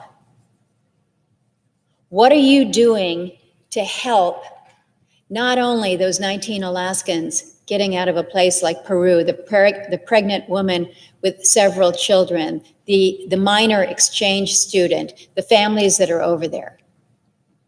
Many of my colleagues were part of that call, that were not only interested in those that were stuck in Peru, but those that were in Guatemala and Honduras and El Salvador and other parts. We got a good group out of Morocco. We're getting calls from Alaskans that were seeking to leave the state for other services, so they get on the Alcan Highway and they're dealing with the reality of a Canadian border closure to all non-essential traffic. So we get the calls. What happens if we're going down to Seattle for medical? Is the veteran that's in the car that's going down for medical purposes, is this an essential trip for him? They're saying, yeah. What about the spouse in the car? Maybe we don't know. The uncertainty that then comes to those individuals about being stuck. We're not stuck here. Those are people that you think about, what are we doing to help them? Because this talk doesn't help them. It's not giving them any degree of certainty, any degree of relief, any belief that we can get anything done. They're looking to us to help them. Right now, my hometown, Anchorage, is under a hunker down order. Our mayor decided he didn't want to call it a stay at home or just a stand down. It's a hunker down order. And that hunker down order went in place last night. It'll go through the end of the month here. Last Monday, I got a call from the mayor who said, I'm going to be closing down all the bars, all the restaurants, the entertainment facilities. We've got to work on containment, because here in Alaska, we're kind of at the end of the supply chain, and it's a pretty scary place to be right now. So what defense do we have? We're going to really be aggressive on this shelter in place. My son's a small businessman that provides to the restaurants in town. So when the order comes out that the restaurants are shut down, what does a small businessman like my 26-year-old son now, where does he go? How does he move forward from that Monday to this Monday? It's pretty scary. We went from a situation on Monday of last week where it was just one municipality that ordered the closure of restaurants and bars, to the following day, the entire state has a full-on closure. We're a state that is isolated from everybody else in the continental United States. We fly to get home. It is a fact of our life. We had a letter signed by multiple emergency room doctors just last week, urging the governor to ban non-essential air travel. Think about what that means. Pretty debilitating for a state like mine. You would say, well, that's not going to happen. Well, let me tell you what is happening. Right now, non-essential travel there is a strict advisory against non-essential travel to the state and within the state. We have villages in the interior part of the state predominantly that are banning outsiders coming into the village by airplanes. So that might mean visitors coming in, which this time of year, it's pretty tough to have a big tourism industry in the interior part of Alaska. But the reality is that also means those planes that would be bringing your supplies, if there's a medical emergency, they would ask for relief out. This is how extreme the actions are. Because in Alaska, we felt fully the impact of the Spanish influenza a century ago that took out whole villages. So our native communities, as remote and small and isolated as they are absolutely fearful that we will see a repeat of that Spanish influenza. So if we have to shut off all economic activity, we're doing that. This weekend, a huge effort to move our homeless populations out of the crowded shelters into the shut down sports arena and hockey arena so that we can put them in an area and a place where there is hopefully sufficient 6-foot distancing. The hotels around the state, I've listened to our colleagues, we're all in the same situation with the impact that is happening to our businesses as we are shutting down, and these business owners are making the difficult decisions that they are. This morning, the faxes that I got from the Quality Inn in Kodiak, Alaska, laying off 13 jobs. This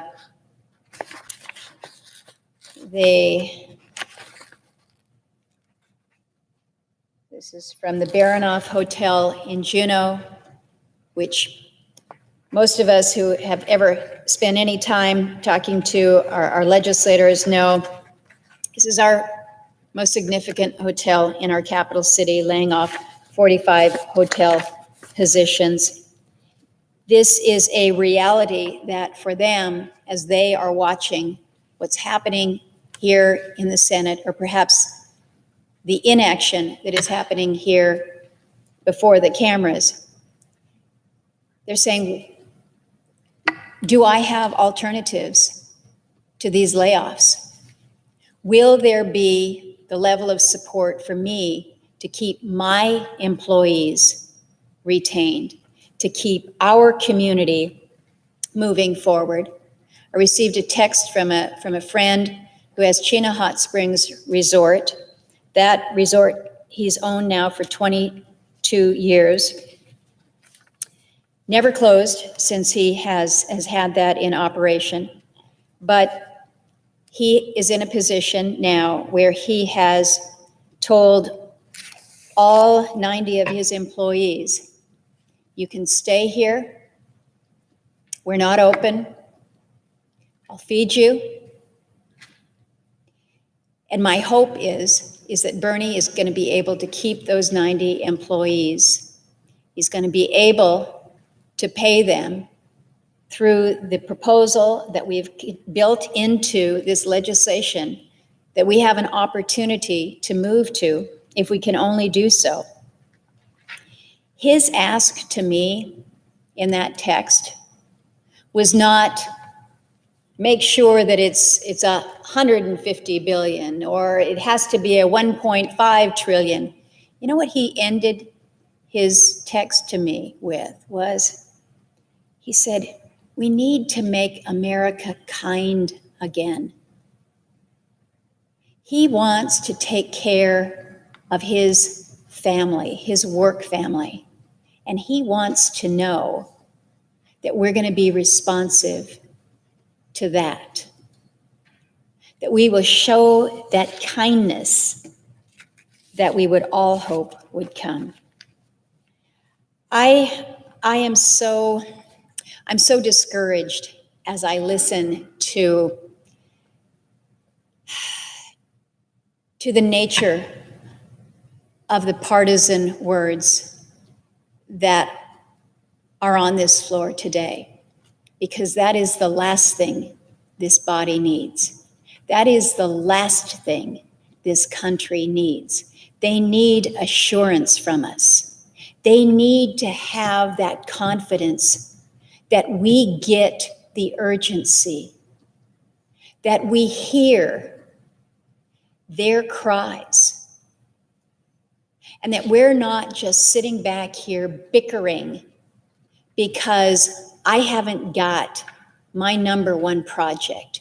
Or if we're going to make this even Steven, if it needs to be one Republican priority, then it needs to be another Democrat priority over there.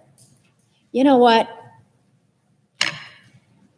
We all represent people of different political persuasions. My job as a senator from the state of Alaska is to represent all those Alaskans. And I would like to think that all Alaskans think that protective equipment for our medical providers is a priority for all of us. I would like to think that it's a priority for all of us, for all Alaskans, that we say it is best to keep those employees as part of your business, to keep that held in place until we can get on the other side of the immediacy of the health crisis, so that we can work together to avoid a further economic crisis. But instead of this Monday, the American public and Alaskans who are counting on me back home, instead of them being able to see this hope from their elected leaders that we've got it, that we understand the urgency, what they see are the partisan words. What they see is an empty chamber. What they hear is as much a measure of dysfunction as everything that they see in their world around them right now. One of the things that our governor has done, and he's made some hard choices in the past week to 10 days. He's made some decisions that will have significant and serious economic impact to a state that is already on its knees.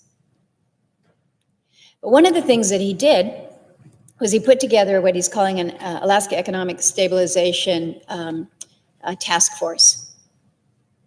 And this conservative Republican governor has appointed two co-chairs. One co-chair is a former Republican governor, Governor Sean Parnell, and the other one is one that many of my colleagues here in the Senate know, former Senator Mark Begich. Politically, you couldn't have two different guys who are ahead of this task force. But it sent a signal to Alaskans that, look, we are all in this together, that there are no Republican solutions, there are no Democrat solutions, there are just solutions, and we better figure them out. And the state of Alaska is working real hard to do that. I was just visiting with some of our Alaska labor leaders, and in addition to the issues that we're talking about, they're telling me that their members they're out making personal protective equipment.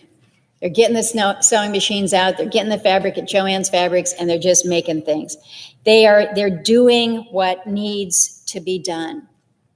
And so when we're reminded that so much good can come together if we just kind of lay down our partisan arms and say, what do we need to do for this country? What do you want for Arkansas? What do we need for Alaska? What do we need for one another? Because right now, we don't need the words that just further separate us as Americans. So, Mr. President, I haven't talked about the contents of the bill that we have in front of us because so many before me this afternoon have. I think we all share the desire, I hope we all share the desire to get this done readily, to get it done quickly, because right now, Americans are losing hope. I yield the floor.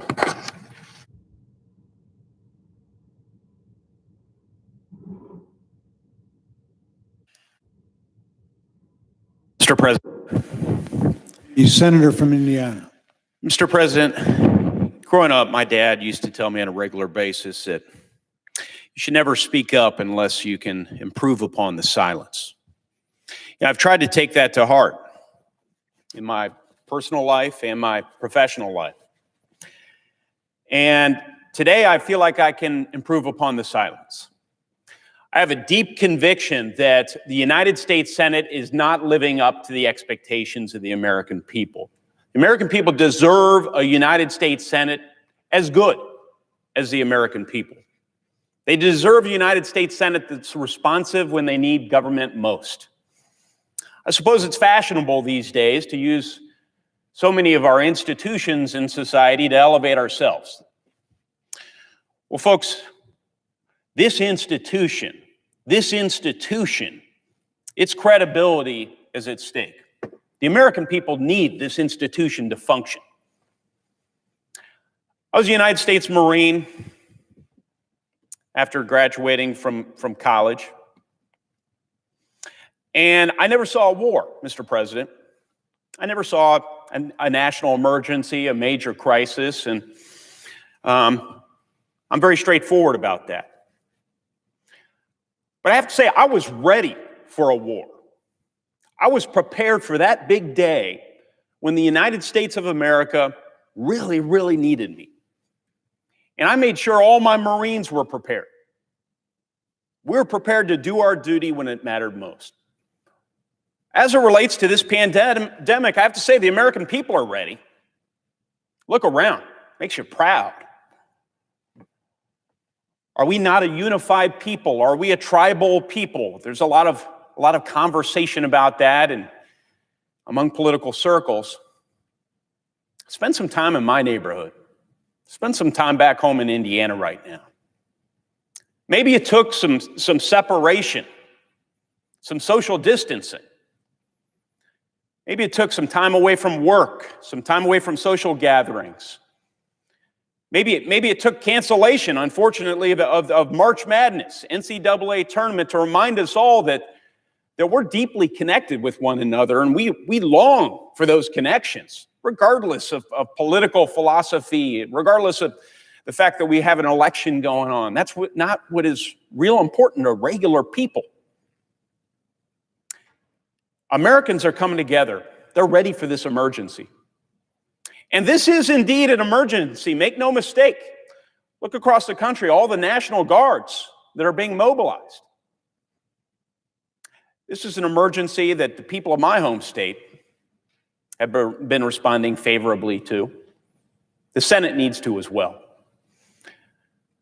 Folks in my neighborhood are putting bags of groceries on people's doorstep that are unable to go out and get groceries themselves. I know this from my own family. They're calling senior citizens they know that they think are probably lonely at this time. They're coming together. Back in Evansville, one of my friends, JP, he's a business owner. He's very active in the community. We're on the phone the other day. I think like other members, I've had countless phone calls in the last week or so. Business owners, not-for-profit leaders, healthcare providers, rank and file citizens. And this active citizen, this community leader, JP in Evansville, says that he was on the phone with the mayor, local business leaders, local healthcare leaders, and a bunch of others from southern Indiana, and they were all on the same page. They figured out how to come together, how to solve local problems together. They were all ready to tackle this because they sense what we should all sense. The sooner you can tackle these challenges, the sooner the pain will end. The sooner we will reduce anxiety among our neighbors. They're all determined to work together. In fact, he said he had not seen such unity within the community of Evansville, Indiana, since 9/11. It says a lot. Well, the Senate must be ready. This package, the CARES Act, was negotiated in a bipartisan way 2 Democrats, 2 Republicans in consultation for each of the various working groups. They put together a package. It all came together. It was introduced. It was all bipartisan until it came time to vote on a procedural vote yesterday. You know, this virus may seem to many small because it's impacted a small percentage of our population directly. But I have to say, its impact is growing rapidly. The longer it takes us to come together, the more damage that's going to be done. This is an emergency. It is time for my colleagues on the other side of the aisle to take yes for an answer, not play games. So what's this bill do? Nothing controversial. Provides additional assistance for healthcare needs. This is a pandemic. We need more masks. We need more PPE. Our hospitals are swamped. They can't conduct elective surgeries anymore. Their finances are out of whack. We need to help them out. What else does it do? It helps individual Americans. Folks are resource constrained right now. They can't go to work. So $1,200, at least for starts, per American, $2,400 per married couple, additional $500 if you have dependents. That's really going to make a difference in Hoosiers' lives. We need to make sure that people have jobs to go back to once we get through this as well. And that's why this legislation is designed to provide much needed liquidity for these businesses. They still have debts to pay. They still got debts. They want to make payroll. I can't tell you, I mean, I've talked to so many small businessmen in tears. I've talked to leaders of our largest corporations as well, and I'll tell you, I talked to a lady who didn't think things looked real good. We didn't have a whole lot of time to respond to this. Meeting payroll, paying for rent, paying your leases, paying your mortgage. These are the essentials, folks. And this is not 2008. That was a horrible crisis. But we are coming off the best economy, arguably, in 5 decades. And because the economy was so good, people were optimistic about the future. And through no fault of their own, businessmen did sort of the rational thing. They invested in the future, the property, the plant, the equipment that's required to grow. They were working on taking market share. All of those who believe in the free enterprise system can associate ourselves with what they were trying to accomplish. 2008, a little different. The economy was lethargic. The bottom fell out of the economy. But in sort of an ironic twist, when the economy's down, people are paying down their debts. They're bolstering that that balance sheet. They're maintaining some liquid assets in anticipation of further tough times. We don't have that benefit right now. We can measure the prospects of our employers in days. For many of them, it's too late. The United States Senate needs to treat this like an emergency because it is an emergency. So what else does this legislation do? Well, there's a category, let me just group together, let me call it, I think, incontrovertibly, emergency funding. $20 billion for veterans health care, $11 billion for vaccines, therapeutics, diagnostics, and other preparedness needs, masks, gloves, ventilators. $75 billion for hospitals, $4.5 billion for the Centers for Disease Control, $12 billion for America's military as it helps us respond to this pandemic, and so on. That's what the bill's all about. That's what we're fighting about. So what happened? How did things go off track?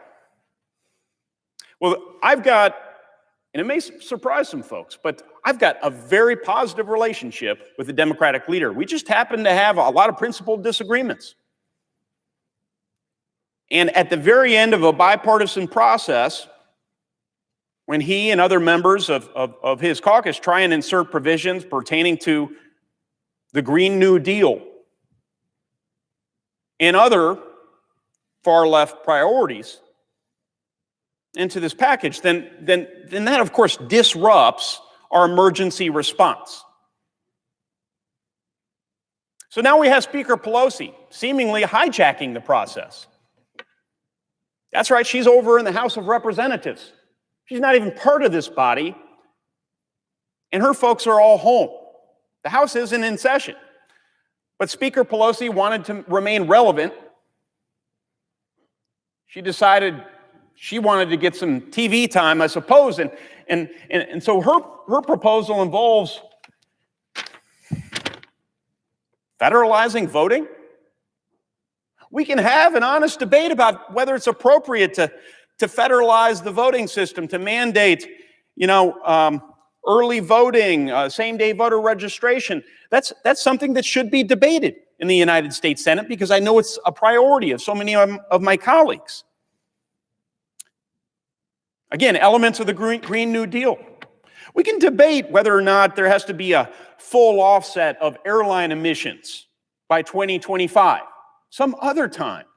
We can debate whether or not greenhouse gas statistics for individual flights should be widely available. Let's work on that separately after we help the American people.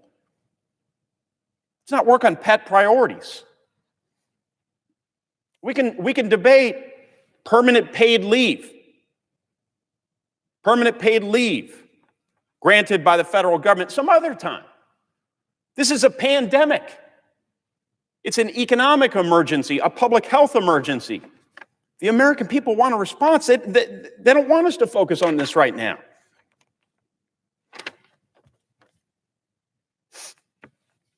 I made a lot of phone calls in recent days back home. None of this is possible without the wherewithal, without the hard work of sturdy Americans, without great American innovation. None of the resources that are required to actually sustain our government, to feed our families. People need places to work. Here's what's happening in Indiana, a little snapshot. The RV industry, the global headquarters of the recreational vehicle industries, Elkhart, Indiana. We're seeing RV companies temporarily shutting down in Indiana, and I know we're seeing it across the country. The hotel industry. Today, the two largest hospitals in Indianapolis had to shut their doors. I'm not just talking about buildings shutting their doors. This closure is going to mean the loss of employment for about 780 full-time workers. Think of all the family members that depend on those workers. This is an emergency. The auto industry. Hoosiers proudly manufacture the components for our auto industry. They assemble those components into finished automobiles. That industry has been brought to a halt on account of this unique crisis. And the worst we hear is yet to come. Airlines. They're feeling the most immediate impact. I flew the other day from my home in the Indianapolis area, flew out of the airport to Washington, D.C. It wasn't a charter flight. I was the only passenger. I was the only passenger on the aircraft. We know that's not a sustainable business model. When you're paying for the fuel, you got a pilot and a co-pilot and a flight attendant and me. This is an emergency. St. Elmo's Steakhouse. It's one restaurant. There are restaurants across the state of Indiana that have had to close their doors. St. Elmo's just had to do it. First time it's ever had to do it since 1902. They were even able to keep their doors open in the midst of the 1918 flu pandemic. This is bad. This is an emergency. The Senate needs to act. We have Sanjay Patel. He's the president of an Indianapolis-based company, and he and my team spoke recently, and he said that he had to lay off at least 100 workers just last week, with another 150 layoffs likely this week. These are families, these are individuals who take pride in their work. They want to go back to work. Here's what Sanjay said. Sanjay said, "We're thinking of closing a few of them here.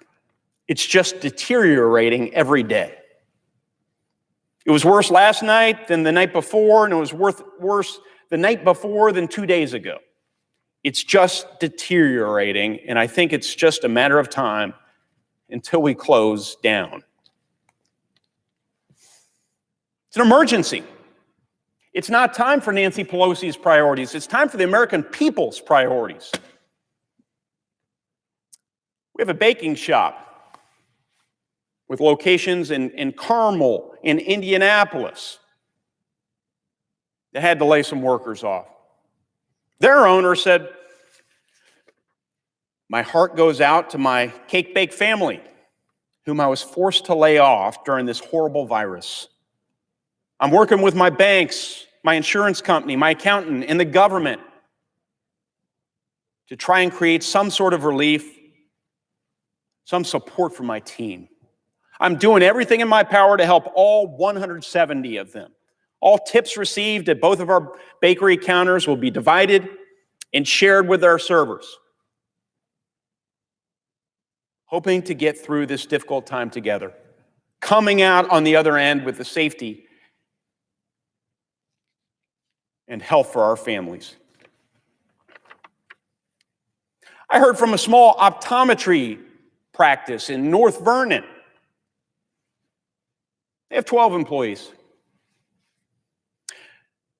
The owner says, "We simply don't have the cash to fund their wages while they're off work.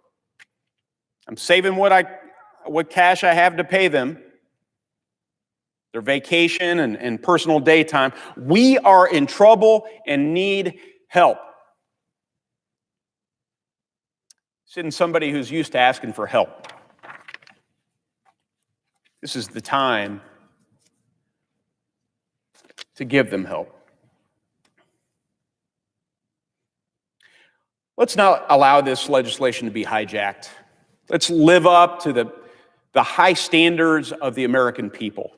At this difficult moment, let's come together like we did in 9/11, like our country has so consistently when the chips are really down. Let's all take a part in this effort.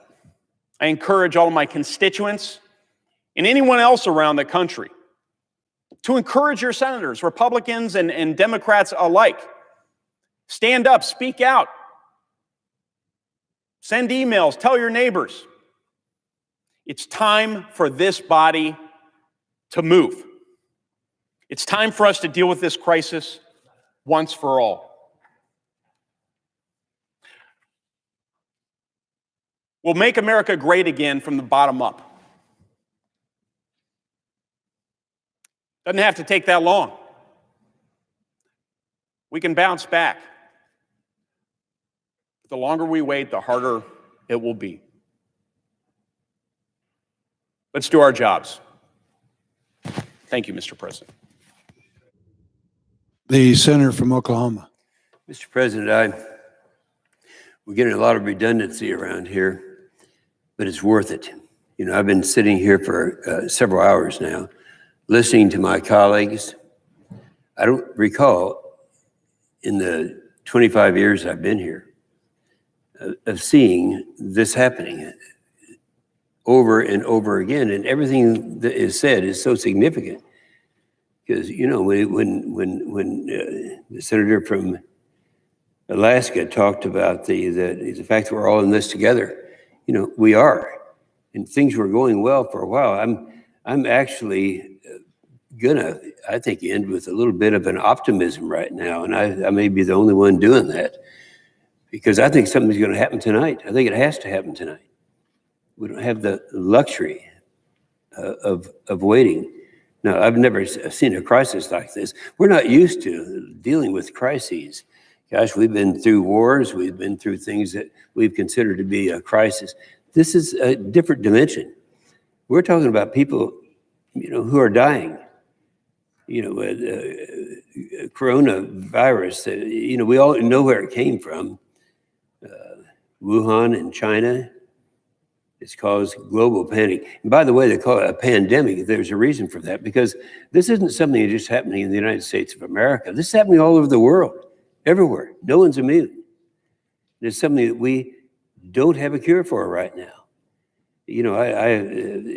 When the senator from Indiana kept using the word emergency, this is an emergency. It's an emergency unlike any that we've seen so far. I mean, it's something that's highly contagious, something that we can't do anything about. No one is immune.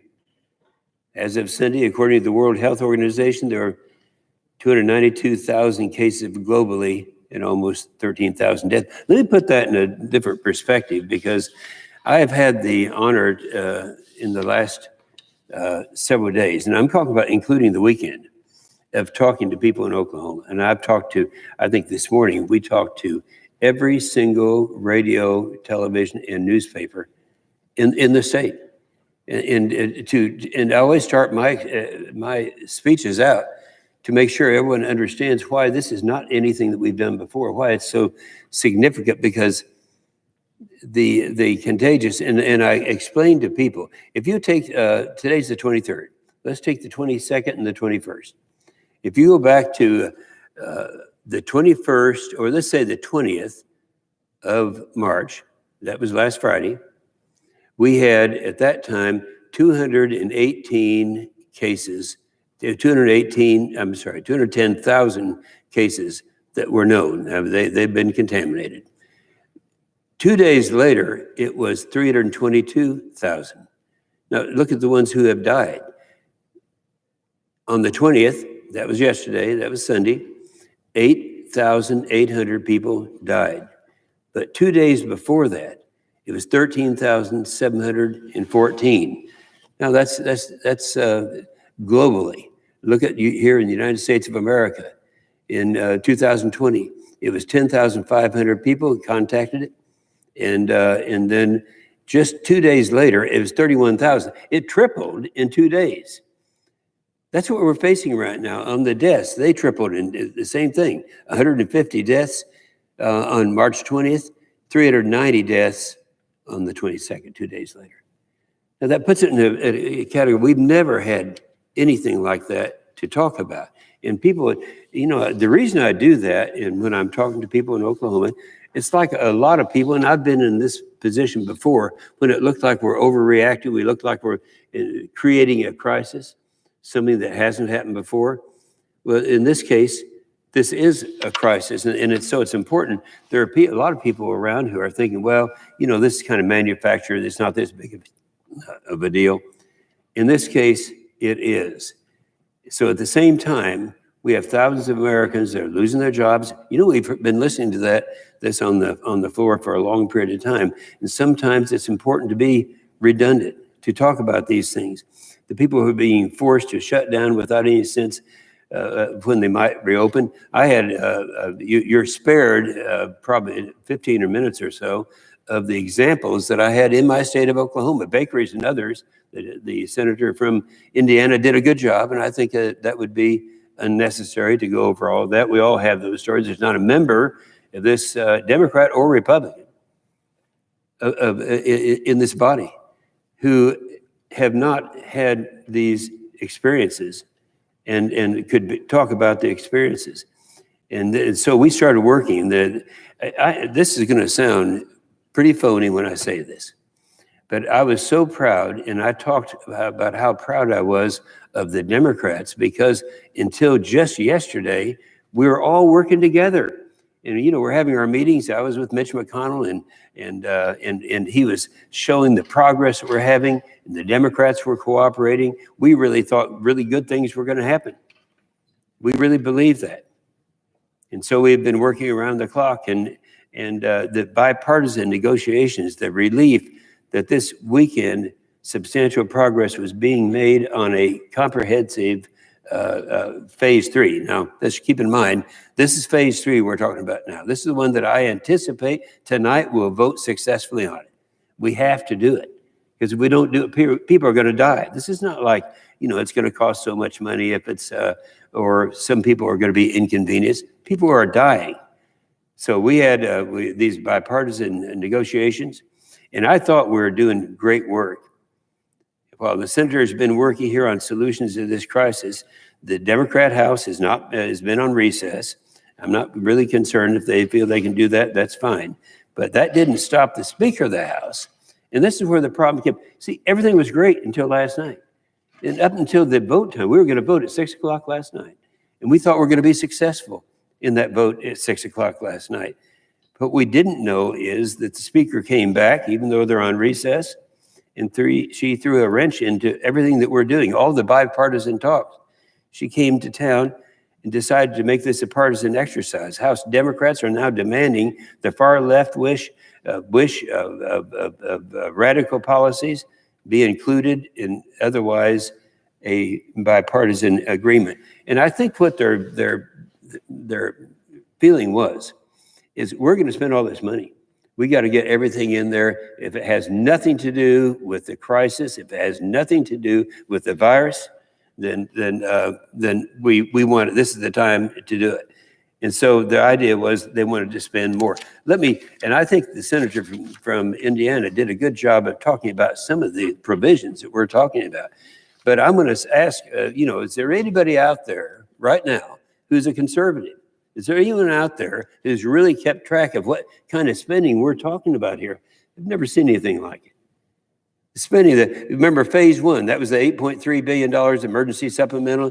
That was for state and local responses, testing kits, and that's fine. People understood that. That was $8.3 billion, phase 1. Phase 2 came along, and by the way, I have to admit that was the one phase I voted against for this reason. Oklahoma is a little different than a lot of other states. We have a larger number of small businesses in Oklahoma than most other states have. And they're the ones we've been talking to. We've been talking to because they're going to be recognizing after all the efforts they've made in their careers and what they've done, they were going to go out of business. And so one of the things that they said that they had to be corrected was found in phase 2. In phase 2, it says there that when they mandate small business do things like paid leave and other expenditures, that's fine for them to go ahead and do that if the federal government is going to refund the expenses for that. And they were going to do it, but not for several weeks. And so our position was, those of us who had a lot of small businesses, our position was that, we want to make sure that when phase 3 comes, that we have a provision in there that will change that, so that if in the event that you end up having to pay for mandated things, paid leave and other things for your employees, that's great. It's great that you're doing it, because there's no other way in this crisis we're in the middle that they can do it. But they're going to change it. And so in this thing that we're going to be voting on hopefully tonight, and I think we are, it's going to change it so that they'd be paid to be reimbursed when that time came. Now, those who are conservatives out there, I want you to keep track of what we're talking about here. And you kind of get a pencil and paper out, write these things down. I want you to know, what we're talking about. The total amount of this phase 3 is going to be somewhere around 1.6 trillion. That's a T we're talking about, not billion. This is a trillion. And if you look at the things that are in there, like the major problems in the corrections that were made in phase 2, that's part of this that's going on. The small businesses, $350 billion, write it down, add it up as we go along here, $350 billion, and that is to take care of some of the problems that came out that weren't addressed in phase 2. We're talking about loans of up to $10 million to individuals through 2020. All employers, that would be employers up to 500 employees are eligible for this. Now, that means that the repayment of that these are loans, but that's going to be delayed for 1 year. We don't have to pay back a portion of the loan, but most of that would have to be paid back. But still, that's money that's $350 billion. Healthcare provisions. All right, we have $75 that go to hospitals, $75 billion that goes to hospitals, healthcare providers throughout the country. And these are for mostly the larger hospitals. Then you have a smaller amount, $275 million that would expand services to rural hospitals. Now, in the state of Oklahoma, we have a lot of rural hospitals. A lot of our rural hospitals have gone under. I can remember one time back when Bill Clinton was the president. We had this great thing, and all my conservative friends were voting to support this. And this was a budget balance amendment that would bring the deficit down, but it was doing it on the backs of rural hospitals. At that time, I was ranked as the most conservative member of the United States Senate, and I voted against it. All my conservative friends said, wait a minute, how can you do that? We can do that because we have to have in the state of Oklahoma take care of our rural hospitals. That's in there, $275 million. Add it up, write it down. $3.5 billion, that's for vaccine development. You know, that's what has to be done. We've got to find a cure for this thing. They're doing it every day. You hear new ideas that are coming along. Is it the same thing that can be done for malaria? Is it the same thing that can be done for other problems? And again, but the cost is there. We're going to have to do that. That's $3.5 billion. Then there's a $2 billion item that's for a national security stockpile. How many people knew that there's such a thing as a national security stockpile? They don't know. You know, I'm a member of the United States Senate. I can't even tell you where it is. And the reason I can't is it's classified. People are not supposed to know where it is. But nonetheless, that there are things like masks, gowns, ventilators, and that type of thing. And it's a smaller amount, only $2 billion, but write it down and put it in there. Then there's the $500 billion. That's the support for individuals. This is the one that I hear mostly about from conservatives. So conservatives, listen carefully. There's going to be a cash payment to individuals of $1,200. $1,200. Here's a check for $1,200. Now, that would be for people in categories where they were not wealthy people. But if they're married, it wouldn't be $1,200. It'd be $2,400. That's per individual. If they have kids, for each kid, it'd be $500 additional. So that amount is out there, and that's a part of this thing that a lot of people, and particularly conservatives, look at and they don't like. But see, this is different. This is different than anything else we've done before. We're trying to survive right now. People are dying every day. I hope I don't have to go ahead and repeat what we started out with on how many people are dying every day. Unemployment benefits. Think of the cost of that. 39 weeks of unemployment benefits for the coronavirus job losses.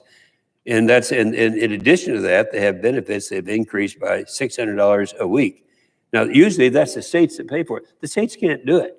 My state of Oklahoma, we have a great governor in Oklahoma, Governor Stitt, and yet he's not able to do that because we never anticipated the expenses that we're going to have. We'd never anticipated what's happened to our income, that was the revenues that come into the state that we've always expected since statehood in Oklahoma, which wasn't that long ago by comparing to other states.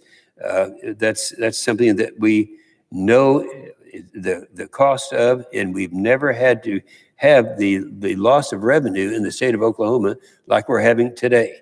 Never happened. Unemployment benefits, 39 weeks of unemployment benefits for the job losses on coronavirus.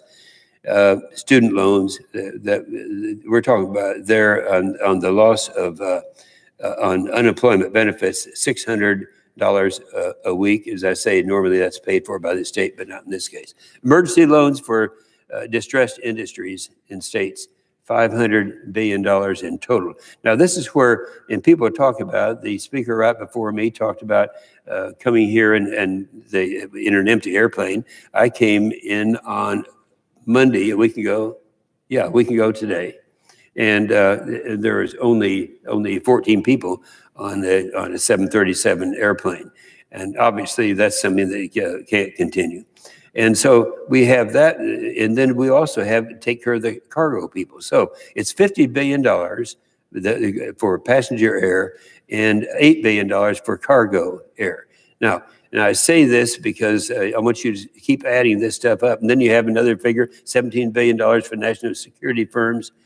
And then that leaves about $425 billion for the Treasury if they determine that something has been overlooked. And so they could take care of that. Now, I say this, and I started this out with saying I want the conservatives in America to be listening, because as of now, GovTrack had me down as the most conservative member of the United States Senate. So I want you people out there who've been adding this up to realize that even I here, with that background, are saying we're dealing with something we've never been dealt with before. And so as we look at, we see the tax credits for solar and some of these things that were a part of the liberal agenda. This is something that is going on, and that's what we're dealing with right now. Everything was great until last night, and we were making great headway. And I was complimenting the Democrats and the cooperation that we had, and we can get that back again. But this temporary thing that came in, where all of a sudden you have the Speaker of the House looking at her liberal agenda and saying, hey, there's a lot of money out there. I've got to get mine. Let's get in line and do that. And so we have, they want money for emission standards. What's that got to do with the virus? It means nothing, has nothing to do with it. It's not what Americans want, and these things have nothing to do with the crisis. So I have to say that Pelosi is going to have to wake up and take this seriously and stop playing political games. And and that's got to happen now. It's got to happen tonight. We don't have time. You stop and calculate every day that we leave, how many people are dying during that time. We've never been faced with this before. So it's time for the political games to quit, and they want us to work together in this package. I think this is what we are going to be doing. So for the last few weeks, I've been complimenting the Senate Democrats for the efforts that they're making, and all that happened came to a halt last night.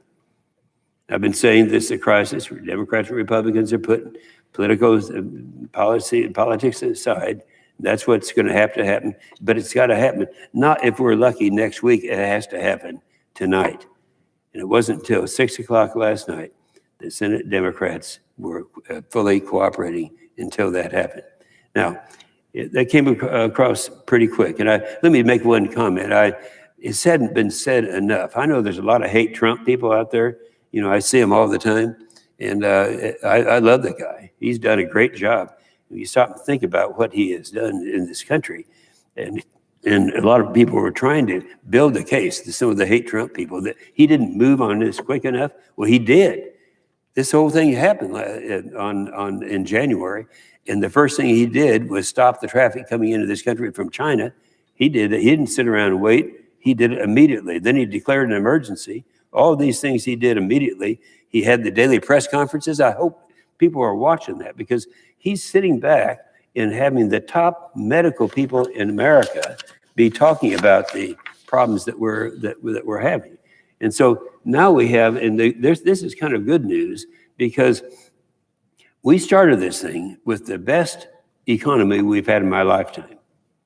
And you know, even those individuals who are the hate Trump people have to realize that this is the economy is the best economy that we've had. And he did it for a couple of ways that he did it. First of all, the big tax cut. There are two things that caused this. One was the tax cut. And I have a reason for bringing this up right now at the conclusion of my remarks. And that is that when we had the tax cut, it wasn't a Republican idea. It was a Democrat idea. That was John Kennedy. He was president in 1964. And what did he say? He said, you know, with the great society coming on, we've got to get more revenue. We've got to get more revenue, and the best way to get increase your revenue is to decrease the marginal tax rates. And he did it, and it worked. And unfortunately, he died and could not reap the benefits of that success. So the revenues came in rapidly at that time. Now, other efforts for reducing taxes have been successful too. But the reason the one of this president, President Trump, was that he coupled that with doing away with the over-regulations. And I can remember mine. I was very happy that mine was the first bill that he signed. It was a regulation. It was put together back during the previous administration. It said, if you're a domestic oil or gas company and you are competing for business with China or somebody else, you have to give them your whole playbook on how you calculated your. Well, that was giving a distinct advantage. It was part of the war on fossil fuels that this president had at that time. And anyway, so when this new president was elected, I went ahead and passed a bill to repeal that regulation. So the over-regulations, that's what made it very successful.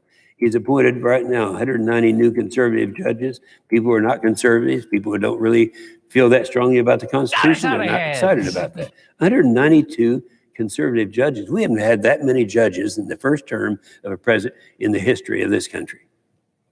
Then, including, of course, 2 judges of the United States Supreme Court. Pro-Israel.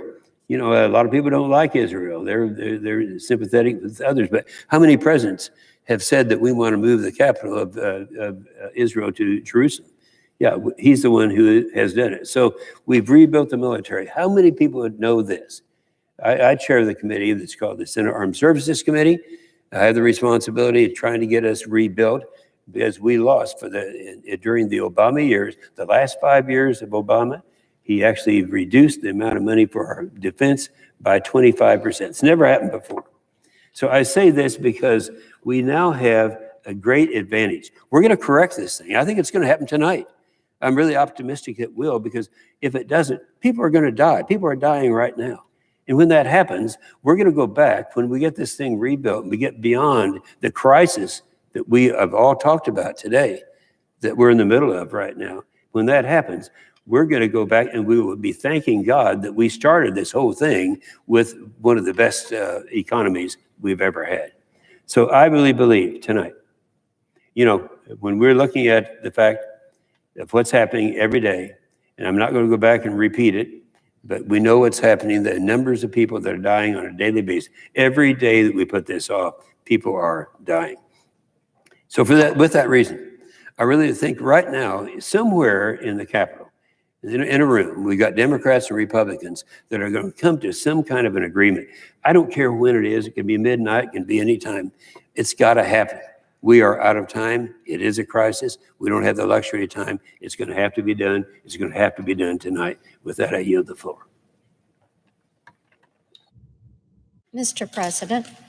The senator from Tennessee. Thank you, Mr. President. You know, it's so interesting to sit here and to listen to our colleagues, because the thing that touches me most is that we are all talking with, and listening to our constituents, and certainly Tennesseans are talking with us and expressing some of their fears. Today, earlier, I had a call from a small business owner that is in Tennessee, and she said, "I'm going to throw one of your lines back at you." And I said, "Well, what is that?" And she said, "I've heard you say before that sometimes so-and-so was on your last nerve." And I said, "Yes, you have heard me say that." And she said, "Well, you people in Washington now are on my last nerve." I said, "Really?" She said, "Oh, yes. Oh, yes. You know, I don't want my children to know that I'm afraid. I don't want them to hear me be fearful. But inside, I am screaming in silence because I need you all to get something done." See, this is a typical small business owner. She and her husband started a business. They struggled. They struggled until the Tax Cuts and Jobs Act came along. And what happened? They saw growth. And this Main Street business became their embodiment of the American dream. They were excited. Things were good. And today, she is saying, I don't know if we should hang on to our employees. I don't know if we should close the doors. I don't know what we should do. And you all can't make a decision. So I told her I fully understood where she was, because it makes me anxious too, and it disappoints me tremendously. I think there's a lot to be said about negotiating in good faith and exercising good faith and honesty to the people that you want to work with. And certainly the majority leader and the task forces felt that they were working in good faith. And what they had structured sounded really good to a lot of Tennesseans. You had a bill that basically was health care assistance, food assistance, and financial assistance. Different pockets. But most importantly, they were components that would meet the needs. And we've discussed some of these. For small businesses and independent contractors and sole proprietors and the self-employed. And I do thank Marco Rubio and Susan Collins for working with me on making certain that we included those entities. You're talking about $250 billion that would be there through unemployment insurance. And these sole proprietors and small businesses would be able to go into that and stand themselves up by drawing that money down, keeping people employed, and then having it serve as a grant. Also, for our rural communities, telehealth, and for our hospitals, $75 billion. But putting this emphasis, it was a good thing. Let's take health care to the person instead of the person having to move to the health care. Great common sense in this bill that our friends across the aisle walked away from. They walked away from it. They said no to the unemployment benefits, no to small business, no to telehealth. Then, there was also the additional funds that would be there for employers to keep people working so that these jobs would be there. Now, I will tell you this. Most folks, like the small business owner that I've talked about today, they are offended when they hear about backroom negotiations and private negotiations. What they want to do is to see action. They want to see us on this floor. They're probably a little bit amused that there is not one single Democrat coming down here to defend their vote. Not one. They're not down here. They're not speaking up as to why they do not want to help. But what were they willing to do? The House is gone. They've been gone now for 10 days. They're not here. They are not working. But Speaker Pelosi came back. Nancy came right on back into town, threw a grenade into the negotiations, wants to write her own bill.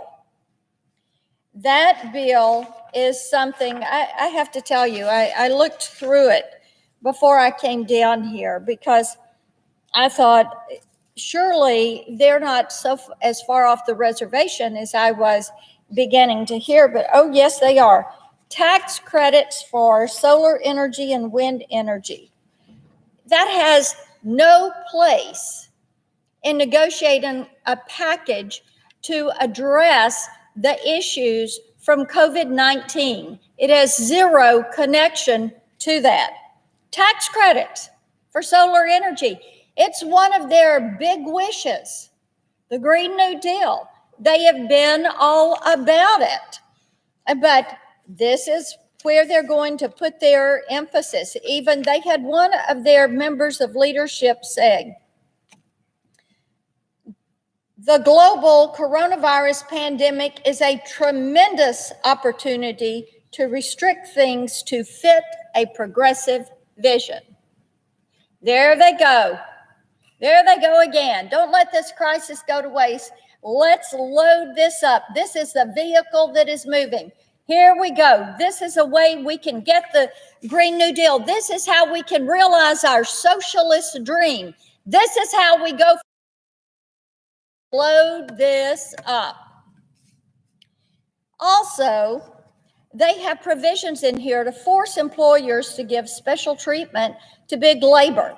That has nothing to do with solving this crisis that we face right now. It has nothing to do with the small business owner figuring out if they're going to lay people off or they're going to be able to meet payroll. Since I have been down here on this floor, 2 phone calls, one from somebody in the hotel business, another from somebody with a real estate firm. Help me with this.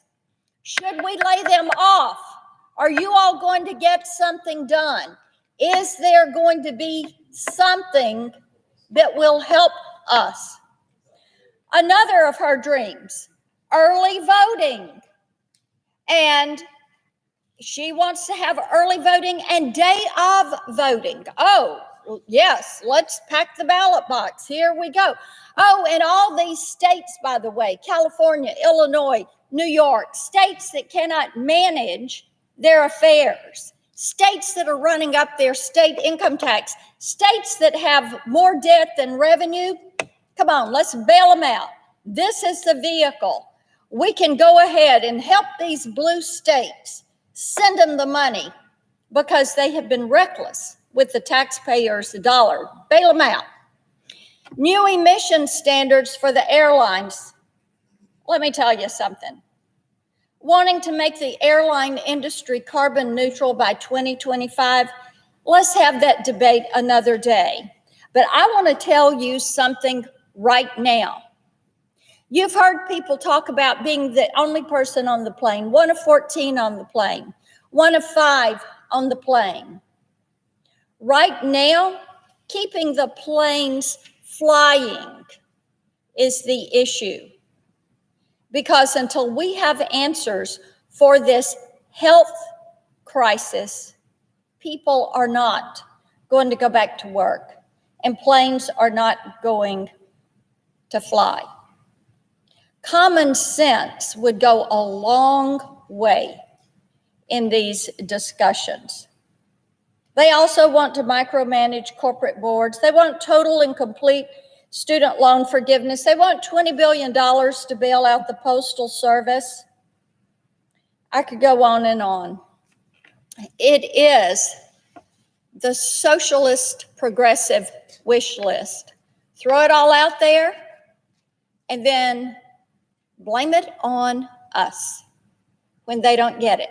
Try to force some of it onto the bill. There were Democrat senators that helped to negotiate this bill. They got provisions in this bill, many provisions that they wanted in this bill. I didn't get everything I wanted. I thought, my goodness, I prefer to see that we would refund all of the income tax you've paid this year for individuals and businesses. System is set up, money could be backed out. I like the payroll tax holiday.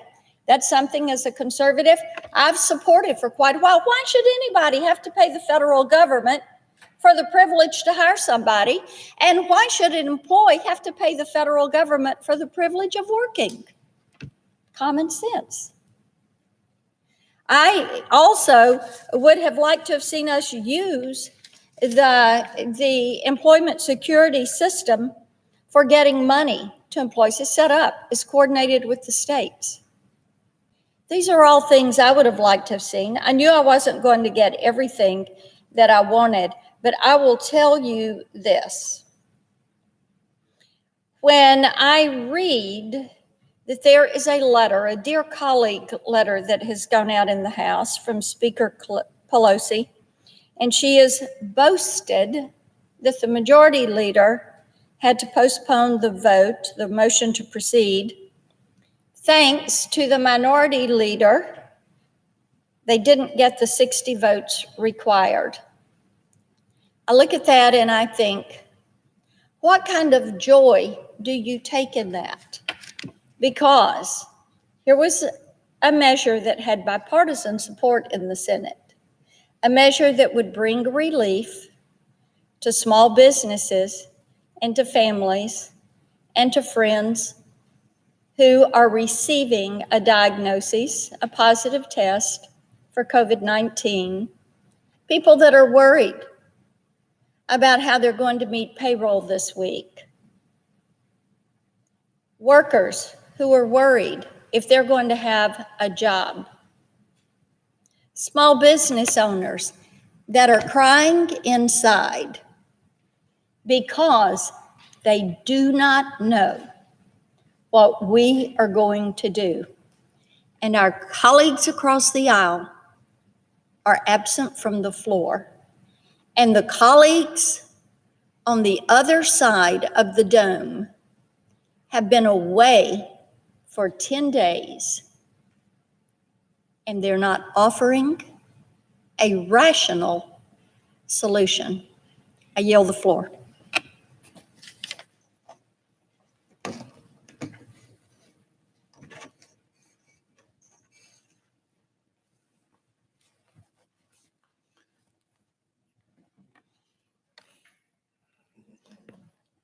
Mr. President. Senator from North Dakota.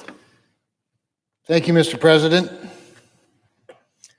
Mr. President, this is a tremendous opportunity to restructure things to fit our vision. Opportunity to fit our vision. Now, Mr. President, that's a quote, not from some communist activist leader somewhere in the United States, not from some third world general. No, that's from the third ranking Democrat in the United States House of Representatives. Let that sink in for a minute, Mr. President. Read it again. This is a tremendous opportunity to restructure things to fit our vision. And I thought a bogus impeachment was shameful enough, but clearly not. Mr. President, people in this country are dying. They're dying literally. People are losing their jobs every day, literally. More and more people are getting sick every day, Mr. President. And that's why senators rushed back here. We rushed back here to pass the House bipartisan legislation that was negotiated between the President and Speaker Pelosi. Then we let both sides work on the next steps. We passed that bill within less than 24 hours of receiving it from the House. As imperfect as it was, we passed it with 90 senators voting for it. That's how bipartisanship works, Mr. President. We worked around the clock and to craft a plan, and we succeeded. And now here we sit, listening to our Democratic colleagues pretend this is a partisan plan, as if they weren't sitting in the room as it was being negotiated. Many of their ideas are in this bill. But why are they doing that? Well, I'll tell you why they're doing it, because when we see a rising body count, they see a political opportunity. Shame on them. The Trump derangement syndrome is accelerating the coronavirus, and they should be ashamed of themselves. They see a chance to impose their vision, their left-wing radical vision on our country, because they think they can force it past us during this crisis. Their extreme partisan obstruction has blinded them. What has happened to this place, Mr. President? Why are they even here? Attempts to work across the aisle, honest attempts, attempts by rank and file Republicans and rank and file Democrats have resulted in our Democratic colleagues creating a revisionist view of what we've been doing and blind political opportunism just to advance their extreme left-wing agenda. An agenda that includes things like the Green New Deal, something that actually had a vote on the floor of the United States Senate, and guess how many of them voted for it? None. It's that nutty. None. And yet now, that's the agenda. That's their vision. That's the opportunity that they see. How about socialism for the entire economy? As though it wasn't enough just for the energy sector. Not enough just for the healthcare sector. Not enough just for the banking sector. Let's just have socialism. Let's debate which Democratic presidential candidate is the best socialist. How about hurting our farmers, our ranchers, our oil workers, our truck drivers, our restaurant owners, our manufacturers, our welders, everybody? Mr. President, we're not even asking them to vote on this plan. The vote last night was not on the bill. The vote this afternoon was not on the bill. It was simply a vote, a procedural vote to begin the debate, to continue the negotiations on the bill. Not one moment would have been lost, but guess what? Now over a day has been lost while we dither. And we're asking that when they do finally agree to help, that help the American people, that instead of killing the economy as they've been doing and the jobs, that we're ready to act on the bill. But no, not good enough for them. Many of my colleagues have talked about what's in the bill. $4 billion for the Centers for Disease Control. Do you think they could use it? How about $9 billion for child nutrition? Do you care, Democrats, about child nutrition? We've often heard you talk about it. Where is it now? How about $20 billion for veterans, Mr. President? They don't care about that? $50 billion for our farmers I spoke about. How about $75 billion for healthcare providers? Do you think your healthcare providers could use a little more assistance, Democrats? I think they could. And they need it now. They needed it yesterday. How about $350 billion for the small businesses that employ all those people that are now getting fired because they can't keep their doors open? But that's not even worth the debate to our Democratic colleagues. Oh, no. And apparently, it's all now back open for debate. Reports today say that the minority leader is holding the $50 billion for farmers hostage so they can get more of the opportunity to restructure things to fit their vision. Apparently, the majority leader either forgot or he never knew that food doesn't come from the deli, Mr. Minority Leader. Food comes from the farmer. There's no sandwich in the New York deli without the farmer growing the grain. There's no meat in that sandwich without the rancher raising the livestock. No, they don't make that food in the deli, Minority Leader. And who started all of this? It wasn't him. He tried to be helpful for a while, or at least it appeared so. No, it wasn't him. It wasn't even an uprising of the rank and file Democrats that have been filing in occasionally into this chamber. It wasn't even a breakdown in negotiations between Republicans and Democrats. It was the House Speaker, Nancy Pelosi, flying in here on an airplane powered by fossil fuels. Maybe those fossil fuels were even made by some oil from Alaska or North Dakota or Texas, demanding an expansion of what? The renewable energy tax credits and other parts of our extreme left-wing radical partisan agenda. What in the hell does that have to do with coronavirus? The absurdity of it speaks for itself. That's what we've learned to expect from the majority of our colleagues on the other side of the aisle and the other chamber of Congress. Ever since the freshman Democrat from New York became the de facto Speaker of the House. But that's the House, Mr. President. We're not the House. We're the Senate. We're supposed to be the adults in the room.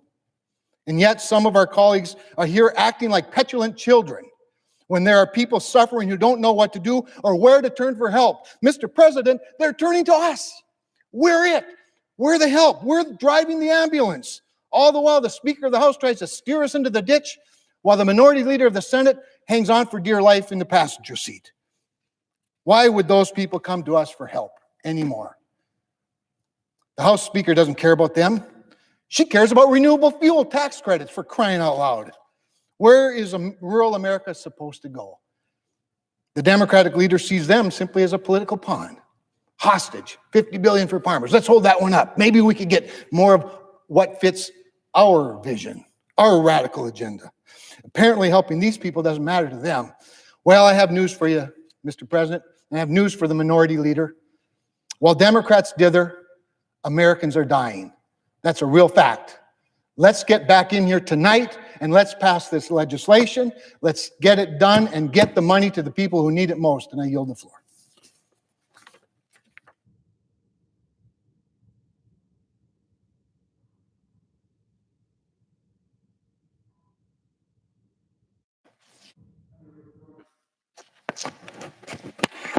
Thank you, Mr. President. Once again, I stood at this podium yesterday calling on the Senate to put politics aside and to deliver critical relief to the American people, many who are on the front lines of this war. Yet, Chuck Schumer and Senate Democrats have turned their backs on them, encouraged by Nancy Pelosi. People are getting sick. They're worried about their families. They're losing jobs, schools are closed, small businesses are days away from shutting their doors, and hospitals are running out of equipment, cash, and room. Doctors and nurses are working around the clock, and they are our first line of defense. Mr. President, people are suffering. A hospital in Tifton, Georgia faces such severe equipment shortages that they're forced to wear trash bags as protection. Many rural hospitals in Georgia only have days of operating cash left. Also in rural Georgia, children go to the bus stop to pick up the local paper. That's their education for the day while their schools are closed. In Cartersville, Georgia, Table 20 was forced to lay off nearly all their staff just to remain open, like too many others. In Athens, Georgia, the virus has turned a college town into a ghost town. And the virus is devastating its economy like too many others. All over the state, waiters, waitresses, car salesmen, mechanics, farmers, shopkeepers wonder, how will I possibly care for my family? For the last 2 weeks, I've been continuously talking with people of Georgia, cancer patients whose procedures have been canceled, families whose entire livelihoods are wiped out. People and businesses that can't pay rent, the mortgage, the car payment, groceries, get life-saving tests and procedures, families forced to cancel weddings and funerals. While the effects of this disease tear through our community, thousands of Americans are infected and also millions are facing layoffs. They are fighting with all they have. But what are Schumer and Pelosi doing? Nothing. Democrats continue to politicize this rescue. How many people must be hurt for them to leave their selfish partisanship behind and get relief to our fellow Americans? While the rest of America comes together like the Savannah Salvation Army, who holds church services outside, or Meals on Wheels, delivering meals to seniors, Democrats are playing games and holding desperately needed relief hostage. America does not deserve this. Nancy Pelosi and Chuck Schumer are putting solar panels ahead of people. Meanwhile, President Trump and his administration are working around the clock to address this crisis, but the Democrats continue the resistance. I know folks at home see it for what it is. Politicians who won't miss their own paycheck, their own benefits, they won't miss their home payments, their car payments. They're tucked away safely behind their coffee carts in their offices, taking advantage of the moment, pushing ideas that could never pass in Congress. A bipartisan bill was ready to go this weekend. This delay is entirely on their backs. It's the worst of Washington, and it's disgusting. The American people must hold Democrats to account. I will keep fighting for Georgians and all Americans with my colleagues, and I will not leave here until our work is done. I yield the floor.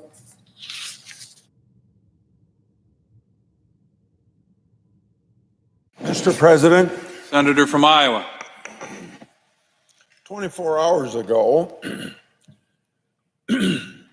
we thought we would have this legislation passed and it'd be on its way to the House of Representatives and on its way to the president soon this week for his signature so we could respond to the crisis that we're in. This legislation that you've heard several speeches tonight about is the answer to the crisis. The economic crisis, just like two other pieces of legislation we passed in the last 2 weeks and signed by the president, responded to the public health crisis. America is suffering. I don't have to tell you the stories of personal hardship and the loss, particularly economic, but now real life loss because of this virus. This serious health crisis is quickly becoming a serious economic crisis. Through no fault of their own, Americans have been sidelined to fight the virus, and the economy is unraveling as a result of the public health crisis. Every hour, more people are being laid off. Every hour, more businesses are closing their door. Every hour, families are being forced to figure out how they're going to pay their bills. Without a doubt, this is a crisis. Hundreds of thousands of people this week going to the unemployment office. But you wouldn't know it by watching the Senate Democrats drag their feet on much needed relief for Americans. Not just for Americans, get the entire economy moving. So how has this evolved to the point that it has now? Last night, number one, and not once today, but twice today, so 3 times. We've tried to get this bill up on the United States Senate floor just for debate. We've been filibustered on procedural votes just to allow us to debate this relief package. It's a package that we've been working on in a bipartisan way for several days now. This sort of activity by the Democrats, senators, is outrageous. They're blocking a bill that includes relief that we all agree is needed for the American people. They say that this wasn't a bipartisan effort. That's what we've heard all day. Really? Well, I've had very good working relationships, very good dialogue, some disagreement, but coming together with my Democrat colleague on the Finance Committee, several of my Democrat colleagues on the Finance Committee, in meetings on Friday, Saturday, to work out a bipartisan bill that we could be voting on now. So they say it wasn't a bipartisan effort. Really? Then who were all those people sitting in the same room I was, negotiating around the clock for multiple days? The fact is that we worked with Democrats on this bill, and we worked in good faith together, both sides. And we included many provisions that Democrats wanted because we started with what Republicans thought was a good bill to solve these economic problems. And so we had to change some Republican issues. We had to add some Democrat issues. In fact, they don't want to admit it in the legislation, but many of my colleagues on the other side, just this very day, have come to the Senate floor to brag about the areas where we agree. These are provisions in this bill, but in the same breath, they call this a partisan bill. That makes no sense. Why would they want to say that a bill that we worked in several days, working out differences between Democrats and Republicans, that it's a partisan bill? They also claim that this bill contains so-called corporate bailouts and not enough funding for workers and healthcare providers. Well, let me say that loaning money to small business and big business, that has to be paid back. In the case of small business under this bill, I have to admit that if they have less than 500 employees and they get benefit from it and they don't lay anybody off, it'll be a forgiven loan. But for really large corporations, let's say like getting the airlines flying again, because the public depends on them, because there's millions of jobs connected with the airlines. Giving them loans is a bailout? No, it's not. It's a jobs bill. So those millions of people working for the airlines can continue to work, and the flying public can fly when they want to fly. That's my response to the fact that this is not a corporate bailout like they want you to believe, and no help for individuals. But let's look at the facts for helping individuals. This bill would send $1,200 to almost every American immediately. If it's a family, couples, $2,400. And families would get $500 for each child. And it's meant that this money would be out to these families that need this help as just as fast as the IRS can get it out. And it's no different than what we did in 2008 with the Great Recession that we were going into at that particular time. This bill also responds to what Democrats ask us to do: beef up the unemployment insurance program, benefiting those people laid off. Now, all 50 states have a different figure for what unemployment pays unemployed people in that particular state. But whatever that figure is, our bill would add $600 per week for a period of 3 months.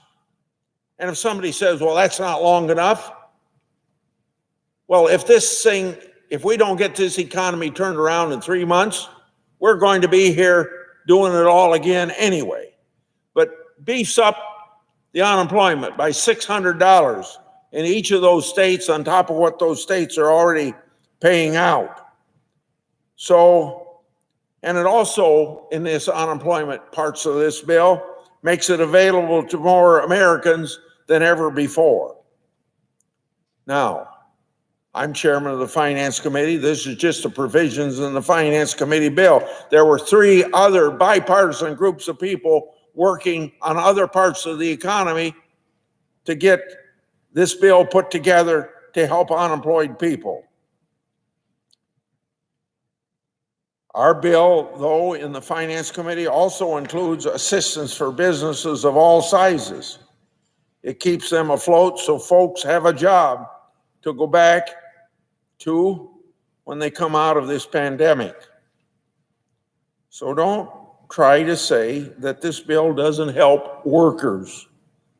The bill also includes about $100 billion for healthcare workers and helps to speed up delivery of treatments and help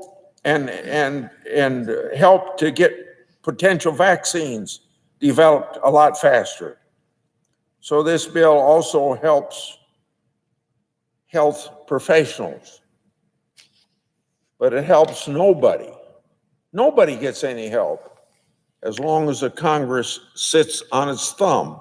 And that's what we've been doing all day when this bill could have been passed and sent to the House.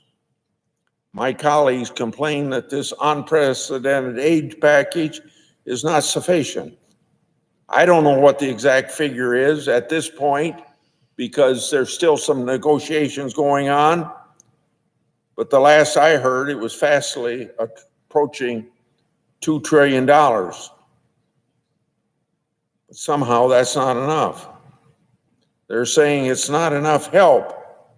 So while they're saying nobody gets any, it's not enough help, nobody's getting any help. I don't understand it. As I've already alluded to, we passed phase 1 legislation to help 2 weeks ago. We passed phase 2 last week. We're working on phase 3. So if we need more help down the road, we'll have that opportunity when we know for sure what the situation is. We don't have to address for the next 10 years some things in this that they're trying to negotiate now.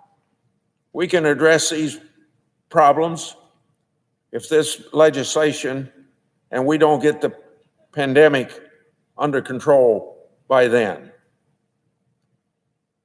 So there's no excuse for not delivering what we can do this very day.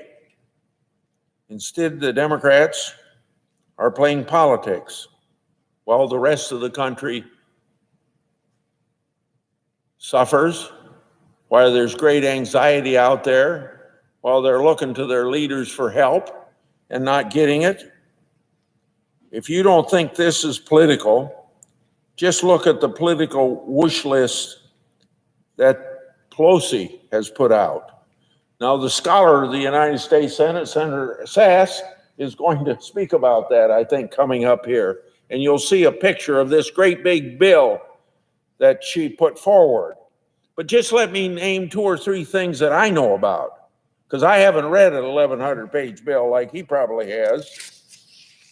They want to erase the Postal Service debt. What does that have to do with hundreds of thousands of people going to the unemployment office today? They want to require same-day voter registration. What does voter registration have to do with the crisis of unemployment and the pandemic that we're facing today? They want to saddle the airlines with crippling new emission standards. What does that have to do with the unemployed today? The people that are suffering, the anxiety that's out there that people have because they don't know how bad this situation is and they know they're losing their job. This legislation also wants to resurrect the Green New Deal. At the same time, families are losing their income. My colleagues, now is just not the time for this sort of horseplay. There will be plenty of opportunities to debate these policies later, not when we have a crisis on our hands. In other words, not now. Just a few days ago, our bipartisan talks were going very well. We made incredible progress over the course of a few days that we put this together, so we have a bipartisan bill. So to my Democrat colleagues, please put your swords away. Please focus on the task at hand. Please stop the delaying tactics and the politicking. America needs us to deliver. Now's not the time for more foot dragging and procedural delays. I yield the floor.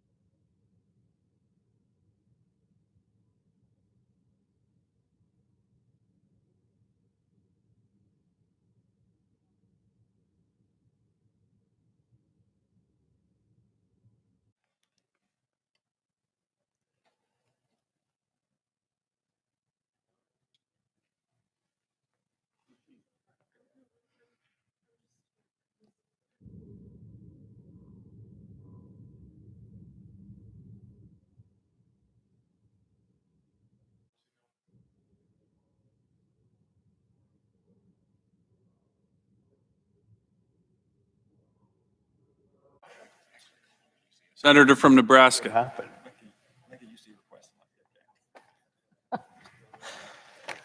Mr. President, my chairman on the Finance Committee, Chairman Grassley, who just left the floor, called me a scholar, and I think he meant it as a compliment, but it doesn't feel like that today.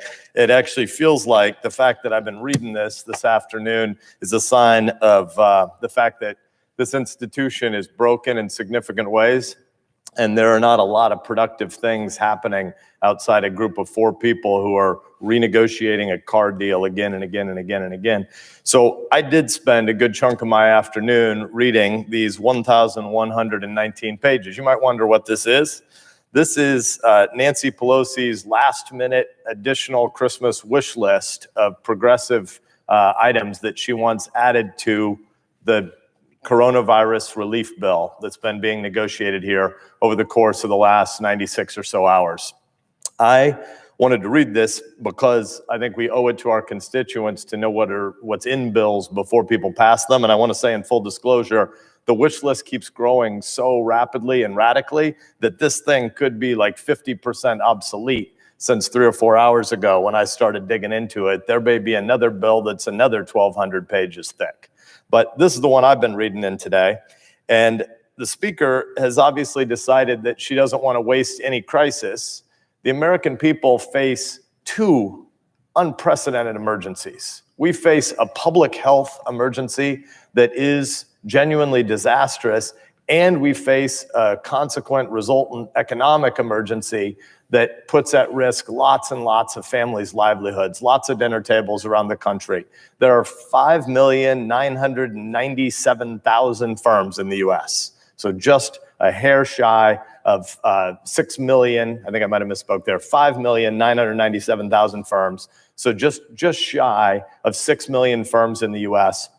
And lots and lots and lots of those, the overwhelming majority of firms and 47% of all employment is small business in America. It's firms of 500 or fewer employees. These are family businesses. These are corner stores. Lots and lots and lots of these people live on an average, their businesses live on an average of 16 days of cash. And so when the country is shut down in the midst of something like the coronavirus crisis, there are lots of businesses that only have about 2 weeks before they may cease to exist and just go poof, or do something, go down some other pathway that leads them to become dependencies of the state. So we have 2 massive crises in this country, one public health and one economic. And this place often lies and pretends there's some piece of legislation that can solve every problem on earth. That isn't true. But in this case, both of these emergencies need lots and lots of help and bandage and salve and lifelines, life preservers from this institution. And that's why so many people around here have been working all night, overnight, 3 or 4 days in a row. A number of us have been in this chamber till midnight or 1 a.m. multiple nights. I'm a 4 a.m. wake-up guy, so I'm usually in bed by 9 p.m. When I'm here at midnight or 1 a.m., it's well past a period of coherence. And so when we're working around the clock, it's because there's an emergency. Lots and lots and lots of stuff in this 1,119-page additional bid from Nancy Pelosi have nothing to do with the coronavirus emergency. And so I want to take us through some of what is in this piece of legislation, but I'm going to pull up for a minute as I recognize that the majority leader, who's at the center of this negotiation, has entered the chamber. And so I'm going to yield to him and let him make whatever updates he wants to give us in this chamber, and then I will return to this piece of legislation after the majority leader. Mr. President. Majority Leader. I say to my friend from Nebraska, I'll be very brief here. I send a cloture motion to the desk. Clerk will report the cloture motion. Cloture motion. We, the undersigned senators, in accordance with the provisions of Rule 22 of the Standing Rules of the Senate, do hereby move to bring to a close debate on the motion to proceed to calendar number 157, H.R. 748, an act to amend the Internal Revenue Code of 1986 to repeal the excise tax on high-cost employer-sponsored health coverage, signed by 17 senators. I ask consent the reading of the names be waived. Without objection. I ask consent the mandatory quorum call for the cloture motion be waived. Without objection. Senator from Nebraska. Thank you, Mr. President. So I want to be clear. I yield to the majority leader. Just one further observation. We'll not be having any votes tonight. Senator from Nebraska. Thank you, Mr. President. I want to be clear. This negotiation has been messy. There's lots and lots in this bill that I don't like. There's lots in this bill that is also critically important and necessary and urgent for the American people. But there are a bunch of things in here that I think stink, frankly. I don't like firm-specific money in legislation, so I don't like much of the airlines section of this bill. The airlines didn't do anything wrong at this moment when all their travelers fall off because of the pandemic before them. But there are pieces of the way any legislation like this is written when it has specific firms in it that I dislike and I think should be done more effectively over time. But this is following a model of how these portions of legislation have been written around here in the past. I don't like the direct payments that Washington is going to try to renew long after the American people have defeated the coronavirus. There's a lot in this legislation that I don't like, but there are things that we should all be applauding. This legislation tries to turbocharge vaccine development. We need what my friend and your friend, the senator from Montana, calls a Manhattan Project for the vaccine accelerator. We need to go lots faster figuring out how to remove barriers to enable companies at this time to seek to be effective over efficient in ways that pluralize lots and lots of different pharmaceutical firms competing at once and taking 3 or 4 steps of the drug development or the vaccine development process and trying to run them in parallel instead of in sequence, because the American people and the world need this vaccine. There are things that we should be proud of in that part of the legislation. I like the fact that this legislation, not the Pelosi legislation, but the composite compromise bill that the Senate's been working on over the last 4 days. I like the fact that this legislation tries to help small businesses stay alive during this period of zero revenue with well-structured loans.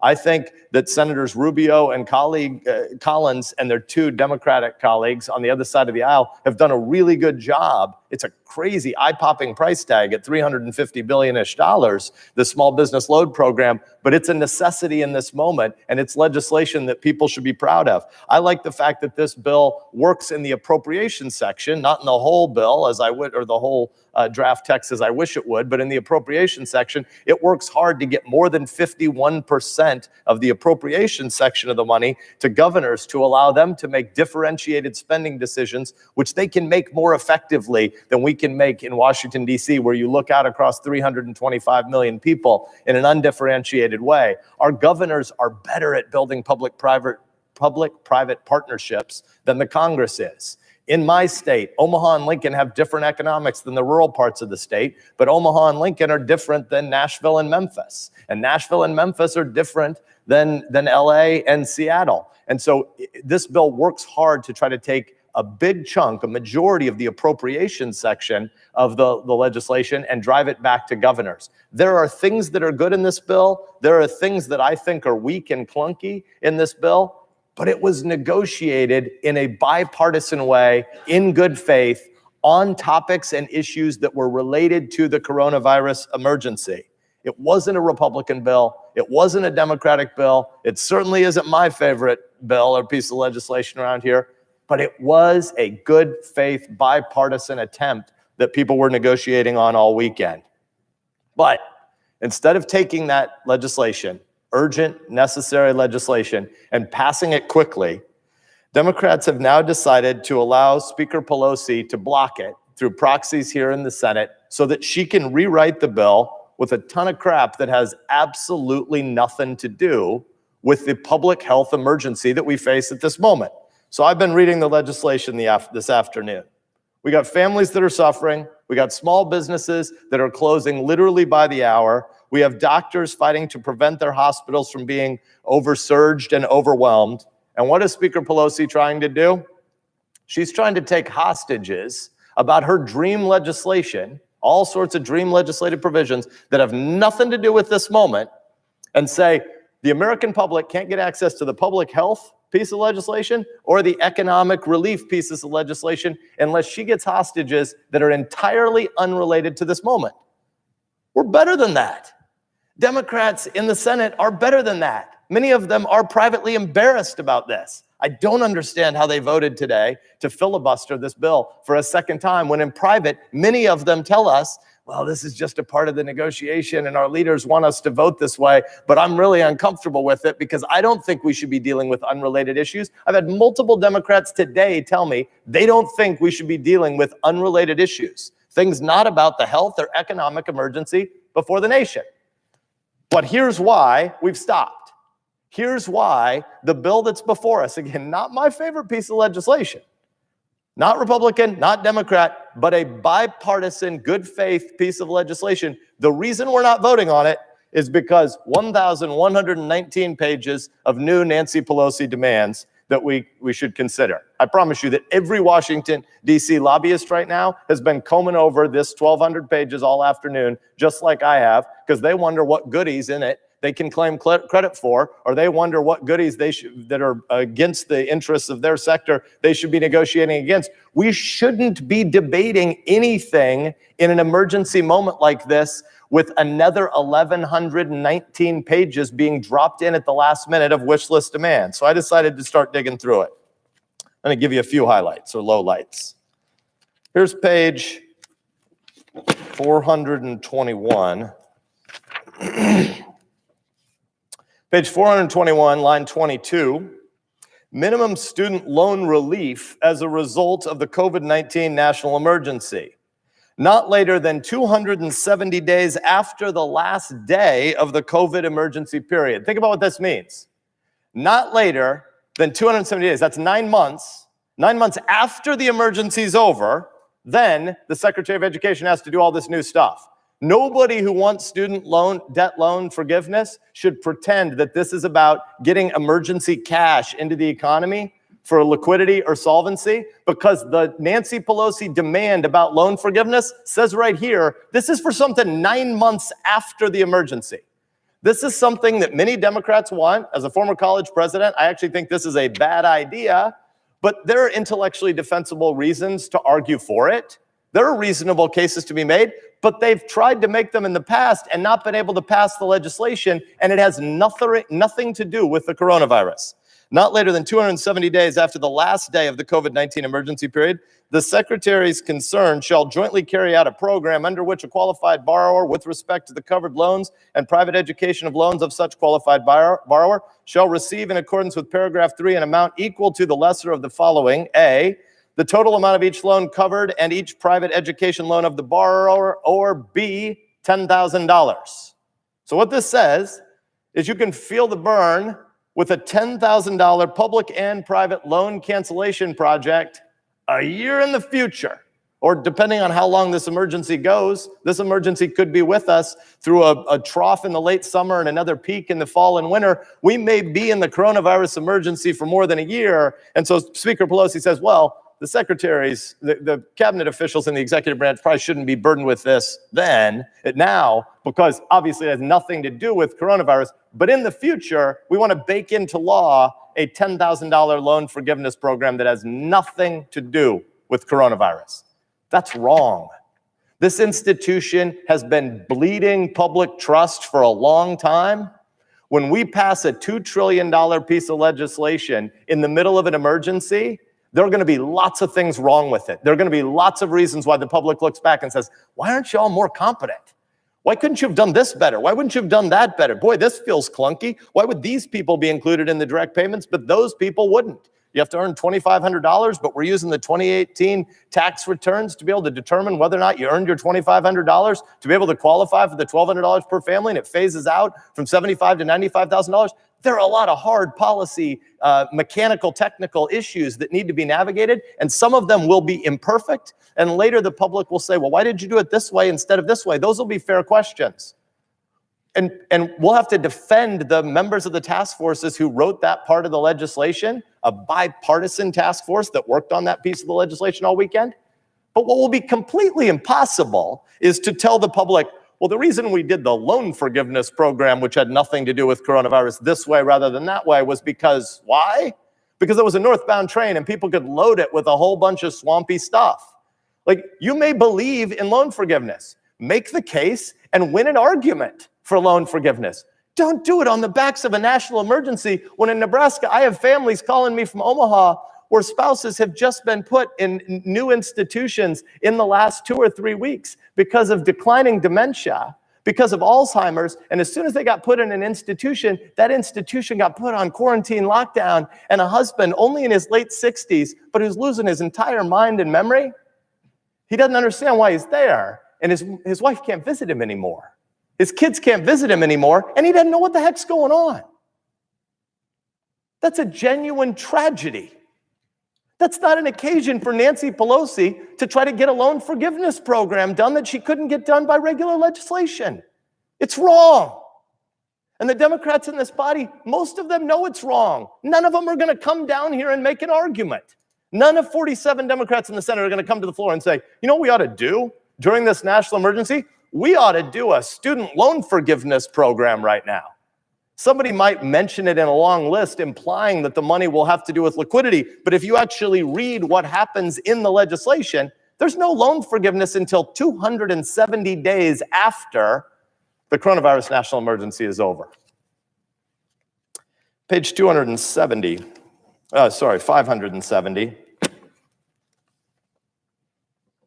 Not even coronavirus can put a pause on our culture wars. Line 14, the Congressional COVID-19 Aid Oversight Panel, in conjunction with SIGTARP, I don't know what that acronym means, shall collect diversity data from any corporation that receives federal aid related to COVID-19 and issue a report that will make publicly available no later than 1 year after the disbursement of funds. In addition to any other data, the report will include all the following. Number one, employee demographics, the gender, race, and ethnic identity, and to the extent possible, results disaggregated by ethnic group of all corporation employees, as otherwise known or provided voluntarily for the total number of employees, full and part-time, ...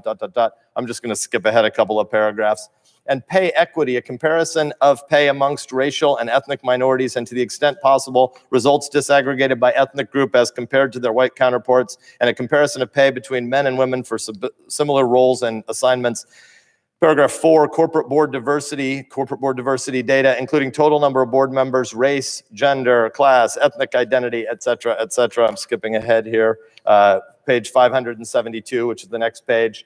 Paragraph E, any corporation that receives federal aid related to COVID-19 must now maintain officials and budgets dedicated to diversity inclusion initiatives for no less than 5 years after blah, blah, blah. None of this has anything to do with the coronavirus. There are all sorts of real racial issues in America that need to be addressed, but none of this has anything to do with the coronavirus. If you want to argue for this legislation, argue for this legislation. Once people in nursing homes in Nebraska aren't being locked out of being able to visit their family members with Alzheimer's and dementia. Page 681.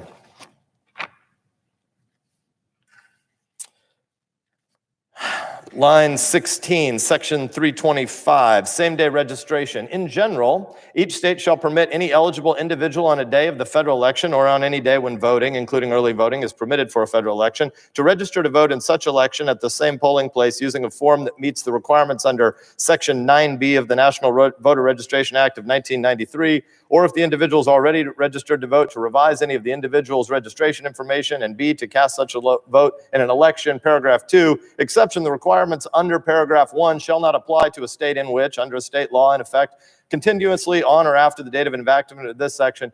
You see, what this is about same-day voter registration, because November 3rd is just 225 days away. And if there's anything the American people are worried right now about, it's that they would like Washington, D.C. to take away the authority of 50 secretaries of state and determine the way you conduct local elections in America. This has absolutely nothing to do with coronavirus. Absolutely nothing to do with coronavirus. This isn't a Republican versus Democratic scream. This is nonsense. This is 99% of the American public, if they were in this gallery, would be shaking their head and rolling their eyes and saying, what? You guys are trying to decide that the federal government should, for the first time in U.S. history, change the way local elections are conducted by secretaries of state in America? By the way, there's no one in the gallery for a reason. The gallery is shut down because we're in the middle of a pandemic. So this probably isn't the time to be having a debate about whether the federal government should micromanage the way our 50 states conduct their elections.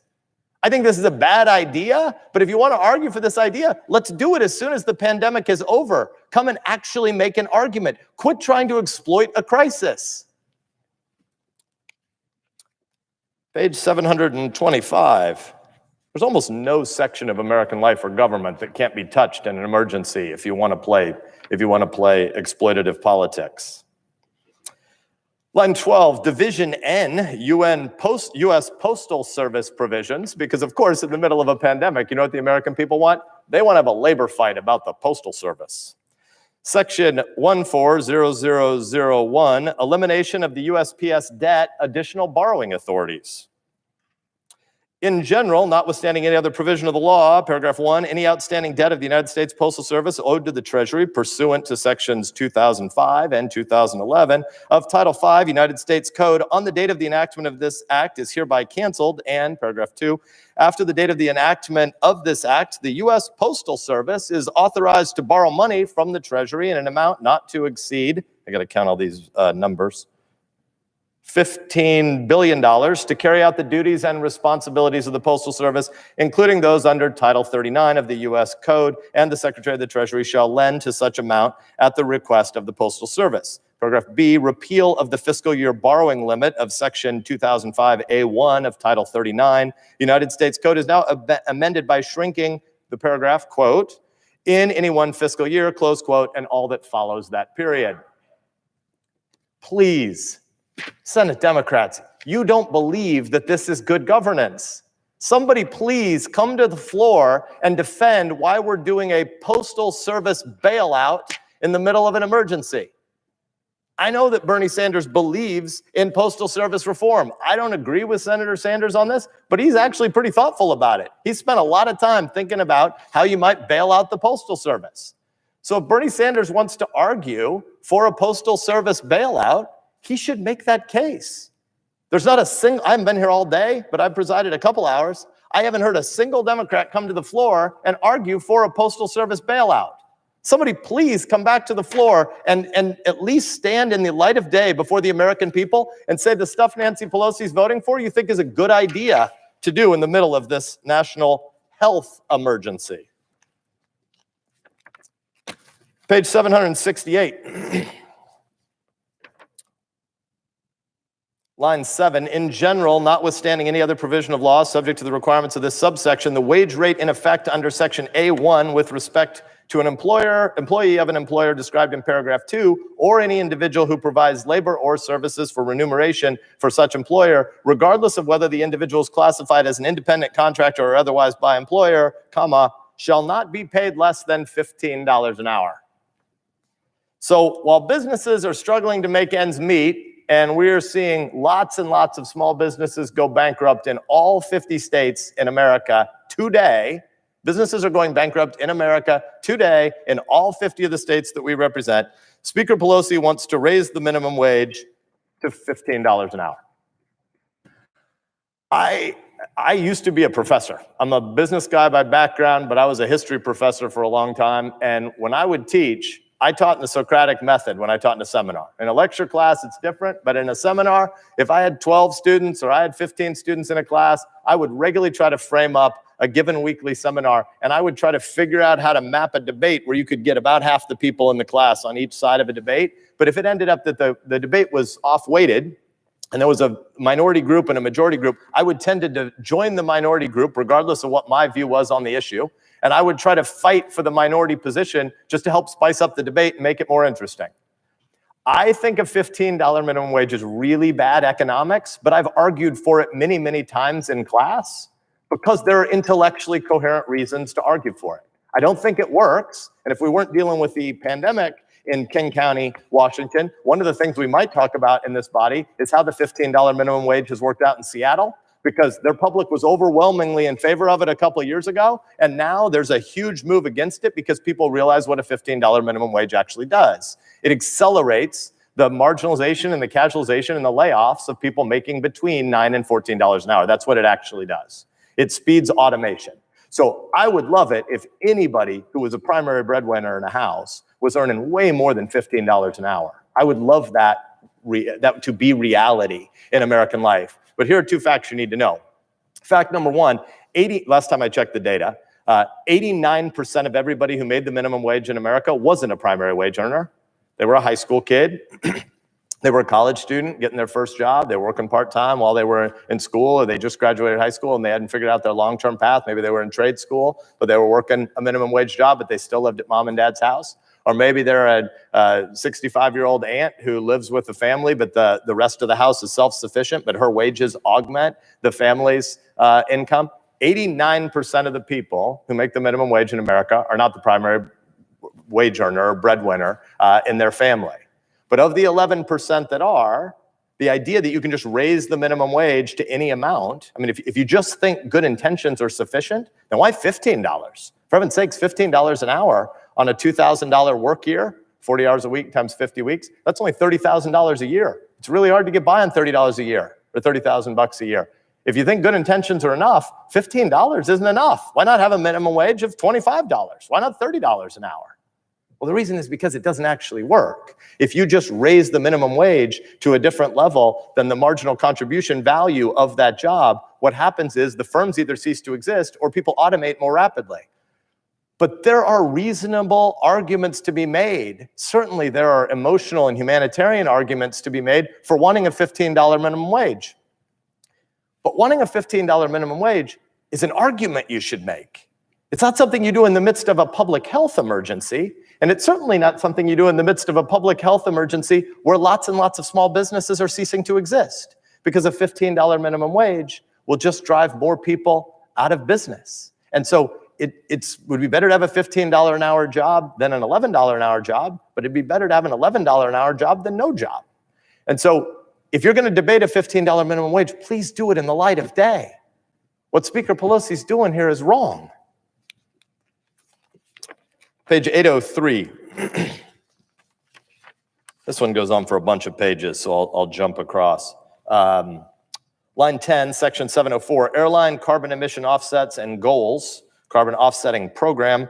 In general, not later than 90 days after the enactment of this act, the administrator of the Federal Aviation Administration shall require each air carrier receiving assistance under section 101 to fully offset the annual carbon emissions of such air carriers for domestic flights beginning in the year 2025. The administrator of the Federal Aviation Administration shall require each air carrier receiving assistance under section 101(2)(a) make and achieve a binding commitment to reduce the greenhouse gas emissions attributable to the domestic flights of such air carrier in every calendar year beginning in 2021 on a path consistent with a 25% reduction in the aviation sector's emission levels from 2005 levels by the year 2035. And a 50% reduction in the section's emissions from 2005 to apply by the year 2050. This is like something out of the Green New Deal for the age of COVID, but it's just the technocratic piece for airline emissions. And here we're dealing with the part about airline emissions from the year 2035 to the year 2050. If you've been looking at the data this afternoon, one of the things that Scott Gottlieb has been talking about a lot today is we see that the hospitalization rates and the case fatality rate for the 45 to 54-year-old hospital admissions COVID-19 patients in the US look a lot worse than we thought they were a week ago. There's some things on the Italy curve that are scary and ugly. There's some pieces of it where we might think there are little bits of hopeful signs that as we have a lot more positive tests, but we know we simultaneously have community transmission problems, but we also have a lot more testing. If you get more positive tests, some of that's because you have more positive confirmation of disease, but some of it's just because you're doing more testing. There's some things that might be mildly good news, but Gottlieb has been talking today, former FDA commissioner, has been talking about some really bad news, which is we talk about this disease as being particularly bad for people over 60, but there's been a lot of hopeful signs, besides our love of neighbor obligations not to be transmitting the disease to our grandmas and to our parents and to the elderly among us. But it looks like among 45 to 54-year-olds, if the death rate does look to be, we don't know, but on some preliminary data, looks to be between 0.5 and 0.7% compared to flu at 0.1% across the whole population. That would be a stunningly high case death rate among the 45 to 54-year-olds. You know what none of those people care about right now? Maybe they care about it, but they don't think that we should be legislating on without any long debate. None of them are talking about airline emissions between the year 2035 and 2050. Nancy Pelosi shouldn't be talking about it either. Page 911. I'll stop soon. I see one of my colleagues waiting to talk. Page 911, line 3, section 404, modification of the special rules for minimum funding standards for community newspapers.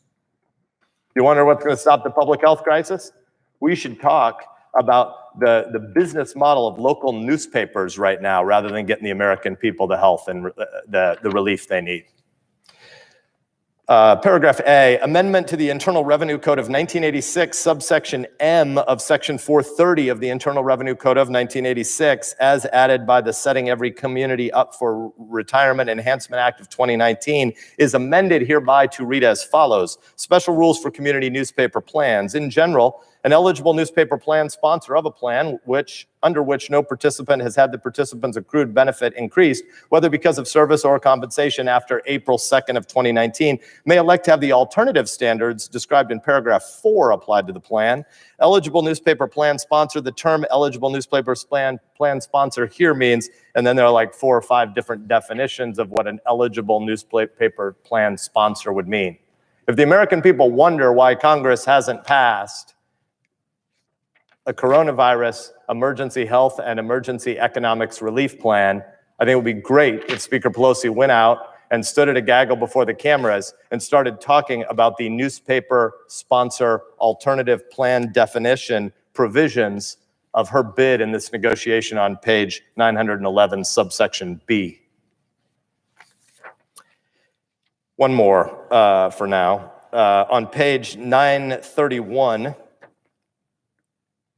rehabilitation of multi-employer pension plans, line 16, paragraph A, establishment. There is established in the Department of Treasury an agency to be known as the Pension Rehabilitation Administration. By the way, there is no such thing. This doesn't exist. It's being created of whole cloth here. So in the middle of a national health pandemic emergency, we're creating new bureaucracies to deal with insolvent pensions. There is established hereby a position and position of director. There shall be a head of the Pension Rehabilitation Administration as a director who shall be appointed by the president to a term in general. A term of director shall last 5 years. I'm going to stop. This is wrong. This ought not to be happening. It's not being done in good faith. Basically, none of this stuff is really going to be considered in any negotiation. It's a guise and a ruse to try to move the goalposts. Once people played 9 innings of a baseball game in a negotiation and somebody decided to use a whole bunch of their pitchers, then the decision was made, hey, let's add 5 more innings to the baseball game. The American people are waiting for this Relief Act, and it's gone on for another 36 hours here for no reason that's honorable and sincere. There are a whole bunch of big and real debates that could be had inside the 4 corners of the 5 task forces that helped write this piece of legislation. There are lots of reasonable debates to be had inside that. Throwing in a laundry list of Christmas list fighting is why this place bleeds public trust. The Democratic whip in the House said it explicitly, quote, a tremendous opportunity exists in this crisis, I'm adding in brackets, to restructure things here to fit our vision, close quote. None of these things, none of these 1,119 pages are about solving the crisis. None of the 9 paragraphs that I decided to read beat the virus. None of these things keep small business alive. I get it. Speaker Pelosi is a liberal progressive from San Francisco. I'm a conservative from Nebraska. We have a different political philosophy. That is fine. It is completely reasonable for us to debate politics and policy and ideology when we're not in the middle of a crisis. Speaker Pelosi could bring her liberal wish list to the House floor for a vote anytime she wants. Unlike most of us, she controls an agenda. But she ought to have the decency to vote on her ideologically driven wish list after this emergency legislation has been passed. We're better than this, and this is not the way to restore the public trust. We should do better. Thank you, Mr. President. Let's go. Mr. President, I know we're all talking about the unprecedented times that we're facing in our nation, but I want to talk about something that we have in common, something that's pretty remarkable that I think we all need to remember that we have in common. We represent incredible people, the American people, who are doing so much right now in Alaska, in Colorado, in Nebraska, in Montana, in Connecticut, to help each other. So much. I frequently tell my constituents as we're talking about getting through this crisis, everyone has a role to play. Young, old, business leaders, elected leaders, union members, and everybody is playing a role. So I am very proud of my constituents in Alaska, and I know that everybody in this body is proud of what their constituents are doing right now, the best of our nation. Right now, you know, we talk a lot about how we're teleworking. Well, I like to remind folks that there's some Americans, a lot of Alaskans, thousands, millions, who can't telework. Our healthcare professionals who are on the front lines, our first responders, our truck drivers, port workers, Alaskans who are stocking the grocery store shelves, picking up our refuse, parents who are teaching their children at home, local restaurants who are working day and night to continue to provide takeout food. So many people are doing such good work. There's an incredible outpouring of generosity from all of our citizens, all Americans. We're hearing about it. From our small businesses donating their time and services to help people in their communities, to volunteers, to our nonprofits.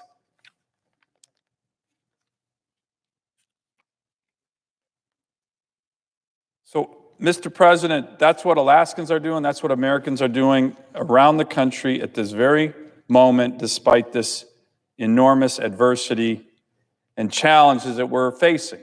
One of the most unprecedented challenges in our history. Extraordinary precarious times right now. People are concerned, obviously, about their health.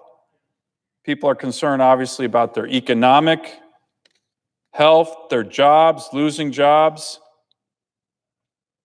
retirement accounts, life savings, people being told to stay at home, hardworking Americans, Alaskans who have worked their whole lives, who don't know even how they're going to pay for their groceries or rent.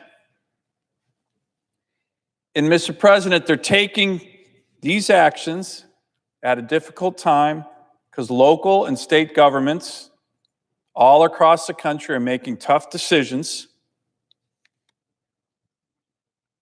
working with their communities to help make sure that the collective whole of our societies, whether in Anchorage or Fairbanks or other places in America, are going to get through this health crisis. The bottom line is they're coming together, shared sacrifice. And I am so proud of the people I represent, and I know my colleagues on both sides of the aisle are as well. Something that we have a lot in common. Now, there was an article in the Washington Post just the other day, like 2 days ago, and it said something like, you know, America's gotten through a lot of challenges before. World War II, the Civil War. But this article went on to say, but perhaps the American people don't really have the mettle or the resiliency to get through this one. That was kind of the gist of this article. Classic, clueless, inside the Beltway reporting. We're not the same America that got through other challenges. We don't have the mettle. Well, I would suggest these Washington Post reporters need to get out of D.C. Maybe they should come to Alaska. Maybe they should come somewhere else in America.